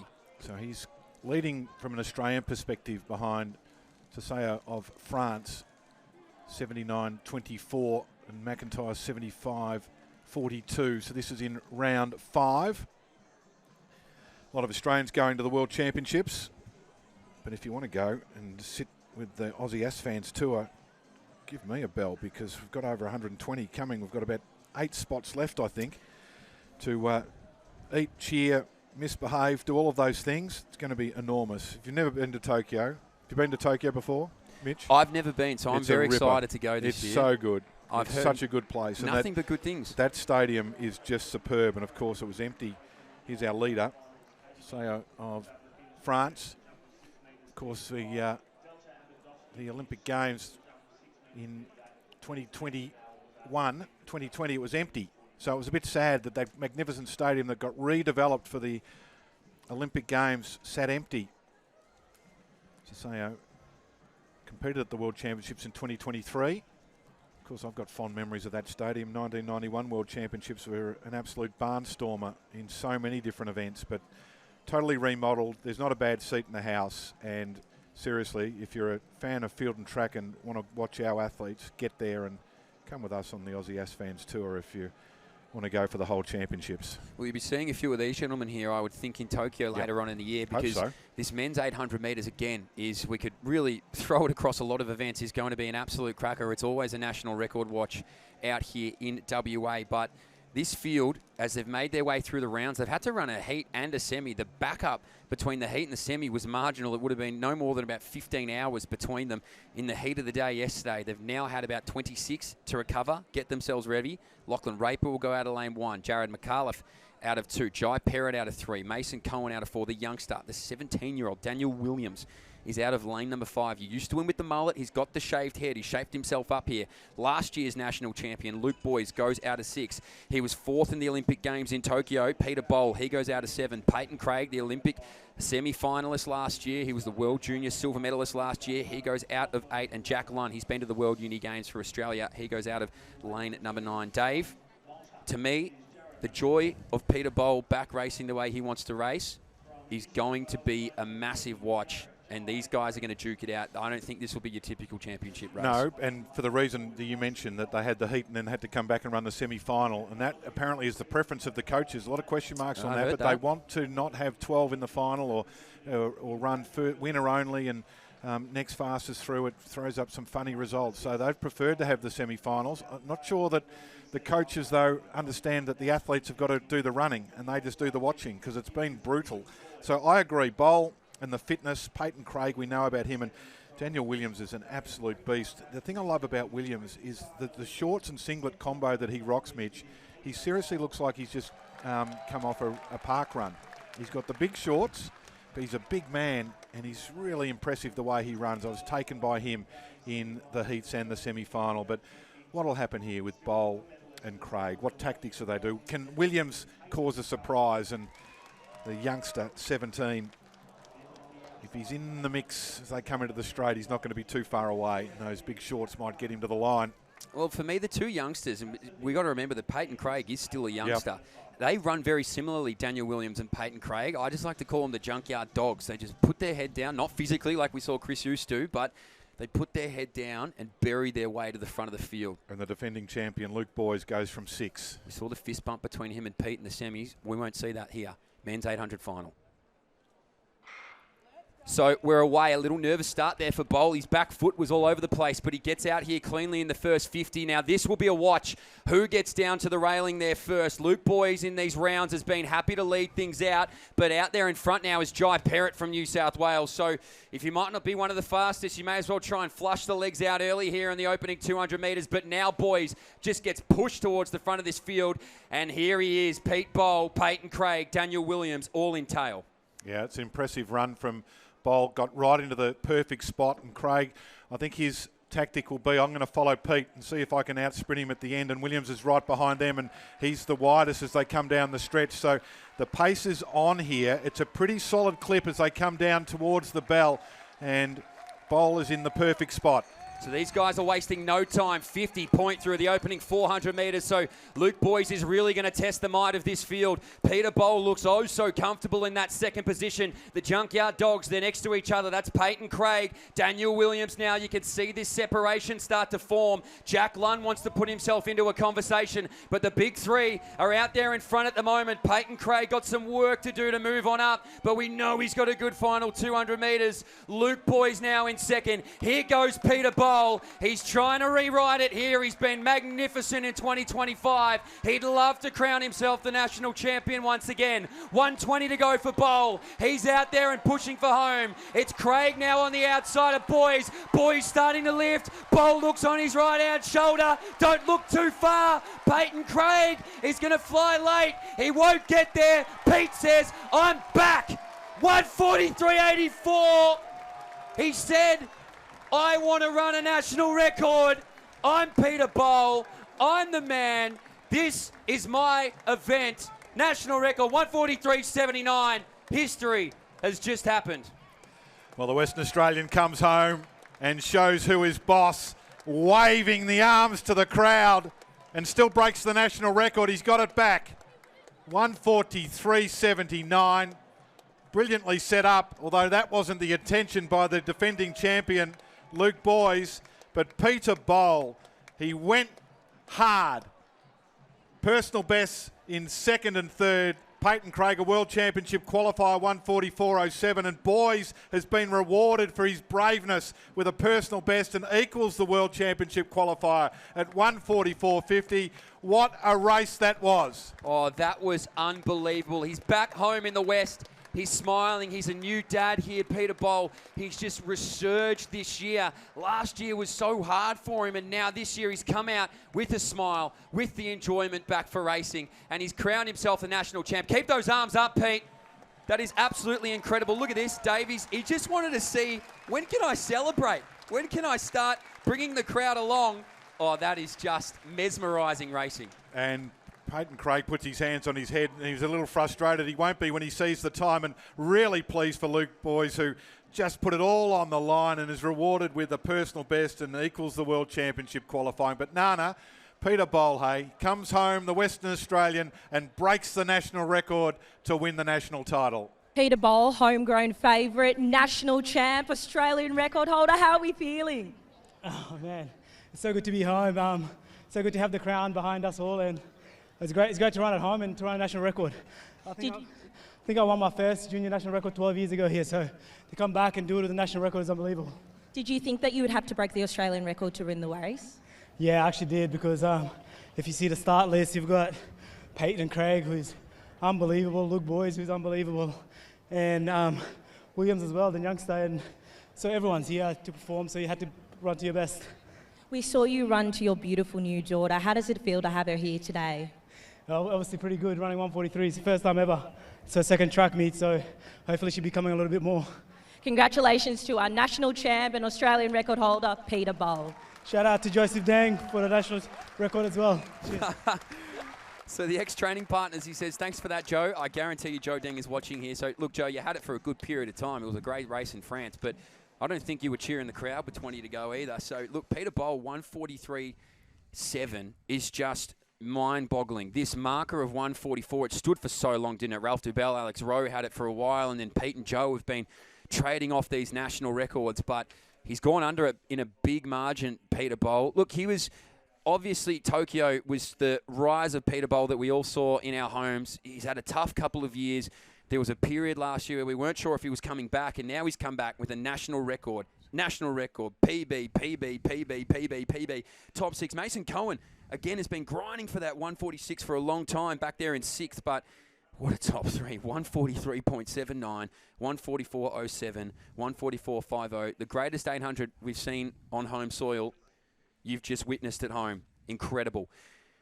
Well, we need to compose ourselves here for a moment. We're going to come back with some more finals, but that was just absolutely mesmerising.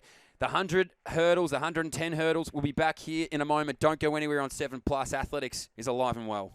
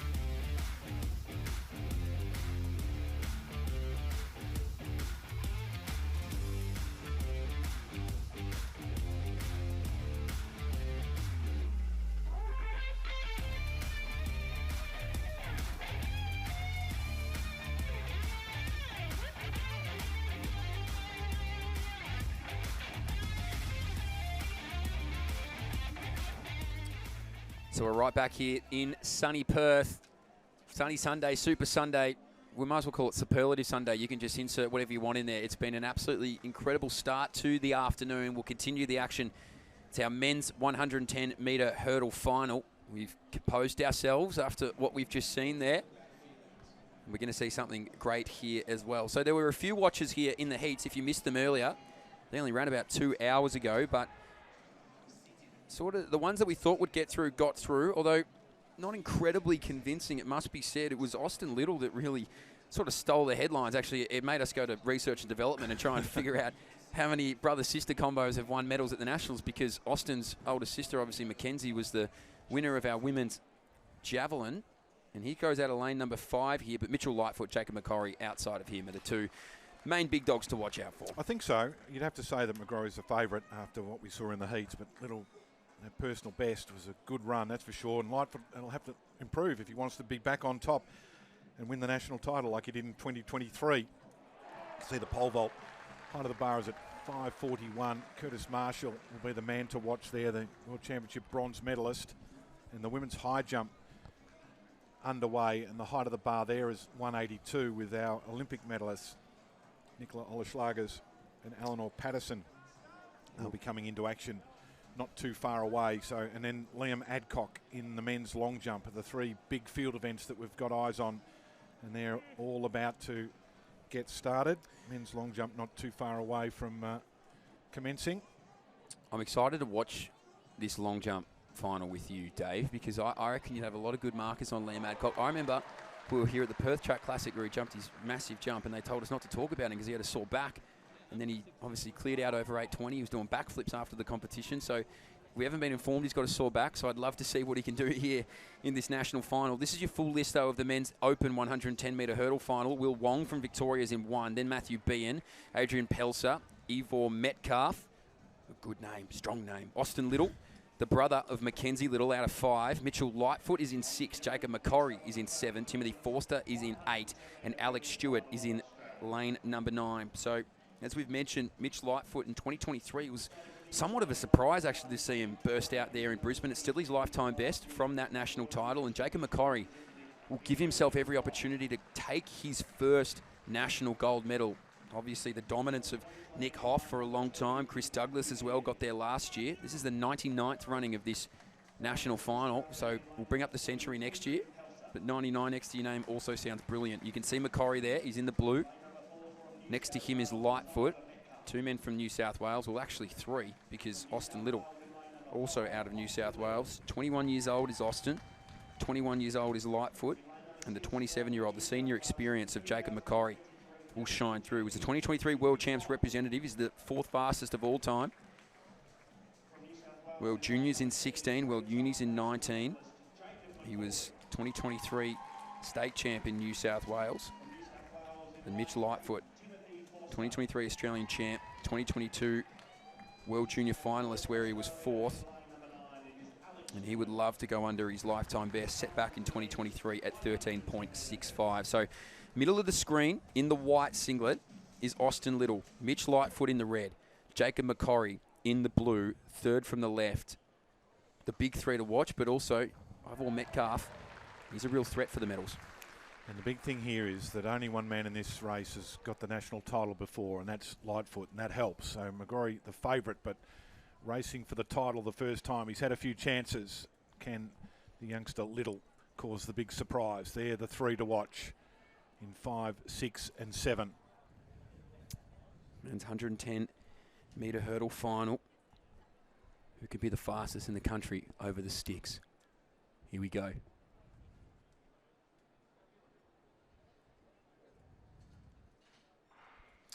Good start there from Jacob McCorry, but also Austin Little in the middle of the track, picking up where he left off in those heats. Here comes Mitch Lightfoot. Metcalf wants to contest. We've got 3 of them together. Mitch Lightfoot now, the youngster, gets away. It'll be a dip to the line for Lightfoot. Gets it. That's 2-time national champ, Mitch Lightfoot. Thank you very much.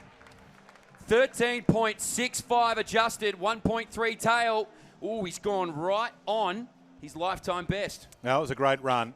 He was the most composed. He was the one that was able to do the job when it mattered most because it got a little sketchy in the middle stages. Have a look at the start here. Little was charging.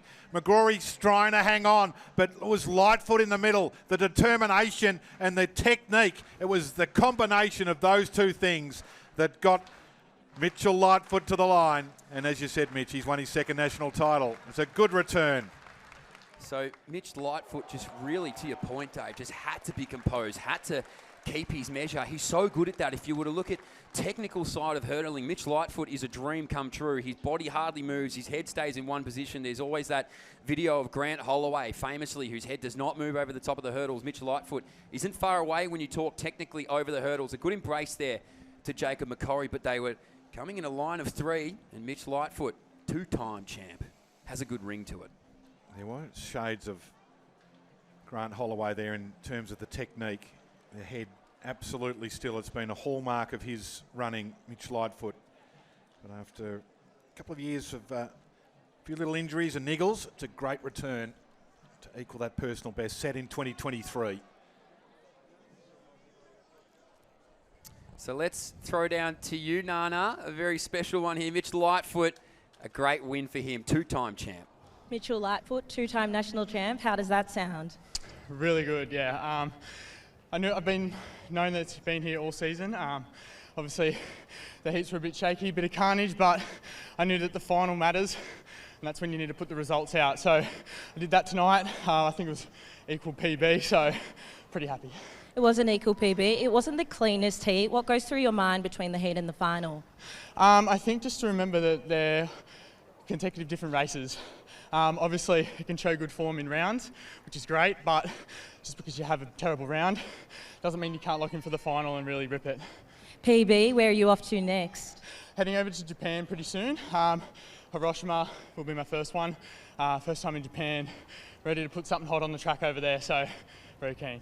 Mitchell Lightfoot, two-time national champ. Well done there to Mitch Lightfoot. Again, two-time national champ. He was a World Junior fourth place getter in 2022, and I feel like, again, there's some names that sort of get lost in the conversations of just how deep Australian athletics is at the moment, but Mitch Lightfoot, just so much to be proud of there for that young man. A popular member of the Australian teams. Just a good knockabout bloke is Mitch Lightfoot, and he gets his second national title. Men's pole vault, heart of the bar's 5:51 now. Continuing the long jump, Liam Adcock has opened up with a 8:06, so he leads there. Height of the bar in the women's high jump is 185, and both Ola Schlagers and Patterson have passed 185, so they've obviously had pretty good warm-ups if they're going to come in a little after that. There's just field action everywhere here at the moment, isn't there? So first attempts here at 5:51.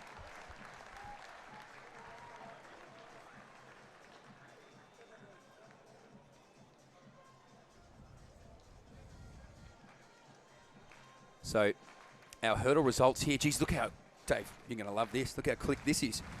13.65. Austin Little, he's nearly joined some elite company. 13.689. 13.690 to Macquarie. So, look, we saw 9 thousandths of a second separate total our men's and women's 100 metres. Here in the hurdles, 1 thousandth of a second right now has separated Austin Little from Jacob Macquarie. PB for Austin as well. He's had a great championships here. Look at this. Oh, just shout out to our photo finish team. They do such an incredible job. Good dip from Austin, though. He gets there for the silver medal. So we just saw Ben Conacher go in the pole vault, the Western Australian. It's the first time he's ever competed on home soil. He's been based in the US, dual citizen, and highlight for him today is competing in front of his grandparents. First ever competition on home soil. Recently became an Australian citizen. He's had 3 of his best jumps in his career this year. His father and family originally from Perth. Ben was born in Texas. Visited Australia regularly to see his family, but never competed here. Became eligible to represent Australia in July last year. Well, here's big Curtis Marshall as well. So first jump in the competition, he almost had to move the bags there. He's just about run out of room. Long socks on, big pole in hand 5:51 for Curtis, and Oh, boy. big clearance. Oh, boy. You get a sense there's something big brewing for Curtis Marshall. He would love nothing more than here in WA with Budge watching on to join that 6-metre club. Just maybe for Curtis Marshall. He's flirted with it. I loved Bruce's use of the word tantalising the other day. I'm going to steal that. He's been tantalisingly close to joining that club. We'll go back to the field events in a moment. We have to focus back on the track because our Women's Open 100-metre hurdles final is about to begin. Jacinta Lamprette goes out of 1. Nicolette Donforio goes out of 2. Daniela Roman's in 3. Liz Clay recently moved over to Phoenix in Arizona. That Altus crew doing a great job. Danielle Shaw was impressive in 5 in those heats. Hannah Jones as well, an Australian representative, is in 6. World Junior medalist Delta Abadovsky, who ran the heats, then jumped the long jump, and then came back for the final here, is in lane 7. Emily Britton as well has been strong this year. She goes out of lane number 8, and from the PNG, Adrienne Monaghy goes out of lane number 9. So a really good field here, but the obvious watch for mine is lane 4 in Liz Clay. So the defending champion, Michelle Jenica, of course, bounced back after that horrific hamstring injury at the Olympic Games and surgery to run the Murray Plant meet, but is not here in the championship.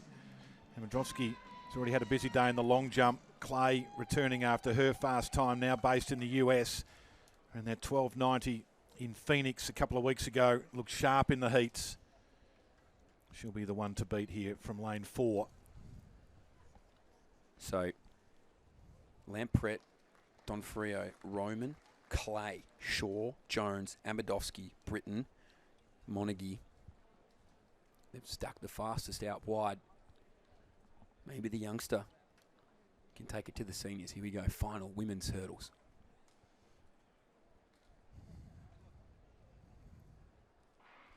Great start there. Liz Clay is away over the first flight. Delta Amadovsky out there too. Britain strong, but Liz Clay now gets into her running. Danielle Shaw not far away, but all the attention relies on Liz Clay. She's out there and it'll be quick. 12.78 for Liz. Plus 2.1 for Liz. She is your national champion. The show woman puts on a great one. That was a great race. After so many injury issues, to fight her way back. Fell at that World Championships in 2022. And it's been a long journey, but that is a return to the top for Liz Clay. 2.1, not happy with the breeze. 12.74, very happy with the time. Sharp hurdling. Shaw's run a brilliant race to get second. Fortunately, Emily Britton took a tumble early, and then Shaw hitting the deck at the end. But raise the arm indeed, Liz, because you are the champion of Australia once again. So we're going to throw down to Nana. I'm looking forward to this interview because Liz is always entertaining. Nana, how stoked? Liz Clay, firstly, welcome back to Australia. Good to have you home and a national win. How are you feeling? Oh, that's exactly what I wanted to do today.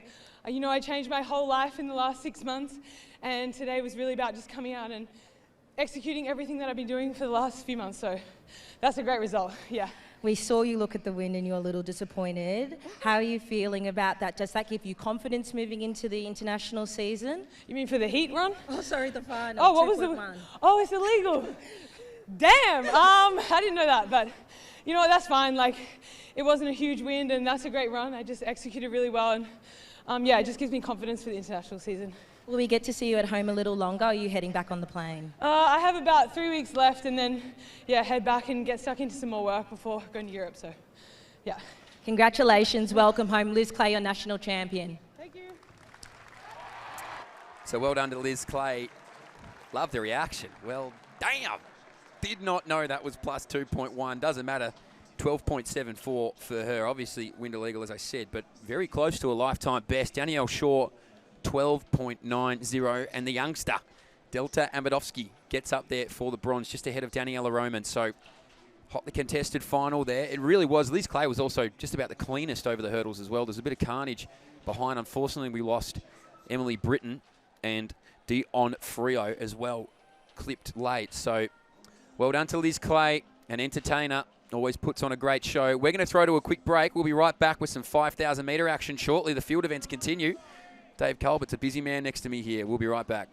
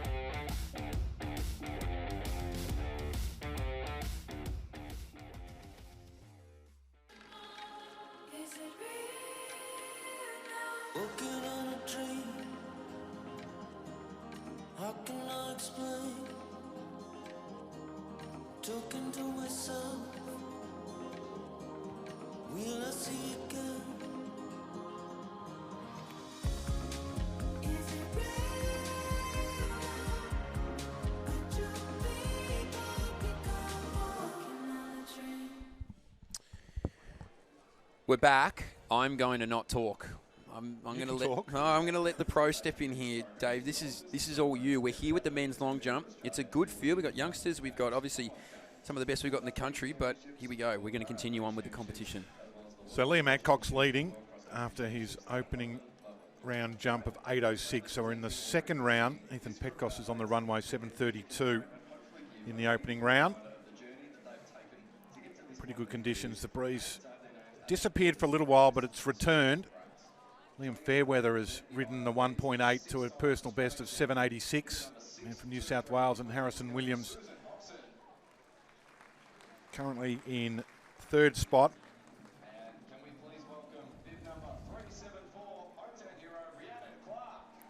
7.49 is currently in third, so a lot of foulers, including Mason Magrota, the World Junior Championship bronze medalist, the youngster. He had a plus 2.8, so that does happen if you start off with a not a very strong wind and all of a sudden get one, then that can make your first jump a little problematic. Here's Liam Fairweather, twice the New South Wales champion. So 7.65 is his lifetime best. And so he has extended that out to 7.86. The 22-year-old, pretty sure he's qualified for the World University Games. And 7.65 was the qualifier, so he's improved his position there. So that's something for him to look forward to in Germany this year. It's a great competition. Those that have been there. And he comes. What a pace. Oh, that looks like another good jump. Another thing I like most about Liam, Mitch? No, Dave, but I would love to know. The haircut. He has chopped it down. Coached by Jason Fairweather. Having a good chat to him there. So, if you flash back through the results in years gone by, the furthest jump, it wasn't win legal though. It's a meet record for Brees back in 2010 with an 8.78. Mitch Watt's 2011 marker of 8.44 stands as the win legal record, but don't ever forget the legacy of Fabrice Lapierre, Texas A&M's finest.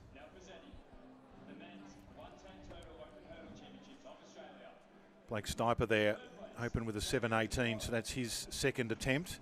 You know, I was here for that 2010 championship, and Fabrice, it was a nice tailwind. It was a big wind that day, but he seriously took off, and a lot of the photographers who had been sitting there taking photos of the long jump and were used to a certain elevation, even from Fabrice, missed it because he jumped so high. It looked like he had his own personal trampoline on the board, and you know, you looked at him jump, and it was a little bit like we're here today, Mitch. Steve Hooker was on the runway in the pole vault, and there was talk of a 6-metre jump, and then all of a sudden Fabrice took flight. He was a great competitor, won a World Championship outdoor medal, Beijing, and of course the World Indoor title as well, Commonwealth Games gold. He was a great competitor.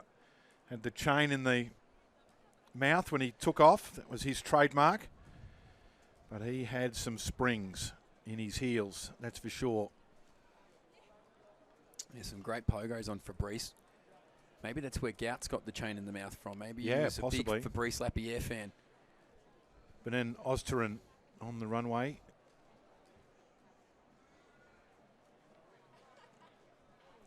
So can he improve here? Well, he'll need to because he's had 2 fouls. So that'll be 3 fouls. Unfortunate for him. So that will be his competition. And I suppose we were just talking about it earlier, Dave, weren't we? What do you do when you're on 2 fouls rounding into the third round? I respect... Well, he's gone 7.26. That's just been updated. So, yeah. I thought I've got a different screen here. Yeah, well, even in that situation where you're fighting for the top 8, you know, if you... The qualifying round in the first 3 rounds of the long jump and triple jump, shot put and discus, if you're in that situation where you're not a certainty to be in it, they're stressful because they're competitions within themselves. You've got to get your first jump in, then you can have a go on your second one. If you don't do that, what do you do on your third one? If you're a favourite, you want to be safe. If you're stretching to try and make the top 8, you just have to go for it and run the gauntlet. of a foul. So there's a lot that goes into that. Here's Harrison Williams, the Victorian. So 7.49 and 7.47. Interestingly, on my screen here, we've got some of these athletes in their third attempts, and we've got others that have only got one jump on the board. Adcock had a foul. Okay, I don't have that on my screen here. You've got a different screen to me. Yeah, well, mine... On roster. Yeah, mine I think adjusted as well a little earlier, so... I might look at yours if it's okay. Yeah. You can tell me Yeah, how they're going. I'll yeah. tell you what's... See if that works for us. Can I ask you, maybe people at home will like this question, it's a bit silly, but bear with me. When you do the clap and you want the rhythm and you want the crowd involvement, is it frustrating if the crowd is out of the rhythm of what you were hoping that they would clap at? I've always wondered that. Does it throw you off? Are you just happy that they're clapping? Is everyone different? Yeah, a lot of it's just the me. Have a look at me. So you want, to be fair, that's like the rhythm. You don't run to the rhythm of the clap. You just run. You want people's eyeballs on you. So it's attention. As we know, it's called field and track for a reason, Mitch. And the number one event is the long jump. So what are you looking at if you're not looking at this? So there's a bit of that. I think it's just engaging the crowd and knowing that everyone's got their eyes on you. So this is the visitor, Andrew Medina from Singapore. 7.21, 7.30 so far. He's in 7th spot. Can I tell you as we watch him, I know that this might upset the field fans, but Jason Richardson has just sent me through what is going to be one of the great races at Central Park on Easter Monday, the 1,000 Invitational. Oh, now this will be good. Off scratch Peter Bol. Fair enough to wait. I'm not sure if I should be reading yeah. this out or not. That maybe hasn't been announced. I might not read out the rest of the things because I've just read down the bottom thoughts. So anyway, we know Bol will be off scratch, but I'm thinking that Luke Boys, Peyton Craig and Daniel Williams may well be rolling around at Central Park. What a race that is. I hope I haven't given all that away, Richo. You better text me if I'm saying the wrong thing here. But that is going to be, of course, Gout and Kennedy and Rizzo and others in the men's and women's. Gifts will be he's superb. done a great job, for Richo, 40 hasn't grand, he? but that invitation's going to be an absolute ripper. To assemble what he's assembled, Richo, him and the crew have done a remarkable job. Anyway, I won't give away the rest of the... He hasn't fired back at you yet, the rest of the handicaps because it might just be a question mark. The Victorian out. Amiru Chandarasena. So here's the situation, Mitch, that you were talking about. 2 fouls. Now, Amiru's a really consistent jumper at the 740, 750 level. Can go a little bit further than that. We got the white flag there. But when you do 2 fouls, that's unlike Amiru. He's good. Coached by John Boas, who knows a thing or two about jumping and getting the foot behind the board. So what does he need to get up into the top 8? He needs to go 7.26. Oh, he's done well. He's done better than the top 8, Dave. He's moved to the top 4. Okay. My screen doesn't update, so I'm going to move over here, the other end of the room. So 7.53. It was windy, but doesn't matter. So up into 4th. So that's brilliant work from Amiru. So we'll continue to watch our long jump, but behind the start line, we do have to go back to the track here for a moment's Liam time. Adcock's not too far away, so hopefully we can catch him if this race can get underway. So you read them out and get them started, Mitch. I'll give them to you here, Dave. It's a big field here. This is the men's 5,000 metres. Plenty to watch, but plenty of time to talk about it as well. Aidan Velton's 1. Max Shervington, the Western Australian, is 2. Jimmy Hansen, who was in that 1,500 final, is in 3. Maguire's 4. Canala 5. Baccioni here in 6. Darcy in 7. Janetsky 8. Jude Thomas was 4th in the 1,500. He goes out of hip 9. Davies in that final as well in 10. Garbelotto, Latouf, Kai Robinson, the bronze medalist at the World Indoor Champs. We could talk about him for days. He's 13. Super Seth O'Donnell. Only knows one way, this man. Bullet out of the gun. He's hip 14. Jack Bruce is 15. He was in the steeplechase. Goddard's 16. Cox 17. Now, this is a watch. Cameron Myers goes out of hip number 18. He was so strong, winning his maiden 1,500 metre title just last night. He hasn't run a 5,000 metres. He's the 3rd fastest we've ever seen over the 3,000. He's going to include an extra 2K onto his journey, see how quick he can go. Then it goes Clark, who was the steeplechase champion last night, Hayne and Sharp. So plenty to watch and plenty of storylines to unfold here. I'll let them start.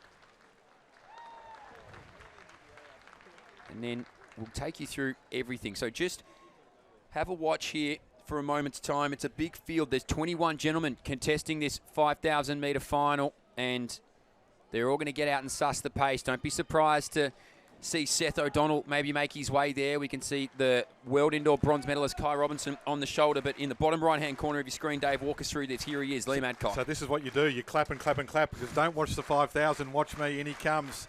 World Indoor Championship medalist. Charges in. Ooh. Good jump. 8.06, his best so far. Of course, at the World Indoor Championships in Nanjing, he had 5 of his 6 jumps were over 8.10.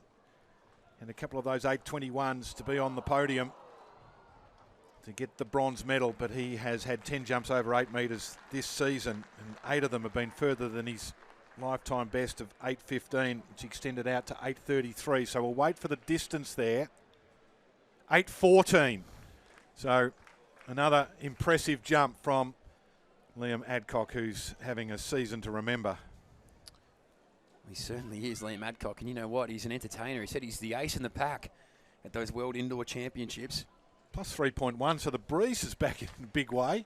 It's hard to judge here in WA, and I maintain this. I was on the track the other night, and even when you don't think it's breezy, it's breezy. So attention turns back to this men's 5,000 metres. It's Will Garbellotto who leads it out from Kai Robinson, who, as I said, he claimed that World Indoor bronze medal in China only a few weeks ago. He had such a storied career in the NCAA system over in the US. Mason Magrota hits the board, and that'll be around 8, not quite there, but around it for the youngster, who was a medalist at the World Junior Champs we spoke about, Dave. But this tempo in this 5,000 metres has started off, well, I won't call it pedestrian. It's not quite pedestrian, but it's certainly manageable.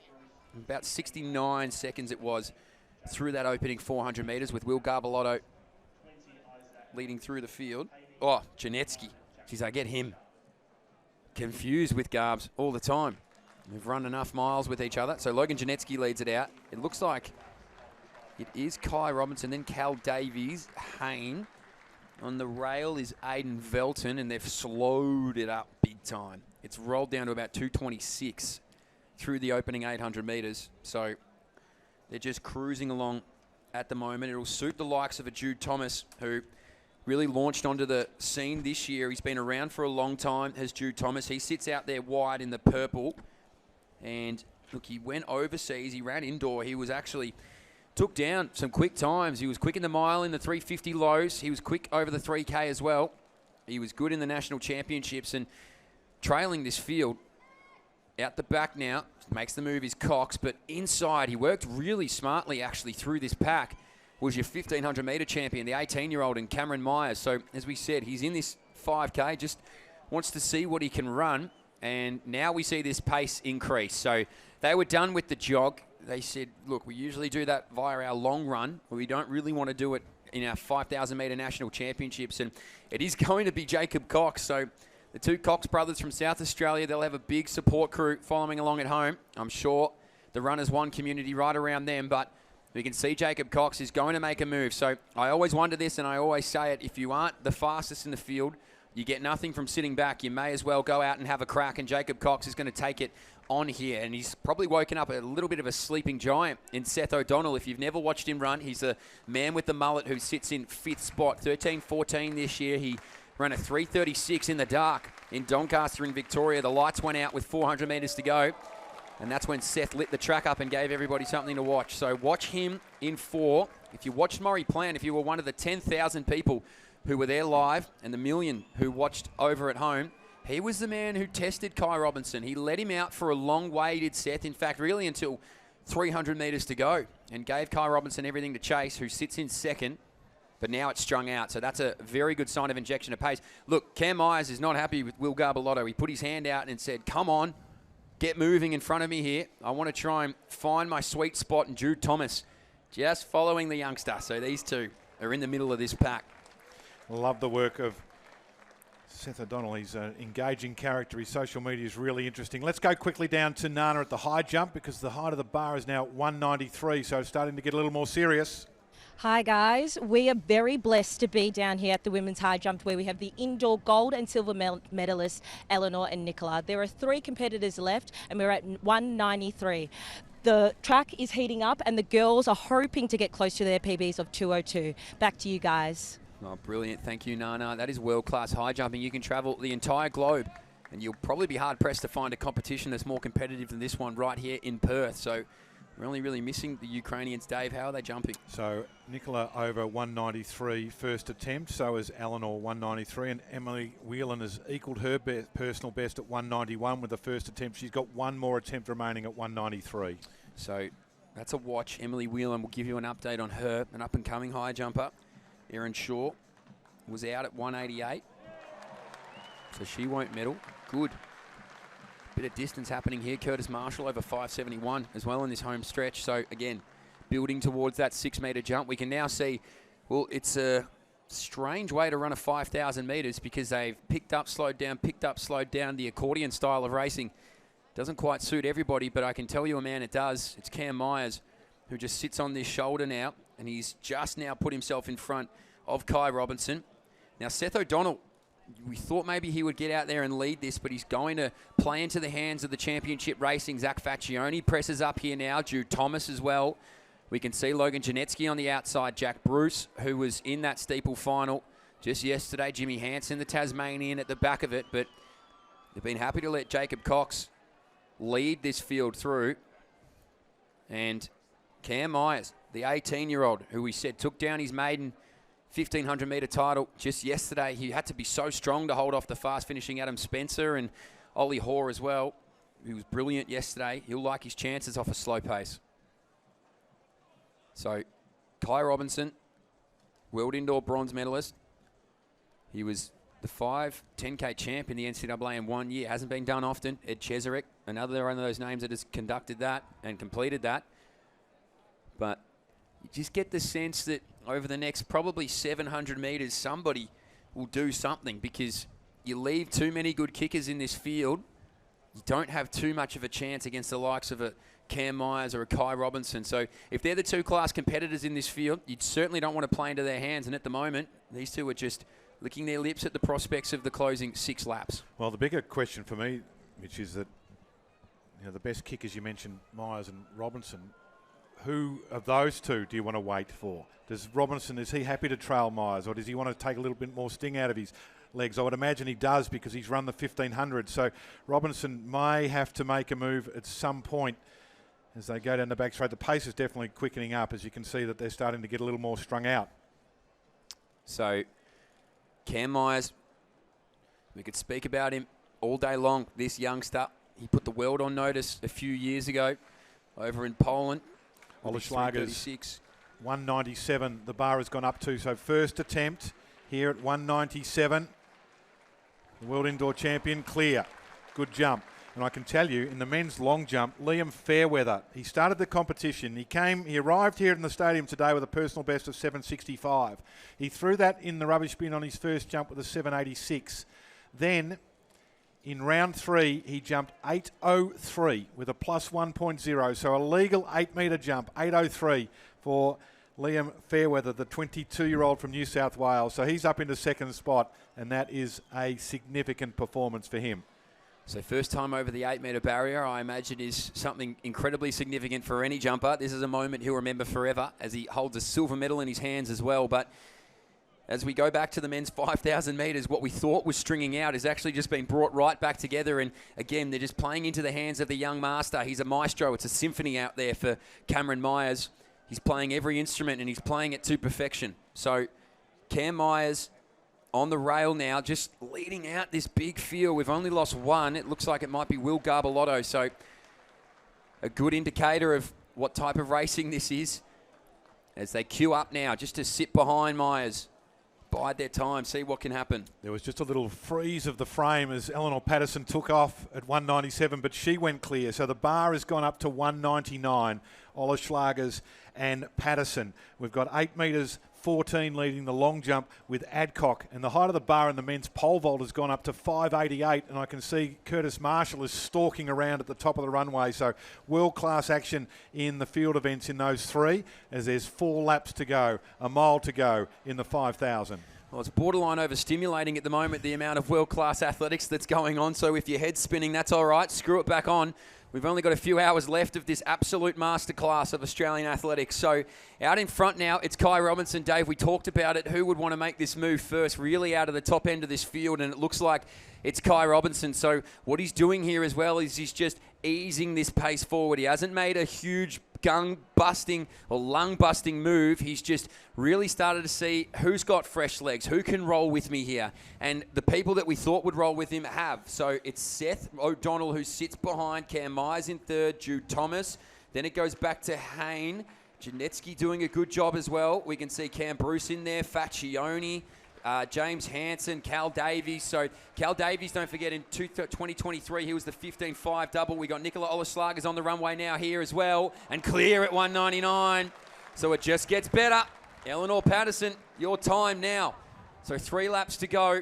We can see Kai Robinson, Seth O'Donnell. I'm sure everybody here would have watched that Maury Plant meet and saw what that looked like. Maybe Seth just learned a little bit of something there. He's looking comfortable in the second spot, but Cam Myers, the 1,500-metre champ, ready to pounce. Well, for mine, Seth's got to be the man that goes first. He's sort of got to, does he run for a medal? Here's a question for you. You know more about the distance running than I do. Does he go for the medal or does he try and go for the gold medal? Because he has to go the longest way out, I think. And he seems to me to be the sort of guy that will be happy to crash and burn and give it his best shot to take the gold. But Robinson's not having it. He's still out in front. He knows that he's got the wheels and the engine and the heart to be able to lead from the front. I'd hate to go driving with Seth O'Donnell because if he drives like he runs, it's all gas, no brakes. So Seth O'Donnell in that second spot, you just imagine he's waiting for his moment. He just wants to strike. Kai Robinson, though, he'll love this. He'll love what's happening behind him here. He says, boys, you can just let me lead this one out at a pace I'm comfortable with because I've got a devastating kick. Cam Myers in third. Jude Thomas, a big watch for me. He's shown what he can do this year, and he'll love the fact that it's slowed up. He had that 352 mile indoors. He's run quick over the 3,000 metres. He sits there comfortably in fourth place. Jack Bruce now wants to get a piece of it. Faccioni just slipping towards the back of this leading group. But have a look at this. It's just lap after lap. Slowly but surely it's getting faster. And with 600 metres to go, you can't pick a winner, but you can pick a race. It's going to unravel with 600 to go. So it's going to be Robinson, O'Donnell and Myers, then Jude Thomas, Hansen, Janetsky slipping back with Bruce, and the rest of this field, Dave, just trying to hold on. Patterson just missed her first attempt. We just saw that in the squeeze box as it's getting to the concluding stages here. We will stick with the 5,000. So Olaslager's over at 199. Patterson 2 jumps to come. Marshall not too far away. So here we go now. We've talked about it lap after lap. What was going to happen? Kai Robinson, Seth O'Donnell, Cam Myers, Jude Thomas, Jimmy Hansen, and now we're racing. So here we go. Kai Robinson keeps that rail position. He loves to just maintain that spot here now, but Seth O'Donnell, he took a learning from Maury. He said, all right, well, I might have gone a little bit too early. I showed my cards a little too quickly. How about this? So sits on that shoulder now. Myers slips back. Jimmy Hansen, the Tasmanian. He won in Adelaide over this distance. He'll love the fact that he can kick down. As I say that now, Myers heard his name. His ears pricked up. He says, I want to get up there for a medal. But here we go. It's a showdown out in front. It's Kai Robinson who leads it out. Seth O'Donnell, the super mullet, comes moving around his outside shoulder. O'Donnell to Robinson. He's got that world indoor bronze. But Seth O'Donnell has something you can't teach. Heart. So O'Donnell, 50 metres to go. Cam Myers out of the track. But Super Seth is a super champion. 13:49. Takes it over Myers, takes it over Robinson, and Seth O'Donnell, you are the national champion. Well, what a run. We talked about his heart and whether he would push the pace. He couldn't get past Robinson until the concluding stages of the race. He pushed it and pushed it and pushed it and found himself in front. And that is a tremendous performance. He wins the national title. Myers was flying home at 1,000,000 miles an hour. Just ran out of time. Well, that was just incredible. So he did take a learning from Maury Plant, didn't he there, Seth? He pushed Kai Robinson all the way in Melbourne. We can see down here Curtis Marshall, Dave. 588, first attempt for Marshall, and gives it a tickle. The bar comes down in the high jump. Patterson has passed, can't improve her position with a clearance second attempt at 199, so the bar has gone up. And Olaslagers on her way. And that's a big clearance. So Ola Schlagers goes clear at 2:01, equals her own championship record set in 2024. And so now Patterson will have an opportunity to clear that height and fight on. Of course, would be second on the countback. It's all happening here at Western Australian Athletics Stadium. Seth just making sure that everybody knows who the winner was. Yeah. Shaking all of their hands. And it was well deserved. He says, yes, that was me that crossed the line first. I know. And if you need a physio appointment after this, you know who to call. So. And jump on my Insta and I'll give you a few tips during the week on how I got it done. Oh, that's brilliant. Seth O'Donnell, for mine, he's an old school distance he's a runner, bit like, isn't he? he's the Australian version of Steve Prefontaine, I reckon. He's a cult hero. And I'm envious of the hair as well. Oh, the thing I love Patterson, about Seth. Oh, you go. miss. Hit. So she got one more? One more jump, yes. So one more at 2:01. Yeah, I don't know if she'll go up to the next height. That might be a stretch. May not be able to improve her position. Of course, she has jumped 2:02. So I think the bar will go to 2:03, which will be equal to the Australian record, which Nicola Olaslagers has done on a couple of occasions.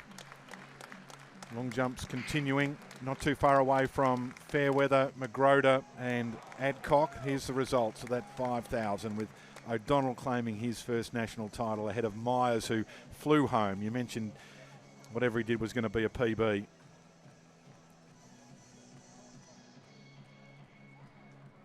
And Kai Robinson with the bronze. So the bar looks like it's staying in the same spot in the high jump. There's 73,000 people down on that infield right in front of the scoreboard, so can't see if it has gone up. I don't think so.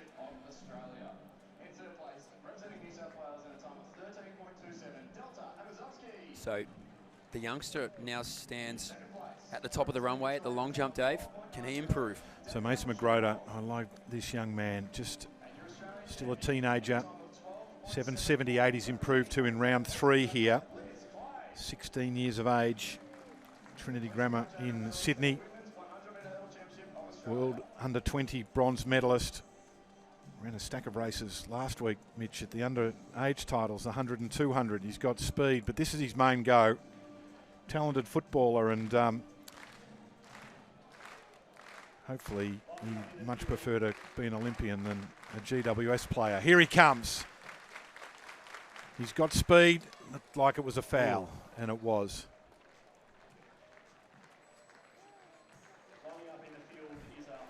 So just to recap there, Adcock still leads at 8:14. Fairweather, personal best, 38 centimetres in one day, up to 8:03, plus 1.0. And Magroda is in 3rd place.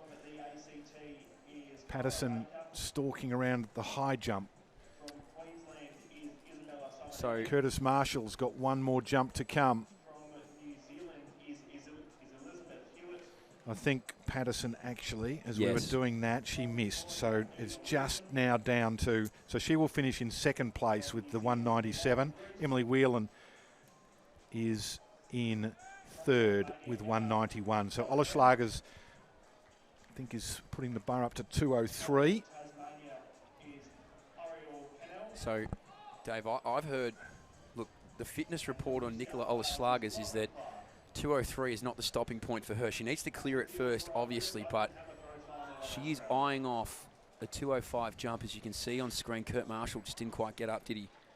So he's now looking at his 3rd attempt at 5:88. Didn't get over the top. But Nicola Olaslagers, 2:03, is now the asking price to continue.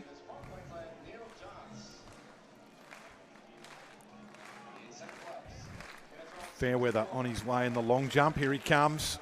Good work, our crew. They're busy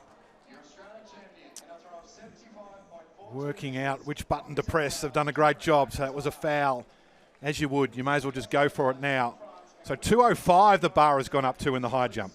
So, Dave, this will eclipse her own national record of 2:03 here. Nicola Olaslagers. We'll get a quick look at the world rankings of where 2:05 would put her. It's high. I can tell you that much for free. It's been talked about here this morning that this was the marker that she believes that she can jump. She's been chasing it. She chased it in the Paris Diamond League last year. It'll put her equal 12th all time. So here we go.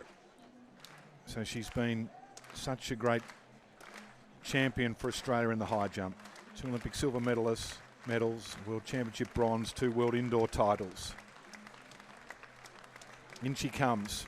Rare air indeed. 2:05. One more jump to come. Oh, no, she passed at 2:03, so she's got 2 more to go. Geez, it was close, wasn't it? Yeah. Adcock passed his jump in the long jump, so we're now moving into the 5th round, if I can count, of the men's long jump. So we might take a break, Mitch, and have a little rest. Sounds just good for to me. 2 minutes. We'll be right back here with all the action live in Perth.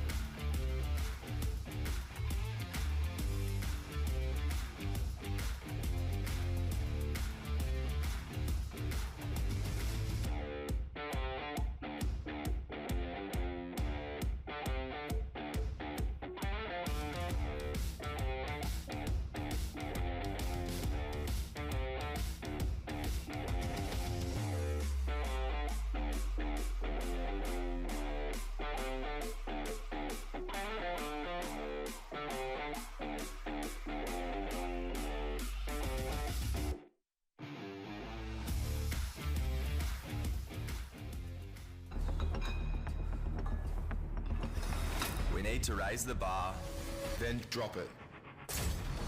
We need to push forward. Then push against that. We need to carry the weight of expectation. Then throw it all away. We need to know the hunger. So we can fuel the fire. INC Sports Nutrition. Powering tomorrow, today. So we're back. We're quickly. This is Curtis Marshall's last attempt over 588. Up. Just. Geez, he's too much time on the bench press, Kurt. His chest just hit it on the way down. He had his sights set on some big jumping, but he has won the Australian title at 571. Nicola Oleschlager's missed her second attempt at 2:05, so this is third attempt at a new Australian record, a new personal best. seeking a 6th national championship, which she's already got. So that part of the equation is secured.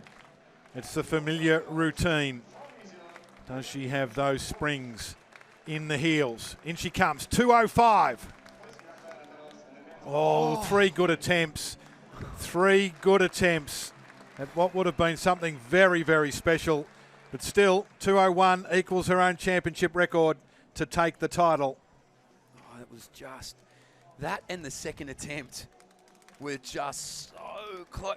It really is reminiscent of last year when she was trying to jump it. Look, the confidence is there, isn't it? She first round jumped everything on the lead up. She's second competition of the year. Amazingly, her world indoor gold medal was a opener for 2025. So she's on for something here. So a couple of significant performances there in terms of Australian titles. So Nicola wins her 6th, joins Tamsin's mum Caroline, who won 6 high jump titles. Alison Inverarity and Christine Stanton, the 2 Western Australian guns, who both won 8. And Curtis Marshall has won his 7th Australian title in the pole vault. Still got a bit to go because Ray Boyd has got 11, but still 7 for Curtis and number 6 for Nicola in their respective events to become Australian champions once again. Long jump, Magroda, Fairweather and Adcock are lining up like they do at the airport, just waiting for the runway to be clear and for air traffic control to tell them that Magroda, he'd love a flight 8.00, that's for sure. Well, he's flirted with it, hasn't he, the 8? I reckon there was a jump last year that ended up being on the board up in Brisbane that would have flirted right with the 8:00. He went back and checked with the officials numerous times just to say, are you sure? Are you sure? So Big Mace, what can he do here? 780 is his lifetime best. And what's he got on so me, far? Dave. 778, so he's only just a couple of centimetres away from that. And that's what you want. You want the crowd clapping, and they are, because he deserves it. The World Under-20 bronze medal. Got to be good to get a medal at the World Juniors. In he comes. Foot was pretty close to the front of the board. Too close, because the red flag has gone up. Geez, it was a consideration, though, wasn't it? It was had a little look, but I think it was enough. I do have the GoPro there just to check it if they need it, but... So we've got a couple more jumps to go there. High jump is completed, pole vault is completed, and we've got some great track action to come. And the first of those events in the last section, Mitch, is the women's 400 hurdles final. We certainly do. So this will be a good field. Susie Douglas is in 1. Daniela Roman, been busy today, in 2. Brody Mate is in 3. Lone Viel is in 4. Sarah Carley, she's looking for her 4th consecutive title here in the 400-metre hurdle. She was our semi-finalist last year. If she can get this, she'll move past Yana Pittman, Marion O'Shaughnessy, and Lynn Foreman for 4 consecutive. Isabella Guthrie goes in 6. Alana Jukic as well. So she was the semi-finalist last year in the Olympics. She travelled the world in about 6 hours to chase down every qualifier possible to get there. She got there. Alicia Bennett is in 8, and Marley Wilkinson goes out of lane number 9. So a really good quality field here. They were strong through the heat. Sarah Carley, though, has been so impressive this year. She started so brilliantly in Sydney. And now she's here. I dare say that her lifetime best of 54.66 is very nervous for the next 54 seconds. Yeah, I agree with that. I think it's under threat because Jukic and Guthrie on her outside will drag her through. We know that Jukic likes to begin quickly. She's a powerful runner who doesn't mind taking it on. So the run at the Sydney Track Classic is probably the one to focus on. Carley beat Jukic and then Bennett's. Carley's the defending title, as you mentioned, and she's a very good tactical runner and technically good as well. So she generally gets her strides absolutely spot on. Not the biggest athlete in the field, but she makes the most of what she's got. So Sarah Carley, she's the 3rd fastest we've ever seen. Can she climb the leaderboard on her way to a 4th straight national gold medal? She's in the middle. Alana Jukic, the Western Australian, 3rd from the outside. Really good start here, women's 400-metre hurdles. It was Isabella Guthrie who probably got the best of it out of the blocks, but now we see Sarah Carley just pick her up in the middle of the track. So Carley leads this field out from Guthrie. Jukic up this back straight as well. The hometown favourite is up the back straight in that 3rd spot, but Sarah Carley, she started the year so strong in Sydney. She looked really good in the heats as well, and she'll make her way around here through the opening 200 metres in front. So It's Sarah Carley out from U20, who's starting to find some form out here wide. It's going to be Carley that leads them in, though. U20 is about to draw level, so these two will round into the home straight pretty well together. It's Sarah with the quick step. She's out there in front. Alana will have to barrel down here over the final hurdle, but it's going to be Sarah Carley who leads us in. Alana Jukic will find something, we know that, but she won't find enough. 4 straight here for Sarah Carley. Quick! 54.33. PB for Sarah Carley. 4 straight here in the national titles. Well, 54.29 it's been rounded down to, and that is a superb run. We thought that the pacemakers on the outside would assist, and they did. We thought that what she's able to achieve in terms of her race plan, stride pattern, all of those things was able to come together to a lifetime best. And after that dramatic incident in the training gym where it was nearly the end of Sarah Carley, she has come back and once again produced. And a personal best here is such a significant reward for all the toil, Sarah. Well done to you. 54.29. Well, not just that, Dave. She's got a World Champs qualifier as well. Yep. Sarah Just gone to have a look at the clock. I wasn't sure. I want to just check. Yes, Sarah, it is. Just brilliant, wasn't it? She's just worked so much on her flat speed as well. That was documented last year, and it's on display over that last hurdle. Just managed to get away. We're on record. She's not far from Jana Pittman's 22 there. So, look, she's run unbelievably well. 53.22 was Jana Pittman. Flintoff King stays safe at 53.17. The top two are pretty good, aren't they? They're an Olympic champion and a 2-time world champion, so there's a bit to chase. But, Sarah, to get that world championship, you don't have to worry about qualifying, ranking points and any of that sort of stuff, Sarah. You've got the qualifier. Nana? Sarah Carley, national champ. You just got a World Champs qualifier. Has a weight been lifted off your shoulders? Oh, immensely. I think today I knew that Alana was going to go out hard, and I guess today was about winning. So it's a relief, but it's also a bit of a shock. After the race, we saw you walk back and check the time. I still don't think you believe that you've just run that time. What's going through your brain? Oh, I knew I was in shape. I was training with Abby and my fiance Bryce on Monday, and I did a rep to 8, and I just said, I know I'm going to do something really special on Sunday, and yeah. Now, you're also a 4-time national champ. How does that sound? Yeah, that's pretty cool. Thank you. Our national champ, Sarah Carley. Oh, it's pretty cool indeed, Dave. Yeah. She's in rarefied air there. It makes a massive difference when you've got the qualifier, though. We know that the world ranking system now is favourable for our athletes, and we've got a good system here with our gold, silver and bronze meets. But when you've got the qualifier, you don't have to just run around. Like, you remember Alana Jukic in the lead up to the Olympics? She competed about 15 times in 3 days in 7 different continents, trying to chase the points. So Carley with the personal best, Jukic and Bennett's, but getting that qualifier and knowing that the selectors are going to pick you. You win the title in a qualifier, you're on the way to Tokyo. It's 5 months today, and Sarah Carley will be there. Unbelievable. So we're going to continue with 400-metre hurdling action. Our men will be up shortly, but we're going to throw to a quick break. Don't go anywhere. The men are up next. Gout Gout, not far away either, here on 7+.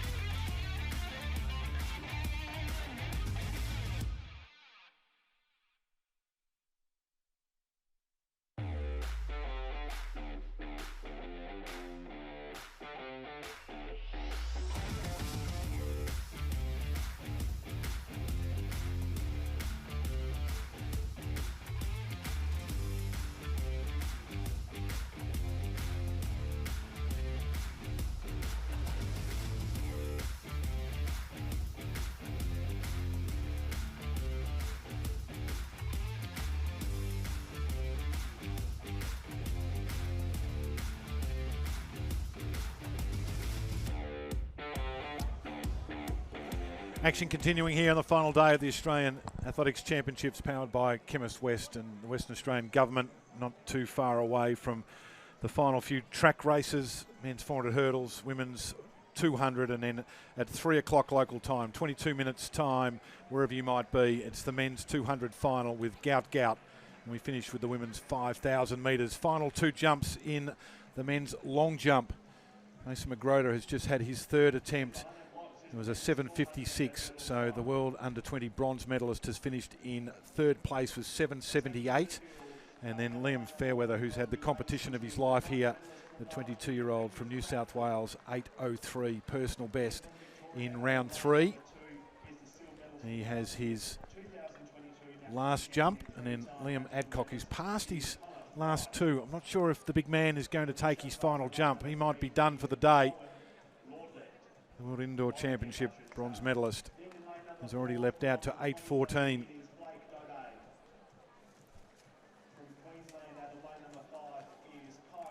So Fairweather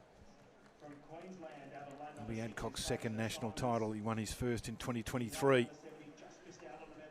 400 hurdles, not too far away. Just go run down there and tell Liam to get on with it, Mitch. You've got to no, because he's got to get the clap to get the attention, Dave. Well, hopefully he's got to take his time. Here we go. It's already been a day out for Fairweather. Oi! And he comes in with a lot of pace, and the thing is, if he hits it, he goes a long way. I'm not sure that's going to be an improvement. So I'll update the score on that. I don't think Adcock is taking his final jump. Doesn't look like it. In fact, I don't think so. We'll come back to that because the 400 hurdles are just about ready to go. It certainly is. Tom Hunt, he's 2nd from the outside. Only man sub 50. He's also looking for his 2nd national title if he can get it. So this will be good. Angus Proudfoot, Connor Fry, the national medalist himself.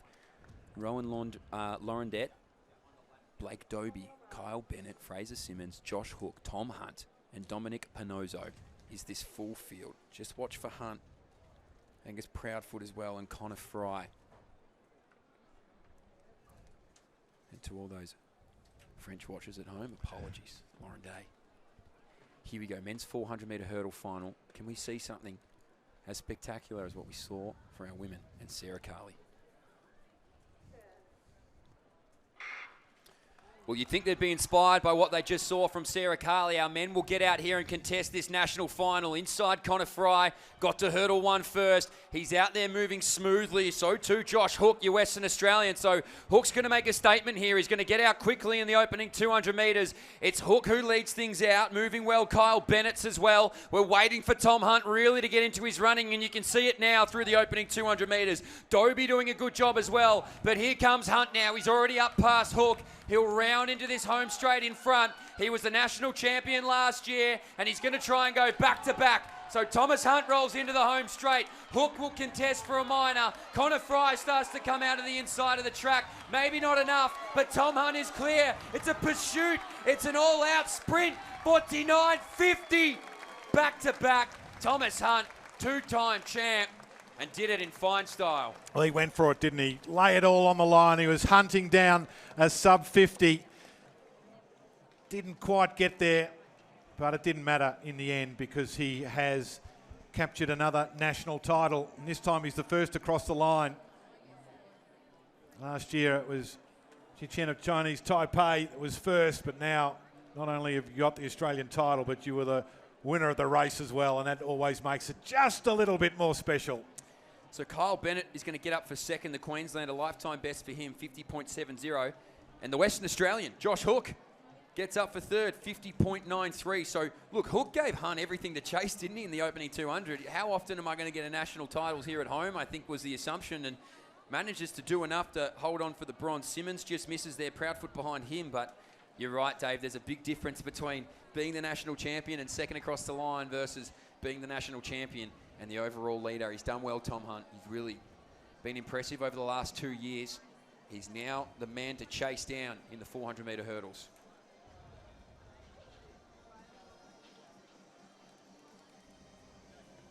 So you can see down here, you've got your back-to-back champion, Nana, Tom Hunt. He's caught his breath, I hope. How's he feeling? Tom Hunt, congratulations on the national win. Mitch has just let everyone know that you're a two-time national champ. How does it feel the second time round? Oh, really good, because it's so hard, these competitions, because everything has to go right on the day. Sickness, how your legs feel, conditions, and it's really good to have both the wins. We saw in the heat that 7 out of 8 competitors had to run 51. Did you think you'd have to run sub 50 or close to 50 to get the win? Yeah, I thought you would have to run the 50 seconds to get the win tonight, because the arc and position this year is very, very impressive, with multiple people around that 50-second mark. Congratulations on the win. I reckon a 49 is coming your way. Definitely, thank you. Oh, that's brilliant there, Nana. Yeah. Look, it's hard pressed for me to say, oh, have they caught their breath? Very understandable not to catch your breath after running a 50-second 400-metre hurdle. So Tom Hunt, he's a two-time champ. Speaks very well, does Tom. And I think he's got more in the tank there. We've had some pretty good history over the 400-metre hurdles for men. And now Tom Hunt gets his turn to rewrite the record book. So well done to him. 400-metre hurdles are done. And if you're sitting at home, you can see the thousands that are sitting in here at Perth. Up next, our women's 200-metre final, followed closely by our men's 200-metre championship. Don't go anywhere. We'll be right back on 7+.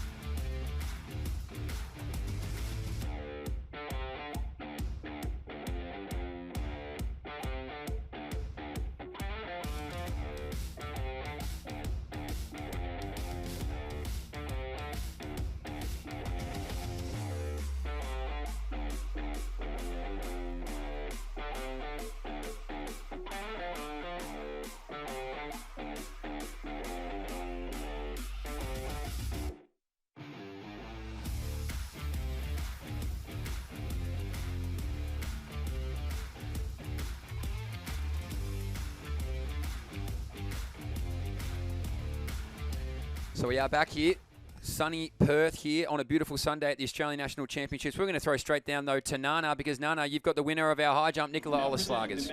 Nicola, congratulations on your 6th national title. Coming off the plane from China and a gold at World Indoors, how are the legs? Legs are feeling good. I think this track is just everything that she could possibly want on a Sunday. Now, I just got some top insight from you that you've never attempted over 2 meters at training. So how do you get out there and go, I'm going to go 201, I'm going to go 202? You know, my training height used to always just be 1.90 meters. I never went above that. And my starting height is 190. So I think, like, for me, high jump is a big, like, you do all the work, and then when it gets to competition, you have to have faith that everything that you've done is enough. And so today, I haven't attempted 205 since January last year. It's been a long time. But when I looked at that bar, I didn't see how big it was. I saw, like, the progression, but also that I'm engineered for this, you know? We've seen you do 201 many times. What made you decide I'm going to go for the 205 today after the win? Yeah, well, I know the natural thought is to go 204, but you know, I really believe that I've got higher heights than 205 this season, and those big numbers, you know, the 2 metre barrier that was done to 2021. I think 205 for me is that next barrier, and then the world record's 210. So I just, before I even stepped foot on the track today, I was like, I want that bargain to be 205 today, whatever happens. Congratulations, Nicola, on your 6th national championship, your high jump and world indoor gold medalist. Thank you so much. Oh, brilliant. Nicola Oleslager is just an absolute legend of Australian athletics now. She's got that status, she's earned it. I love the description. I'm engineered to do this. And when you've got that sort of belief, we know her face so important to her. But, you know, both Nina Kennedy, although injured and wasn't able to compete here, Matt Denny's doing it again tomorrow morning when he's lining up again. You set the bar high and you try to achieve it. One of the easiest things, Mitch, in life is to set the bar low, clear it every day, and then go home thinking you're a success. But sometimes you've got to set it so high that you don't always get there, and that's what Nicola's doing. That's what we saw. Curtis Marshall didn't quite get over it today. He came in wanting to jump 6 metres. We've seen Matt Denny now become the number 2 all time, and you know, that's what Gout is doing. He's setting the bar so high in places that no Australian has ever gone before, and they're giving it everything to try and achieve it, and I love it. Well, the great thing about Australian athletics at the moment is that when they set the bar high, it's not something... It's outrageous in terms of conceptualising it, but in terms of the depth of talent and the pedigree that we've got, it isn't that crazy. So we're just in this beautiful sweet spot here at the moment of Australian athletics. I know that people are tuning in here who might not have watched a lot of it before. They're about to get a show over the half-lap distance. Our women will go first, and this will be a very close final. Can I tell you, though, some of it's pretty crazy. Some of it is pretty crazy in the context of things. Yeah, and we're about to see 2 great 200 finals. So the women's first, unfortunately, Lakara Starlin, who we know was one of the favourites and qualified through to the final, hasn't been able to start. So the winner of the Perth Track Classic here, obviously something's gone wrong during the heat and between the heat and the final. So Starlin is not there, which means that Summerfield comes into the final spot. So Starlin was in lane 9. So Edwards, the favourite here. Malat and Gross, hard to beat as well. How much have they got left in their legs for those that have done the 100? For those that have done the 400, have you got anything at all? Edwards will burst from the blocks, but she'll be out on her own, Mitch, as we go through the athletes here. There's Rose Inkster, who was 9th in the 100. It's tough, isn't it? Because if you've run those 100s all the way through to the final, this is technically your 5th race. We see Mia Gross flash on screen here. She was featuring in those. And just before that, Jock, who ran a personal best, and fantastic to see her. Mia Gross, I love her. Biggest smile. 2nd last year at the national titles, 5th in the 100. Has she got anything left to be able to charge them down? Big watch for mine here, the youngster. Yeah, fantastic. 4th at the World Under-20 Championships. Looked great in her heat. Was just behind Starlin in Perth. So we know that she can be fast, and she's got some athletes to work on the outside. We know that Carla Bull will finish strongly. The Stall gift winner, 6th in the 400. You would imagine that, despite all of those 400-metre runs, she'll be finishing strongly. Edwards is really interesting here. She was the winner at the Maury Plant meet and in Adelaide. Has been in fantastic form this summer, but she's only got one athlete on her outside, and that's Brooke Summerfield. So she doesn't have Starlin. So it's the New Zealander Summerfield who comes in. Mitch, that's interesting for me because Edwards is the fastest starter, and within 15 metres she's going to be in front in the race, and she won't have a sense of where the others are. So the question will be, once she gets out in front, can she hang on? Because Malat, Bull late, and Gross will be coming at her. She certainly will. So this will be fascinating. Christy Edwards, to your point, Dave, is the favourite. But when you're out there by yourself, nobody around you, hard to dictate. Watch for a fast finishing Jess Malat. She was 4th at the World World Juniors just last year. This is sure to be a showstopper. Women's 200. Oh, brilliant start there from Christy Edwards. So the favourite rolls out here through the opening 100 metres. Here comes Mia Grosso, your Olympian from last year. Jess Malat will work into the home straight. But Christy Edwards now is out in front. So she leads out this national final. Here comes Jess Malat, the youngster inside of her. She's bombing through. Carla Bull as well. Jess Malat, the coming of age. She takes it. 22.80 plus 1.2. Absolutely magnificent. 2nd fastest we have ever seen as an under-20 Incredible there. She's not under 20 anymore. Apologies, the seniors for Jess Malat. Unbelievable, Dave. Personal best, great run. We knew that Edwards was going to get out strongly, and we knew that the others were going to come at her. Carla Bull ranged up, just got a little tired. Looked like she was going to be the one. Mia Gross was in there as well. But at this stage, Malat stays relaxed, grits the teeth, dives for home. Edwards trying to hang on, but Jess gets there. Personal best, 22.75. She smashed her old PB of 22.97. 1.2, the national title for the first time. 12th fastest we've ever seen now, Jess Malat. 12th fastest of all time. Congratulations to Jess Malat. And we predicted it, didn't we, Dave? That closing speed of Jess Malat is just oh so impressive. It's not the start that you really stand out about her. It's the way that she can close that gap. 50 metres to go. You could see Christy Edwards just tightening up slightly, and Malat just sees the opportunity. Well, some great times here with Malat, personal best 22.75. Christy Edwards has been rewarded, a personal best 22.81. Carla Bull, a personal best 23.00. What a weekend Carla has had, a PB in the 400 and the 200. And Mia Gross was in fourth place, 23.05. PBs for Jock and Inkster as well, and Lem. It was a fine final, befitting of the Australian title. Nana, you're with the winner, Jess Malat. Jess Malat, your first national title. How are you feeling today? Oh my God, I don't even know what to say. I'm so happy, so grateful. Like, look at that field. It was just, anyone could have won it. Those girls are so talented, and such an honour to be able to race against them. You ran 22.75. How does that time sound next to your name? Oh my God, it doesn't feel real. Like, I can't believe it. Yeah, dream come true. We're so glad to see you out there. You've had an amazing junior, and it's great to see you open up in the seniors so well. You're national champion, Jess Malat. Thank you. Oh, brilliant. No, just such an incredible performance there from Jess Malat. So she takes out her maiden senior title here in the 200 metres. Joined some good names. Here's a few for you. Yeah, roll Raylene for Boyle, me. Denise Boyd, Melinda Gainsford-Taylor, Kathy Freeman, Marjorie Jackson. There's some names, and you can add to that. Tori Lewis, of course, who won it last year, and now Jessica Malat.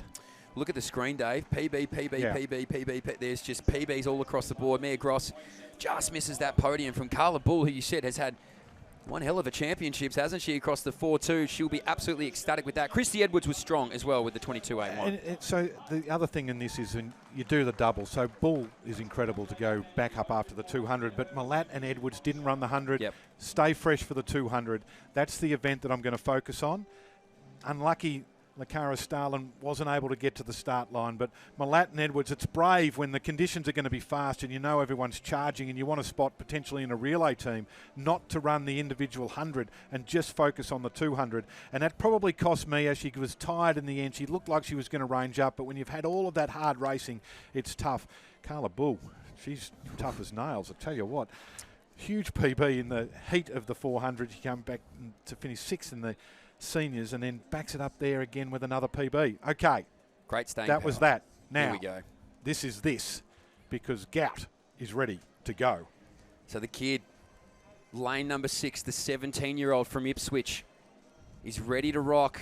Now we're looking at these win legal times. We had a plus 1.4 there, so it stayed under, which is brilliant. We've only seen, this is his 4th race of the championships. He's only had one with a wind legal reading. That came in the heats. He switched it off at 70. He said, I've got to come back and try and do something remarkable in this final. We'll give you the full field, though. It's Elvie, Taryn, Okarenyang, Milverton, Jordis, Gout Gout, Chris Oos, Aidan Murphy, and Lachlan Kennedy, who was obviously the man who took down Gout Gout at that Maury Plant meet. He's a silver medalist here in the 100 metres. He's backing up with this 200. This will be his 5th race now in just as many days. So Lachlan Kennedy for mine to watch in 9, and Aidan Murphy really impressed me in the heats, but all eyes are on the kid in red.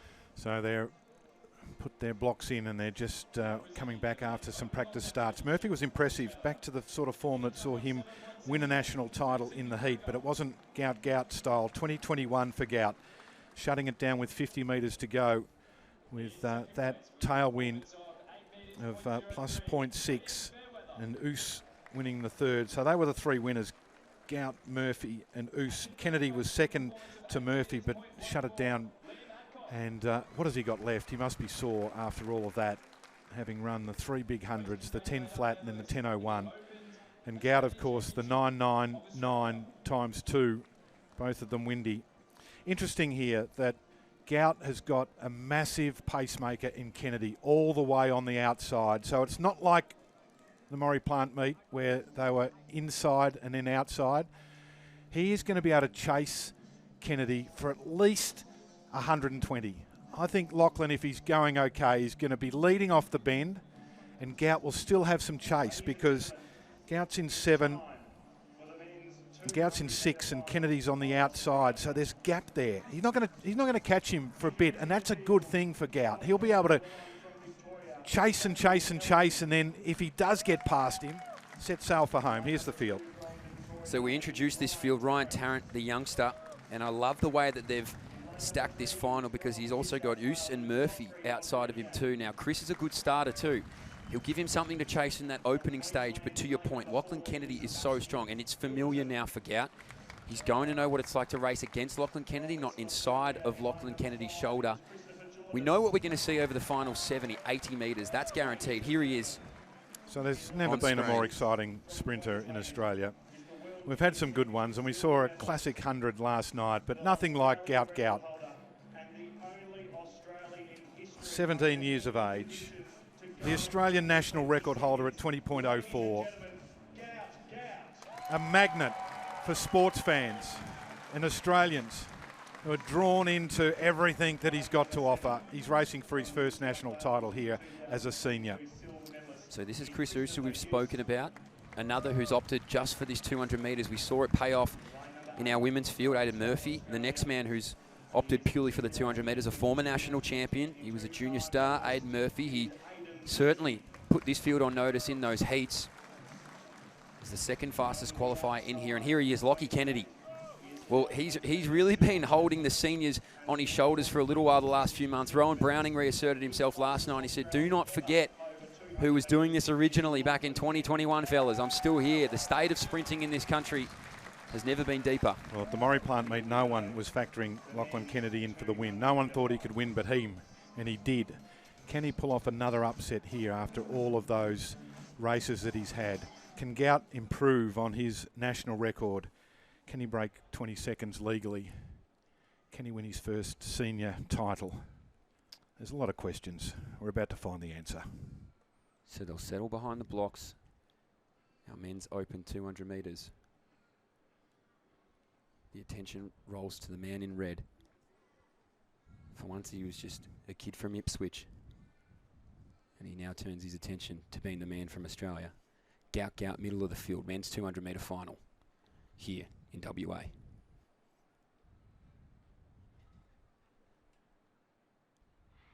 Oh, we got to rate really well, but we'll come back.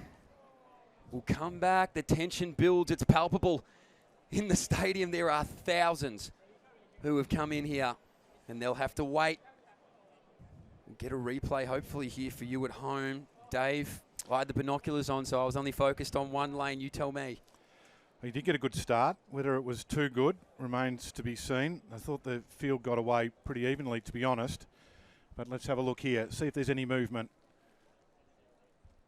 Well, it's Kennedy on the outside, I think. Oh, boy. You've run a lot of races. I'd be shaky too. Let's have a look. I haven't seen them walk out yet. There might be, he might get away with a unsteady with the field. He hardly looks impressed. Might.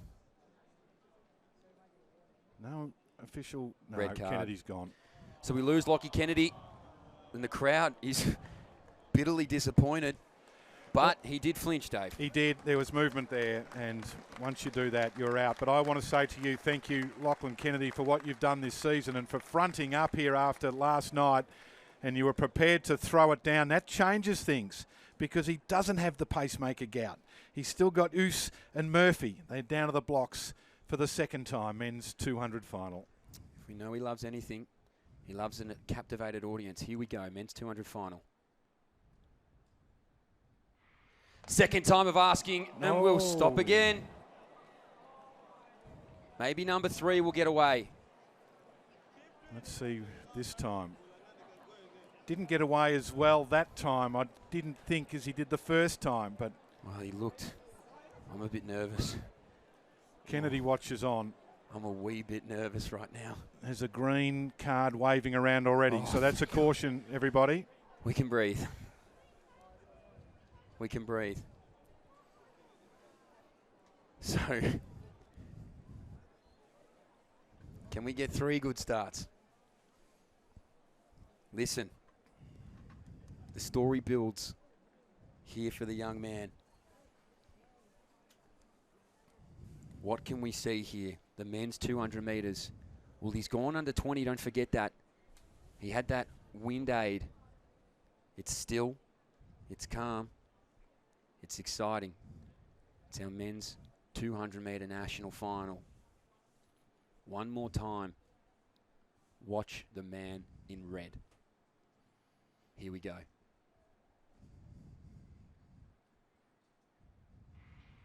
Yes, we're away the third time of asking. He sat in the blocks a little bit longer though. Gout Gout did not want to tempt fate. He gets up on Oos. He's out there a little bit wider now. Is Aidan Murphy, but here comes Gout Gout. We knew we'd see this in the final 50, so let's watch the young superstar rise. He's flying. He will be Gout of this universe.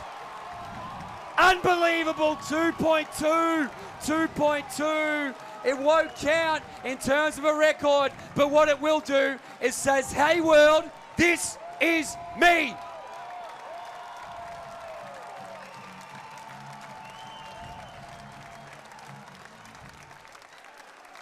Well, the crowd here rising to their feet as they should. The wind is the devil here in Perth.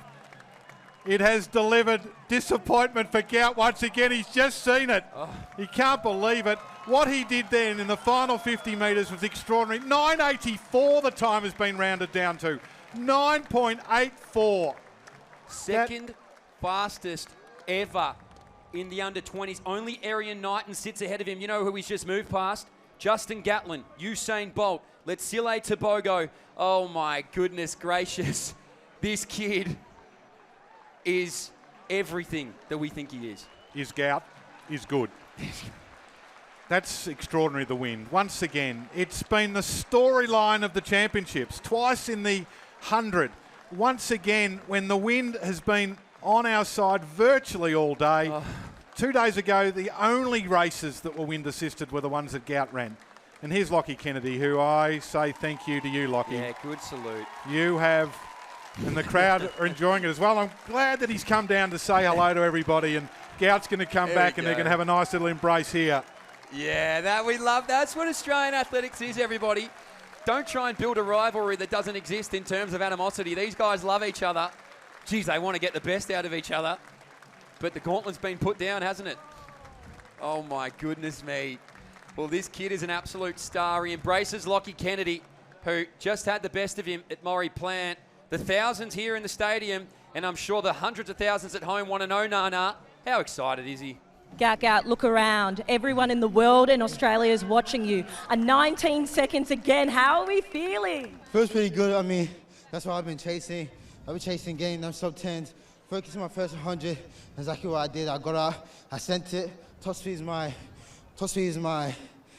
gift. So I used it, took off, and got sub-20. So couldn't be happier. We saw true false starts. What's going through Gout Gout's brain? Are we nervous? Are we scared?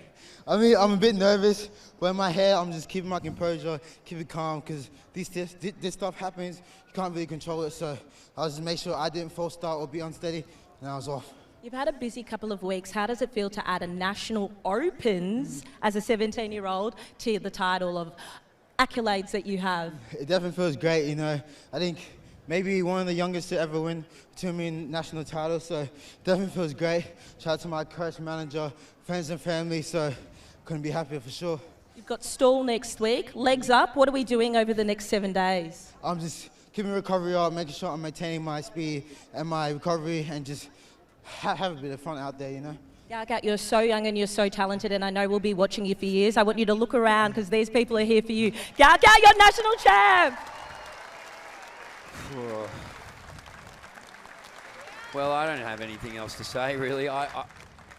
Look at that, Di Shepherd right in there. You can see Templeton just out to the side, his manager. I mean, Dave, you've been in this caper much longer than I have. What do you have to say about him? Oh, well, he's just a special talent. And 1984, yes, it's windy, but you've still got to move your legs that fast. You know, the distance doesn't change. It's 200 metres, and you've got to run it. And he did it in a time that we haven't seen. 1984, you know, the difference between 2.2 and 2.0 is nothing. You know, it could have easily been a 2.0, and then that has not only just broken the Australian record, it's smashed it. But you know, when you run for championships, it doesn't matter what the wind is, and he can be in the mix. So let's have a look at. Let's break down the race. He got a much better start here. I reckon he got the best start here in a 200 than he's had all season. Ayus, as we know, is fast, but it's at this point of the race where the springs in his legs. What are your legs? Steel springs. What are they going to do? Hurl you down the track, and that's what they do. And he bounds away, and he doesn't get tired. He doesn't slow down. There's no, you know, it's impossible to maintain acceleration the whole way. It's just physically impossible over 100. It's not possible over a 200. But Michael Johnson and Usain Bolt were able to maintain a top speed for a long, long time. Noah Lyle's not quite as good as that, but Gout does. And once he gets a little older, he gets a little faster over the first 100. He's going to be an unstoppable force because of the way he finishes the race. If he doesn't get too much more size, he's going to be able to maintain what he's got here over the final. It's the mechanics. The feet are still a bit sideways, but he bounces up off the track. His hips are stable. The knees, he's grimacing here, but the arms are pumped. The technique here, you know, if I put my hand over the screen and just look at from the neck down, I'm looking at Usain Bolt. It's extraordinary what he's done. 1992 is the fastest we've ever seen in Australia by Frankie Fredericks. That's legal, so I'm not sure if we've seen faster ones windy. I don't think so, off the top of my head. 1984. Oh, he's just... Listen, Australia, we have a superstar on our hands. You already knew that. We have a superstar on our hands. We also have a 17-year-old on our hands. He's done a remarkable job to navigate the attention, the media, everything that comes with being a young superstar. Now a 19.8 runner. I guarantee you there's TVs in Jamaica, there's TVs in the US, there's TVs in Europe, there's TVs all over the world who have tuned in to see what this young prodigy had to offer, and he's given you the best of what he has. I'll tell you, he said to Noah Lyles in January, he said, I want you to know that I am coming for you, not later, not in Brisbane, I'm coming for you this year. He's on his way to Tokyo in September at just 17 years of age. Yeah, remarkable. And he's up against the best in the world there, so you know you will enjoy what happens. It doesn't really, in the grand scheme of a career, matter. It's a learning experience. But he learned something today. The two false starts and third time away is a learning experience because you have to, you know, recommit yourself every time the women's 5,000 is underway. So, Lockie, they certainly didn't run faster at the Sydney Olympics. Constance Quinteros won it and then subsequently was disgraced, and as he should have been. So they didn't run faster than that. Frankie Fredericks was at the Sydney Track Classic, I think, or at Melbourne Track Classic, one of the two. His fastest time in Australia, so extraordinary. Women's 5,000, Jess Hull. We've got one more, and then we finish with a relay, but this is the last individual final, Mitch, and we've got a great field here. We've got the national record holder, we've got Jess Hull's returning, Lyndon Hall is in action as well. So a cavalcade of stars in the women's 5,000 final. Yeah, we certainly do, and I think people forget Jess Hull. I mean, she won that national title back in 2023 there in the 5,000 metres. She's obviously been all over the world. She came from Kingston, Jamaica to come and roll into these national championships. There was no break in between either. She was just straight over here. So, look, she ran a really smart 1,500, didn't she? It wasn't the familiar stylings of Jess Hull we're used to. She said, I wanted to just sit at the back because I did not want anybody getting a toe from me. She was sort of sick of being that athlete maybe that led people through. She ran so strong and thought, why not come out here and run a 5K? Can I do the double? Don't see why she can't. She's one of the fastest we've ever seen over the distance. I know her dad, Simo, will be very happy watching on. She's the second fastest we've ever had. She held that record for nearly 4 years at 14:43 before Rose Davies came away last year and took it from her. So she's got that meet record here in 2023, Jess Hull. This will be going for her fourth title if she can get it. 2020, she took it. 2022, 2023. So if she can get this, she'll actually eclipse Benita Willis as the most titles in the 5,000 metres. We talked about Rose Davies and that event in Tokyo. That's where she set that national record. Izzy Bat-Doyle was there in that golden Seiko meeting in Tokyo. It's 5 months to the World Championships. Do you want to go and watch Gout? the World Championships? Do you Wouldn't want to mind. watch Jess Hull? Do you want to watch the rest of our Australian stars? Boy, oh boy. 5 months today to the World Championships in Tokyo. And Jess is, I love the fact that Jess comes back to run in these races. She's done it a couple of times where she's done the double, the 1500 and the 5000. And we saw Cam Myers do it earlier. Loves to race and loves the national title. Cherishes the fact that you can be the Australian champion. So, but it's a good field here, and they're at a reasonably solid pace. Nothing super fast, but Izzy Bat-Doyle, of course, has been in tremendous form in marathon and half marathon, but she loves a track race as well. So she's leading them out, and she'll be happy to set a pretty solid clip here if she can. Yeah, very talented athlete is Izzy Bat-Doyle. Obviously, really was in the mix to be on that marathon squad last year at the Olympics. Evidently ran on the track, so she really does have such great range, Izzy Bat-Doyle. Sitting really well behind her there, Morty Skyring as well. So made the most of her year last year, did Morty. She would love to be around that 15-minute marker, but to your point at the moment, Dave, it is gone out a little bit slower than what that pace would suggest. So they're a little bit off that. Lyndon Hall got under 15 indoors this year too. Georgia Griffiths, our national record holder over the 3K, just sits in that 5th spot. Then Rose Davies, our national record holder in the 5K. Then Jess Hull, our national record holder in the 1500. And Lauren Ryan, who holds a national record, I believe, in the 10K roads. So there's a lot of national record holders out there in this women's 5,000 metres. And they're all going to throw themselves around here and just really see where they lay out. It's a very, very well-paced line of athletes at the moment. Nobody really having to run any wider than they need to. They've all got a spot on the rail. Just look at that. That is a absolute world-class field of Australians just rolling through here on a Sunday afternoon in Perth. And looking really smooth even in that 3rd spot is Nat Rule. Now, she was on that Australian team in Eugene as well. So many, many, many Australian representatives will contest for this final. I'll be liking the work that Izzy's doing out in front here. So you know that the pace is reasonable without being hectic when they're all strung out. And the big field, there's still athletes crossing the start-finish line as our leaders go down the back straight. So the pace is reasonably solid, and Izzy Bat-Doyle again just stretches away slightly as the sun is glistening on Jess's ponytail there. It's bobbing around as they go down the back straight. She'll be happy in that position for here. I think like Cam in the men's 5,000, just... it's a bit like the Melbourne Cup. You want to put your horse to sleep and go down the back and just save as much energy as you can for the sprint to the line. So she'll be happy here just to sit back in that group, along with a couple of the other chances. Still got 7 laps to go as they come down. I think it's 7. Might still be 8. Hasn't clicked over yet. So when they roll around to that 200-metre mark, that'll be 2K into the race. So you're right here. It'll have 7.5 remaining from there. But Izzy Bat-Doyle doing a really good job to set the tempo. They probably move their way back to around 15-minute pace here. We'll get a really good reading of it, though, when they get to that 200-metre marker. So a slight fracture. Amy Robinson at the back of this leading group. We'll call it Lauren Ryan behind Jess Hull, behind Rose Davies, Georgia Griffith, Lyndon Hall, Nat Rule, Morty Skyring, and Izzy Bat-Doyle. So a lot of these women will have competed as juniors, now obviously as seniors on both the global level and here in Australia, and they'll understand each other quite well, although some alternative race tactics. We see Rose Davies and Jess Hull just happily sit in the middle of this field. 6:02, so yeah, they're around it. They'll be probably under that 15 minutes by the time they get the kicks involved later on in this field, but for the meantime, setting a really nice tempo out in front is Izzy Bat-Doyle, who also has that staying power to be able to continue on with this. She's certainly not just leading this field out. She's doing what she does best in being able to control the race, control her tempo,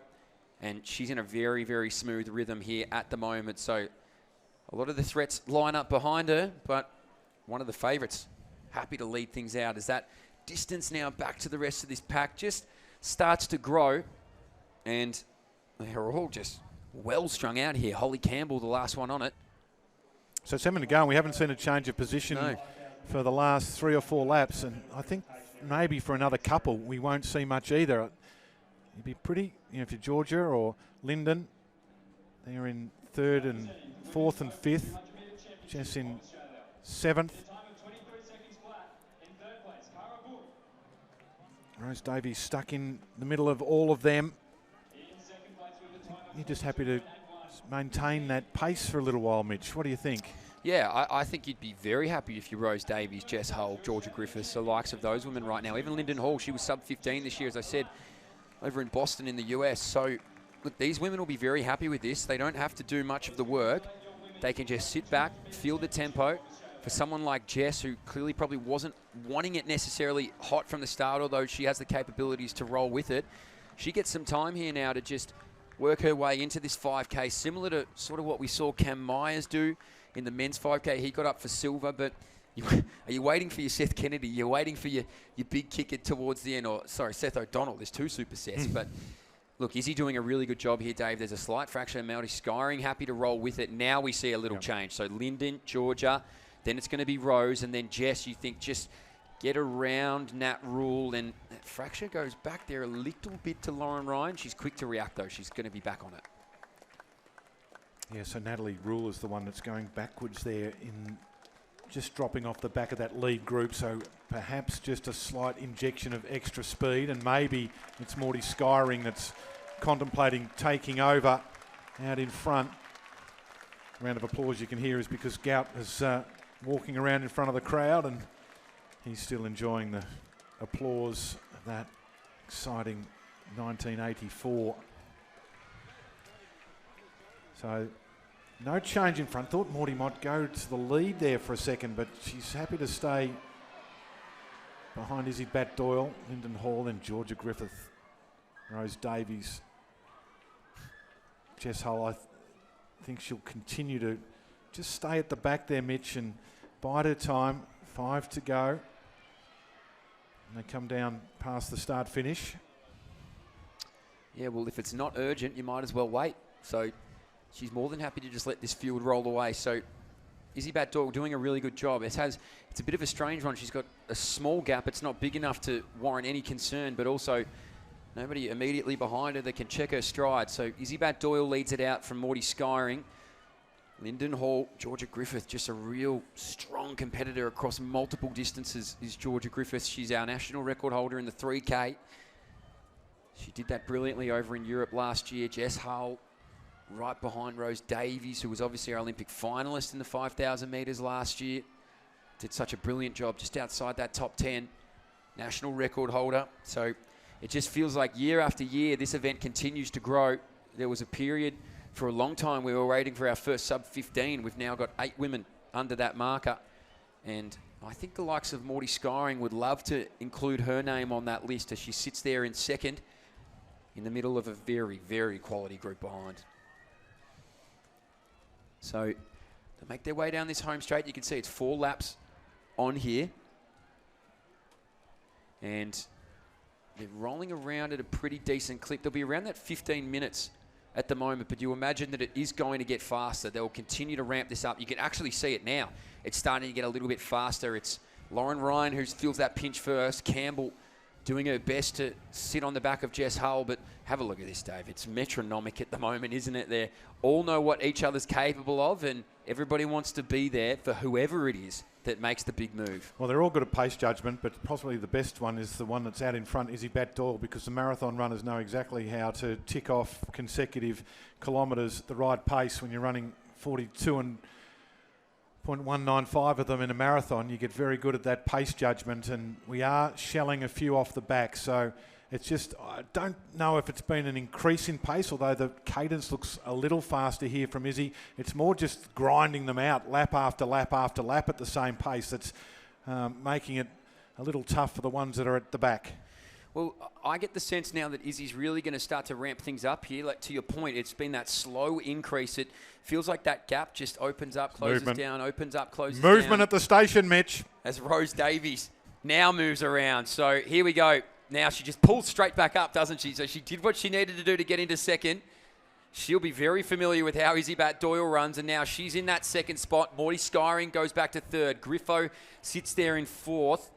And then it's Lyndon Hall. Jess Hull now just finds herself out from the back of this leading group. So what a group of 6 we have here out in front at the moment. And they're all going to be chopping and changing, putting themselves in their ideal positions. That's what they're looking for. They would have had a game plan, to your point. What we saw earlier, you have A, B, C, D, E, F, as far down the list as you can go on how you want to run this race. But they're grouping up. It's Georgia Griffith now, just on that shoulder of Morty Skyring, who's tough. She'll always grit her teeth and give herself every opportunity to contest. But the only position that really hasn't changed at the moment is Izzy Doyle out in front. That's because it's hard to get around her. She's continuing to push this tempo. Well, it was an interesting move from the defending champion and national record holder Rose Davies, maybe just to make sure that everyone knew that she was in the race and she's the one to beat as the national champion, the defending champion. She moved up, looked like she was going to go straight past and then just decided, no, I'll just sit here. But we are bunched as we come down and we'll have 2 laps to go in the women's 5,000 title. There's just a little cat and mouse, and is Jess going to go? Goes up, doesn't go to the front. It's still Izzy. 2 to go.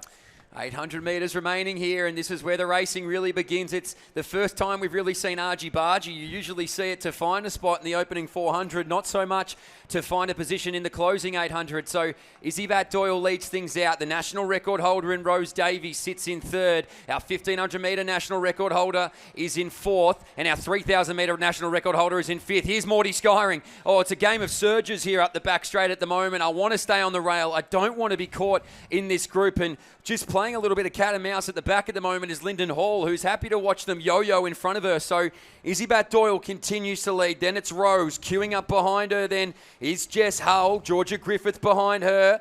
Morty Skyring on the rail and Lyndon Hall. It's very hard to separate them at the moment, but the move will be made at some point. There's 6 athletes and there's 3 metres. That's how tightly they are bunched as they come down 500 metres to go. Who's going to go first? Who's going to have the courage to spurt to the lead?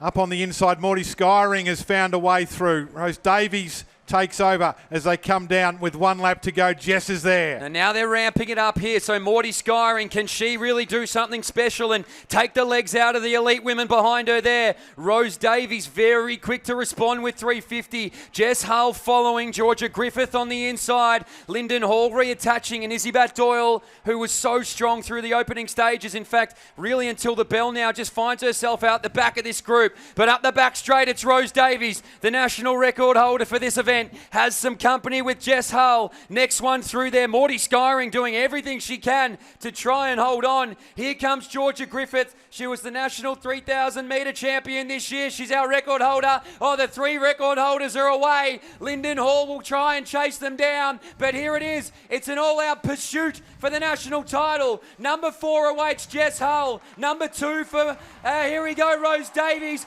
It's Georgia Griffith out wide, but Jessica Hull in front. Griffith starting to lift. Jessica Hull, Georgia Griffith. Hull makes it 4, the best we've seen at Nationals. 15:02 for Jess Hull. Bided her time to perfection. Georgia Griffith gets up for the silver. Rose Davies strong. Morty Skyring did everything to get on that podium, and Lyndon Hall too. That was a race for the ages at these national championships. Make it 4 for Jess Hull, the only woman in Australian history to have that many. And she's broken her championship record. So the 15:05.87 from 2023 is consigned to the rubbish bin. And that is a winning double once again for Jessica Hull. An entertaining race. Drinks are on Izzy Doyle for setting the way for much of the race. And then it was on with 500 to go. The defending champion Rose Davies did everything she could. But the wheels of Hull and then Griffith, who looked like she was closing and was going to get there, but, well, it's hard to get past Jess Hull. She's got speed and she's got endurance, and that is an intoxicating combination when it comes to a 5,000 that's run at around 15-minute pace. So, fantastic way to finish the championships, the last individual event. So Rose Davies gets the third, 15:03.83. Lyndon Hall, 15:04.18. And Morty Skyring, big shout out, was brave in her pursuit for a medal, 15:06. Izzy Doyle rolls through with 15:13 as well. Holly Campbell, 15:30. Lauren Ryan, 15:41. I'll tell you, these women, you can run this race 10 times and get 10 different outcomes. I mean, we are just at the tippy top of middle distance running in this country at the moment for our women. Jess Hull, the double champ. She just goes from strength to strength. That Olympic silver medal that month that led into that Olympic silver medal as well, the 350, the 2K world record. It was just an incredible sight, and now she continues here in 2025. That momentum is building. Yeah, and double title. I'm not sure that there's any way that Jess really, unless the pace is super, super fast, she feels comfortable. She's just hard to beat in that situation. So, she did the right thing early. She just went to sleep and managed her energy expenditure the whole way after running the 1500s. And Georgia finished so quickly, but it just becomes a drag race, doesn't it? Who's the fastest? And we know that that's probably Jess in that situation. But Georgia's finished a great domestic season, and Rose gallantly defended her title, and we look forward to what's to come. Probably better suited to a faster pace the whole way round. Yeah, I would say so. She's got a good kick. We've seen it at a few of our national 10K championships, but it's just hard. You've got a 350 runner. Here we go. We're going to see the replay of the final 120 here. So you just think at this point, look, Rose looks oh so strong, but when you've got Jess Hull barreling down, she moves out to lane number 2. Georgia Griffith, it looked like for mine, maybe could get there. We've seen it in Europe. We've seen it in a few races before, but look, this is the same thing that happened in the 1500. Jess Hull continues to push away. What she's worked on for mine so well is that final 100 metres, and you need that in global 1500 metre running and 5K running. You have to be able to maintain. And it came after that World Indoor Championships last year, where she wasn't able to keep up with them in that final 200 metres. I need to work on something. So Dad and Coach Simon, they went away and they came up with something, and it's been an extra element to what she's got in the bag, no doubt about that. Nana, double national championship for Jessica Hull, and that was a great way to finish the titles. Let's go down to you. Jess Hull proving that 5K runners can sprint. Talk me through that last 100 metres. Yeah, I think today I just had to trust my last gear. I think last night I went from a lot further out, and tonight I was just like, I'm going to practice from less far, and yeah, I felt great down that home straight, and I think I held my form pretty well, so Dad should be happy. As a sprinter, I think you held your form pretty well. 15 gold, 5K gold. How are you feeling right now? I haven't seen you say a sip of water. You shaked every competitor's hand. What's going through your mind? I mean, if you look at the depth that we've had this weekend, even the women, it took 4:20 to make the women's 1500 final. So it's a pretty special time to be an Australian distance runner, and you've got to respect every single person that was out there in the heat this afternoon. So yeah, it's awesome to welcome people home and celebrate their achievements, whether it was running under 17 or under 18 for the first time. It's special. So yeah, hope they all felt like they were part of it. We've seen your passport being filled. Miami, Jamaica, Hunter Valley, New South Wales, all of the above. What's next for you? I'm going to go home for about 10 days, so Newcastle with my family, and then I'll be in Miami for the Grand Slam the first week of May. Congratulations on your 4th 5K national championship, and double gold for Jess Hull, everyone. Thank you. Thanks very much. The fan favourite is Jess Hull as well, so another double for her, 4th title in the 5K. And look at this, just the front on shot of Jess Hull.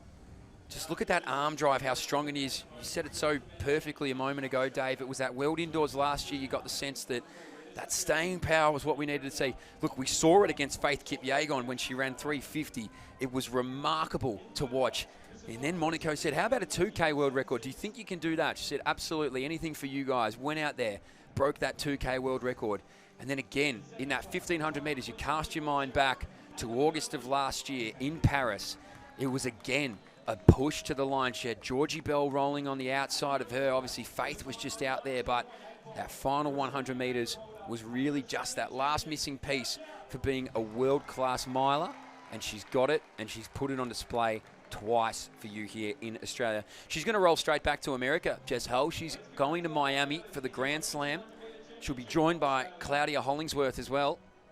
Now, silver medalist in the 800 metres, but just phenomenal work from Jess Hull. We do have one more event here. It's an open mixed 4x400 metres. So state versus state, pride is on the line. Don't go anywhere. One more event remaining here at our Australian National Championships.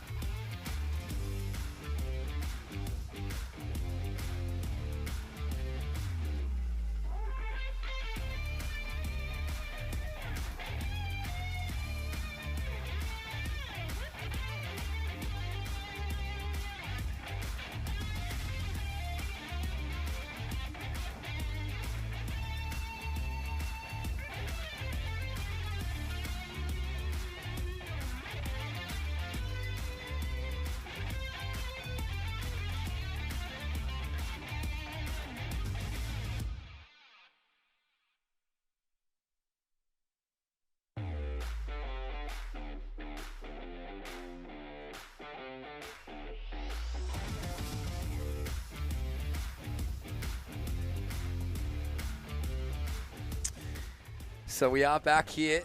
We've got one event to go, Mitch. I was on my way. Event, Dave. I was, getting ready to work out what was next. The after party. Yeah, well, am I too old to go to that? No, Lockie, have a look at Lockie Moore. He's shaking his arms vigorously. You have earned it, Lockie. You've been how many days of the championships? We had 4 of the juniors. 9. 5 juniors and 4 of the seniors and under 20. So it's been a long haul. The officials have done an incredible job. The group down the other end here that provide us with our start list, there's 73 people in the room next door to us, and they're all making sure it happens. Our production crew out the back, our camera crew out on the track, some warm days, some long hours. Mitch, you've called 7,000 races.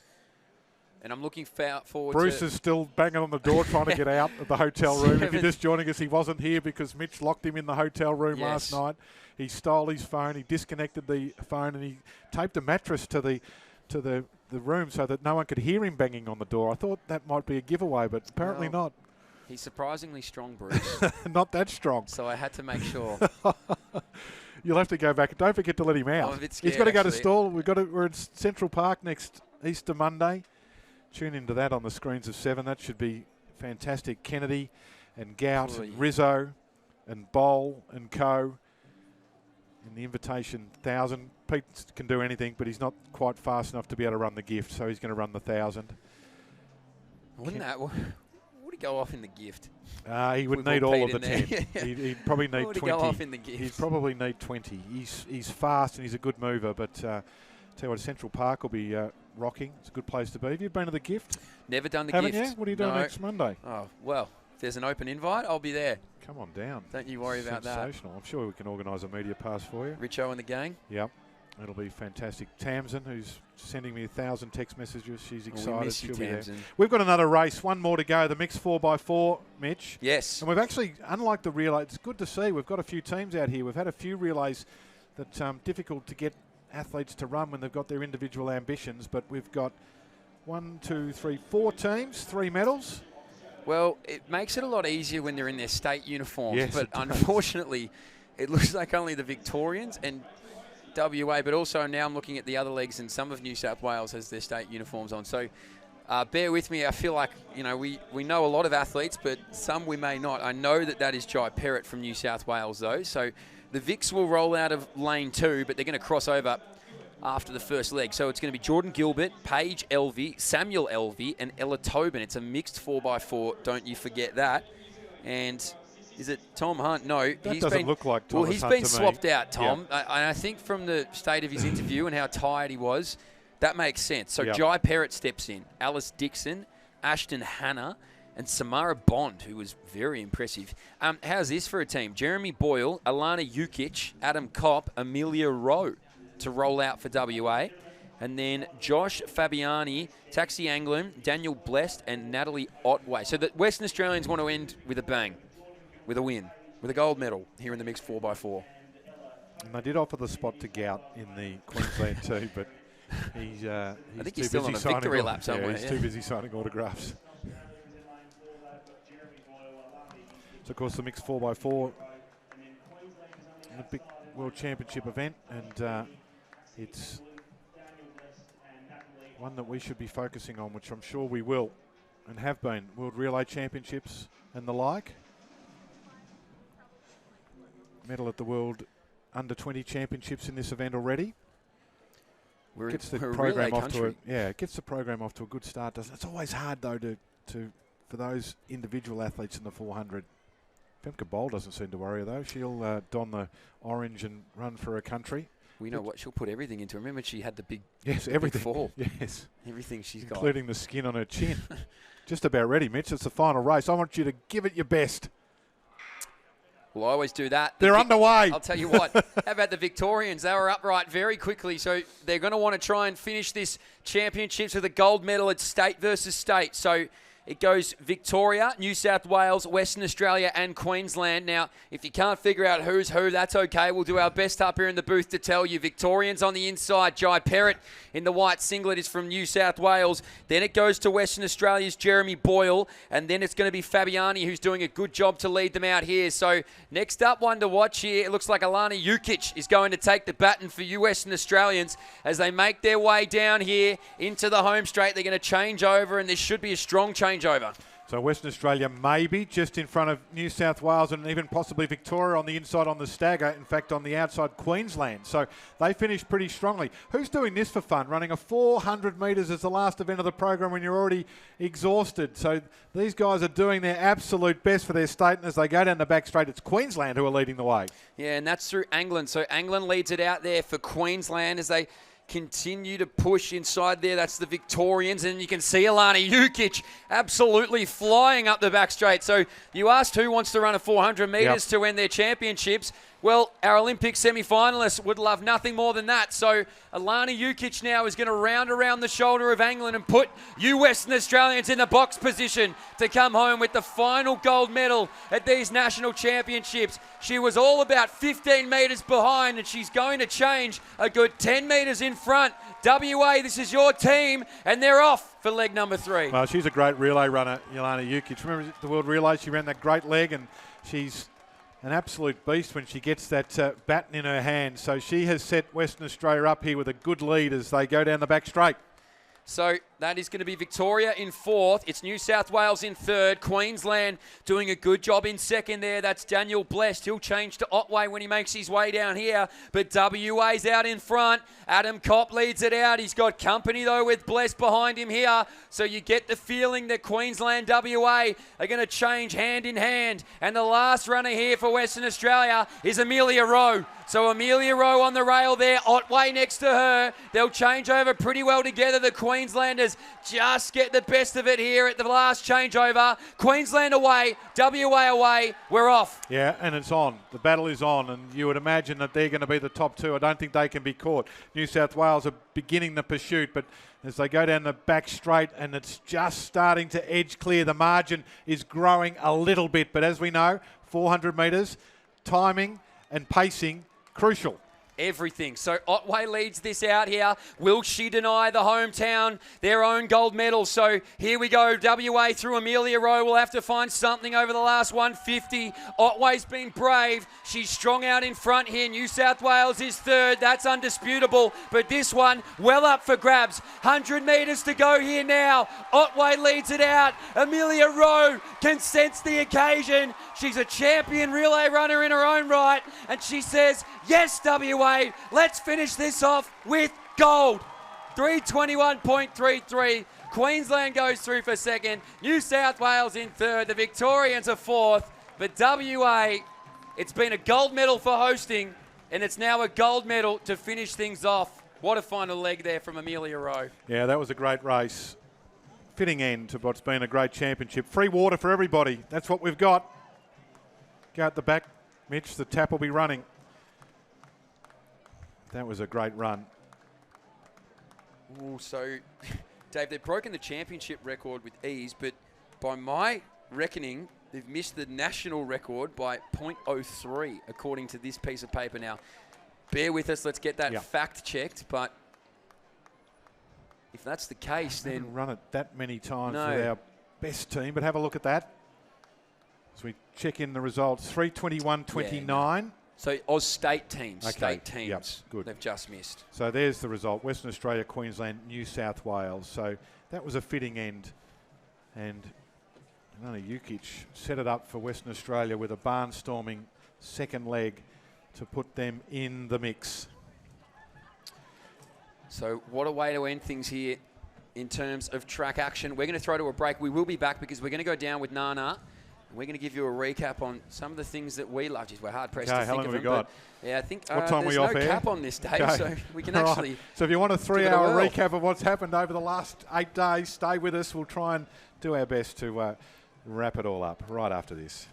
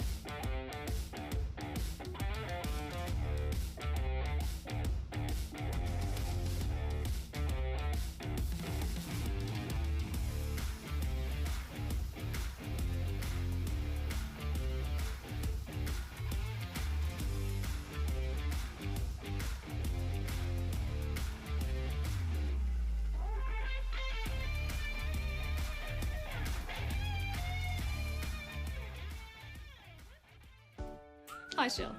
Shell has high blood pressure, and the rising cost of living certainly doesn't help. Annie manages her diabetes with good nutrition, but fresh fruit and veg prices keep rising. And Jack has high cholesterol, but nothing is higher than his power bills. That's why they save more money every year by getting their prescriptions from Chemist Warehouse. And you will too. Head online or look for our price list in store to see how much you'll save. Chemist Warehouse, discounting prescriptions every day. Is it real now? Walking on a dream. How can I explain? Talking to myself. Will I see again? Is it real now? Would you become walking on a dream? You want it off? All right. Well, what a championship has been. Mitch Dyer and Nana Owusu-Afriyie, sensational results. Let's just recap some of them. Mitch, I'm going to start with you and Peter Bol, because the only senior national record, we saw a stack of them in the juniors and Paralympic world records and also Australian records, but Peter Bol today was extraordinary. He's an exceptional athlete, Peter Bol, and I think he's one of those names maybe in this country that we forgot a little bit about. He came out 1:43.7. He's renewed, he's rejuvenated, he's just had his first daughter. It was an incredible race. He had the crowd going with 50 metres to go, didn't he, Pete? So it's a fitting way for him to begin really his 2025 as he pushes on towards September, but he was remarkable. And Peyton Craig and also Luke Boys rewarded with World Championship qualifiers. The men's and women's 800, I'm going to get to you, Nana, don't worry. The men's and women's 800s were fantastic, and we saw Jess Hull back up with the 5,000 today, but those two 1500s with Myers and Hull, real highlights. I mean, Cameron Myers, it was the coming of age. He's only 18. He just missed last year in that Olympic cycle, but he gets his national title. He did it so strongly. In Jess Hull, she's flown all over the world, and it doesn't matter where she's racing. She just knows how to win. She gets that double title. No one more deserving than that. Nana, I told you we're going to get to you. You know a thing or two about the sprints, and the 200s were the closest we've ever seen. In the women's, 1/100th of a second separating the three. Tori just getting it, and man, Rowan Browning coming back and turning back the hands of time. Unbelievable. It's funny to say that 3 years ago you couldn't say to win an Australian Open medal in the 100 metres you had to run 10:01 and 11:2, and it just shows that Australian sprinting is hitting another level. We know that Tori is also the Australian record holder, and we saw her at World Indoors, so I knew she was a fighting chance to get the win, but we haven't seen her run outdoors this year. And Rowan only started his season a month ago, so to see him go from 10:2 to 10:01 in 5 races is really something to watch. And how can we forget Lockie Kennedy, the Australian, at the Australian champs, we've seen him 10 soar 10 flat, 0-0. and that 9.99 is coming soon. I'm just so overwhelmed. I'm really excited to see what Australian sprinting has to offer. And Leah O'Brien, who almost stole the title at 17 years of age. In the field events, we saw a lot of highlights. Nicola Oleschlager's today equalling her championship record. Liam Adcock was fantastic. Curtis Marshall, Mackenzie Little, there are stars everywhere. We know about all of them. But now let's talk about the one that we're all talking about, Gout Gout. What we saw from him, 2 999s. You can share that microphone. Yeah, no, 2 999s, and then today the 1984 after running 2021. The wind, seriously, I'm out here now, I can feel it. It's the first time we've been out here in the sunshine for 4 or 5 days. The wind's strong, but he's not from this world, as what we've seen in Australia, Nana. The Australian tracks love to watch Gout Gout run 19 seconds, but the wind hates to see him run a legal one. So I'm excited to see what he does at Stall, but 19 3 times this year. He's one to watch, and I think the world will be cheering his name for years to come. Mitch, you're the voice of Gout. You've called him at the under all schools championships, and then you saw him today, and we haven't seen anything like him. I know we're not getting carried away, because he's not just a young athlete on the rise. He's there now, and it's going to be interesting to see what the rest of the year has in store for him. Absolutely. I mean, today he moved past Usain Bolt, he moved past Justin Gatlin in terms of all time. So, look, he is just 17, Dave, but he's such a well-natured, beautiful young man. If you're looking for somebody's support in this country, you honestly couldn't pick somebody better. So he's got a great team. We're all behind him as a country. We've got to remember he's 17, but wowee, he is just every bit the real deal. Also to note, Gout Gout ran 40 minutes ago, and he's still out there signing autographs, There's a huge crowd, taking photos with all the most people. Of them are waiting for you and Mitch. So I know, they want you out there. They we said, better who let you interviews go. Gout Gout? Just before we do go, I just want to thank all the officials and our crew here. Bruce, who couldn't be with us today, but it has been a huge part of the coverage, Travis Jenkins and Nathan Breen. So we hope you've enjoyed the coverage of this Australian Championships here from Perth. It has been a special time in Australian athletics. It's been a great season. It's 5 months to the World Championships in Tokyo, and we can't wait to watch our Australian stars in action. For now, it's goodbye from Perth.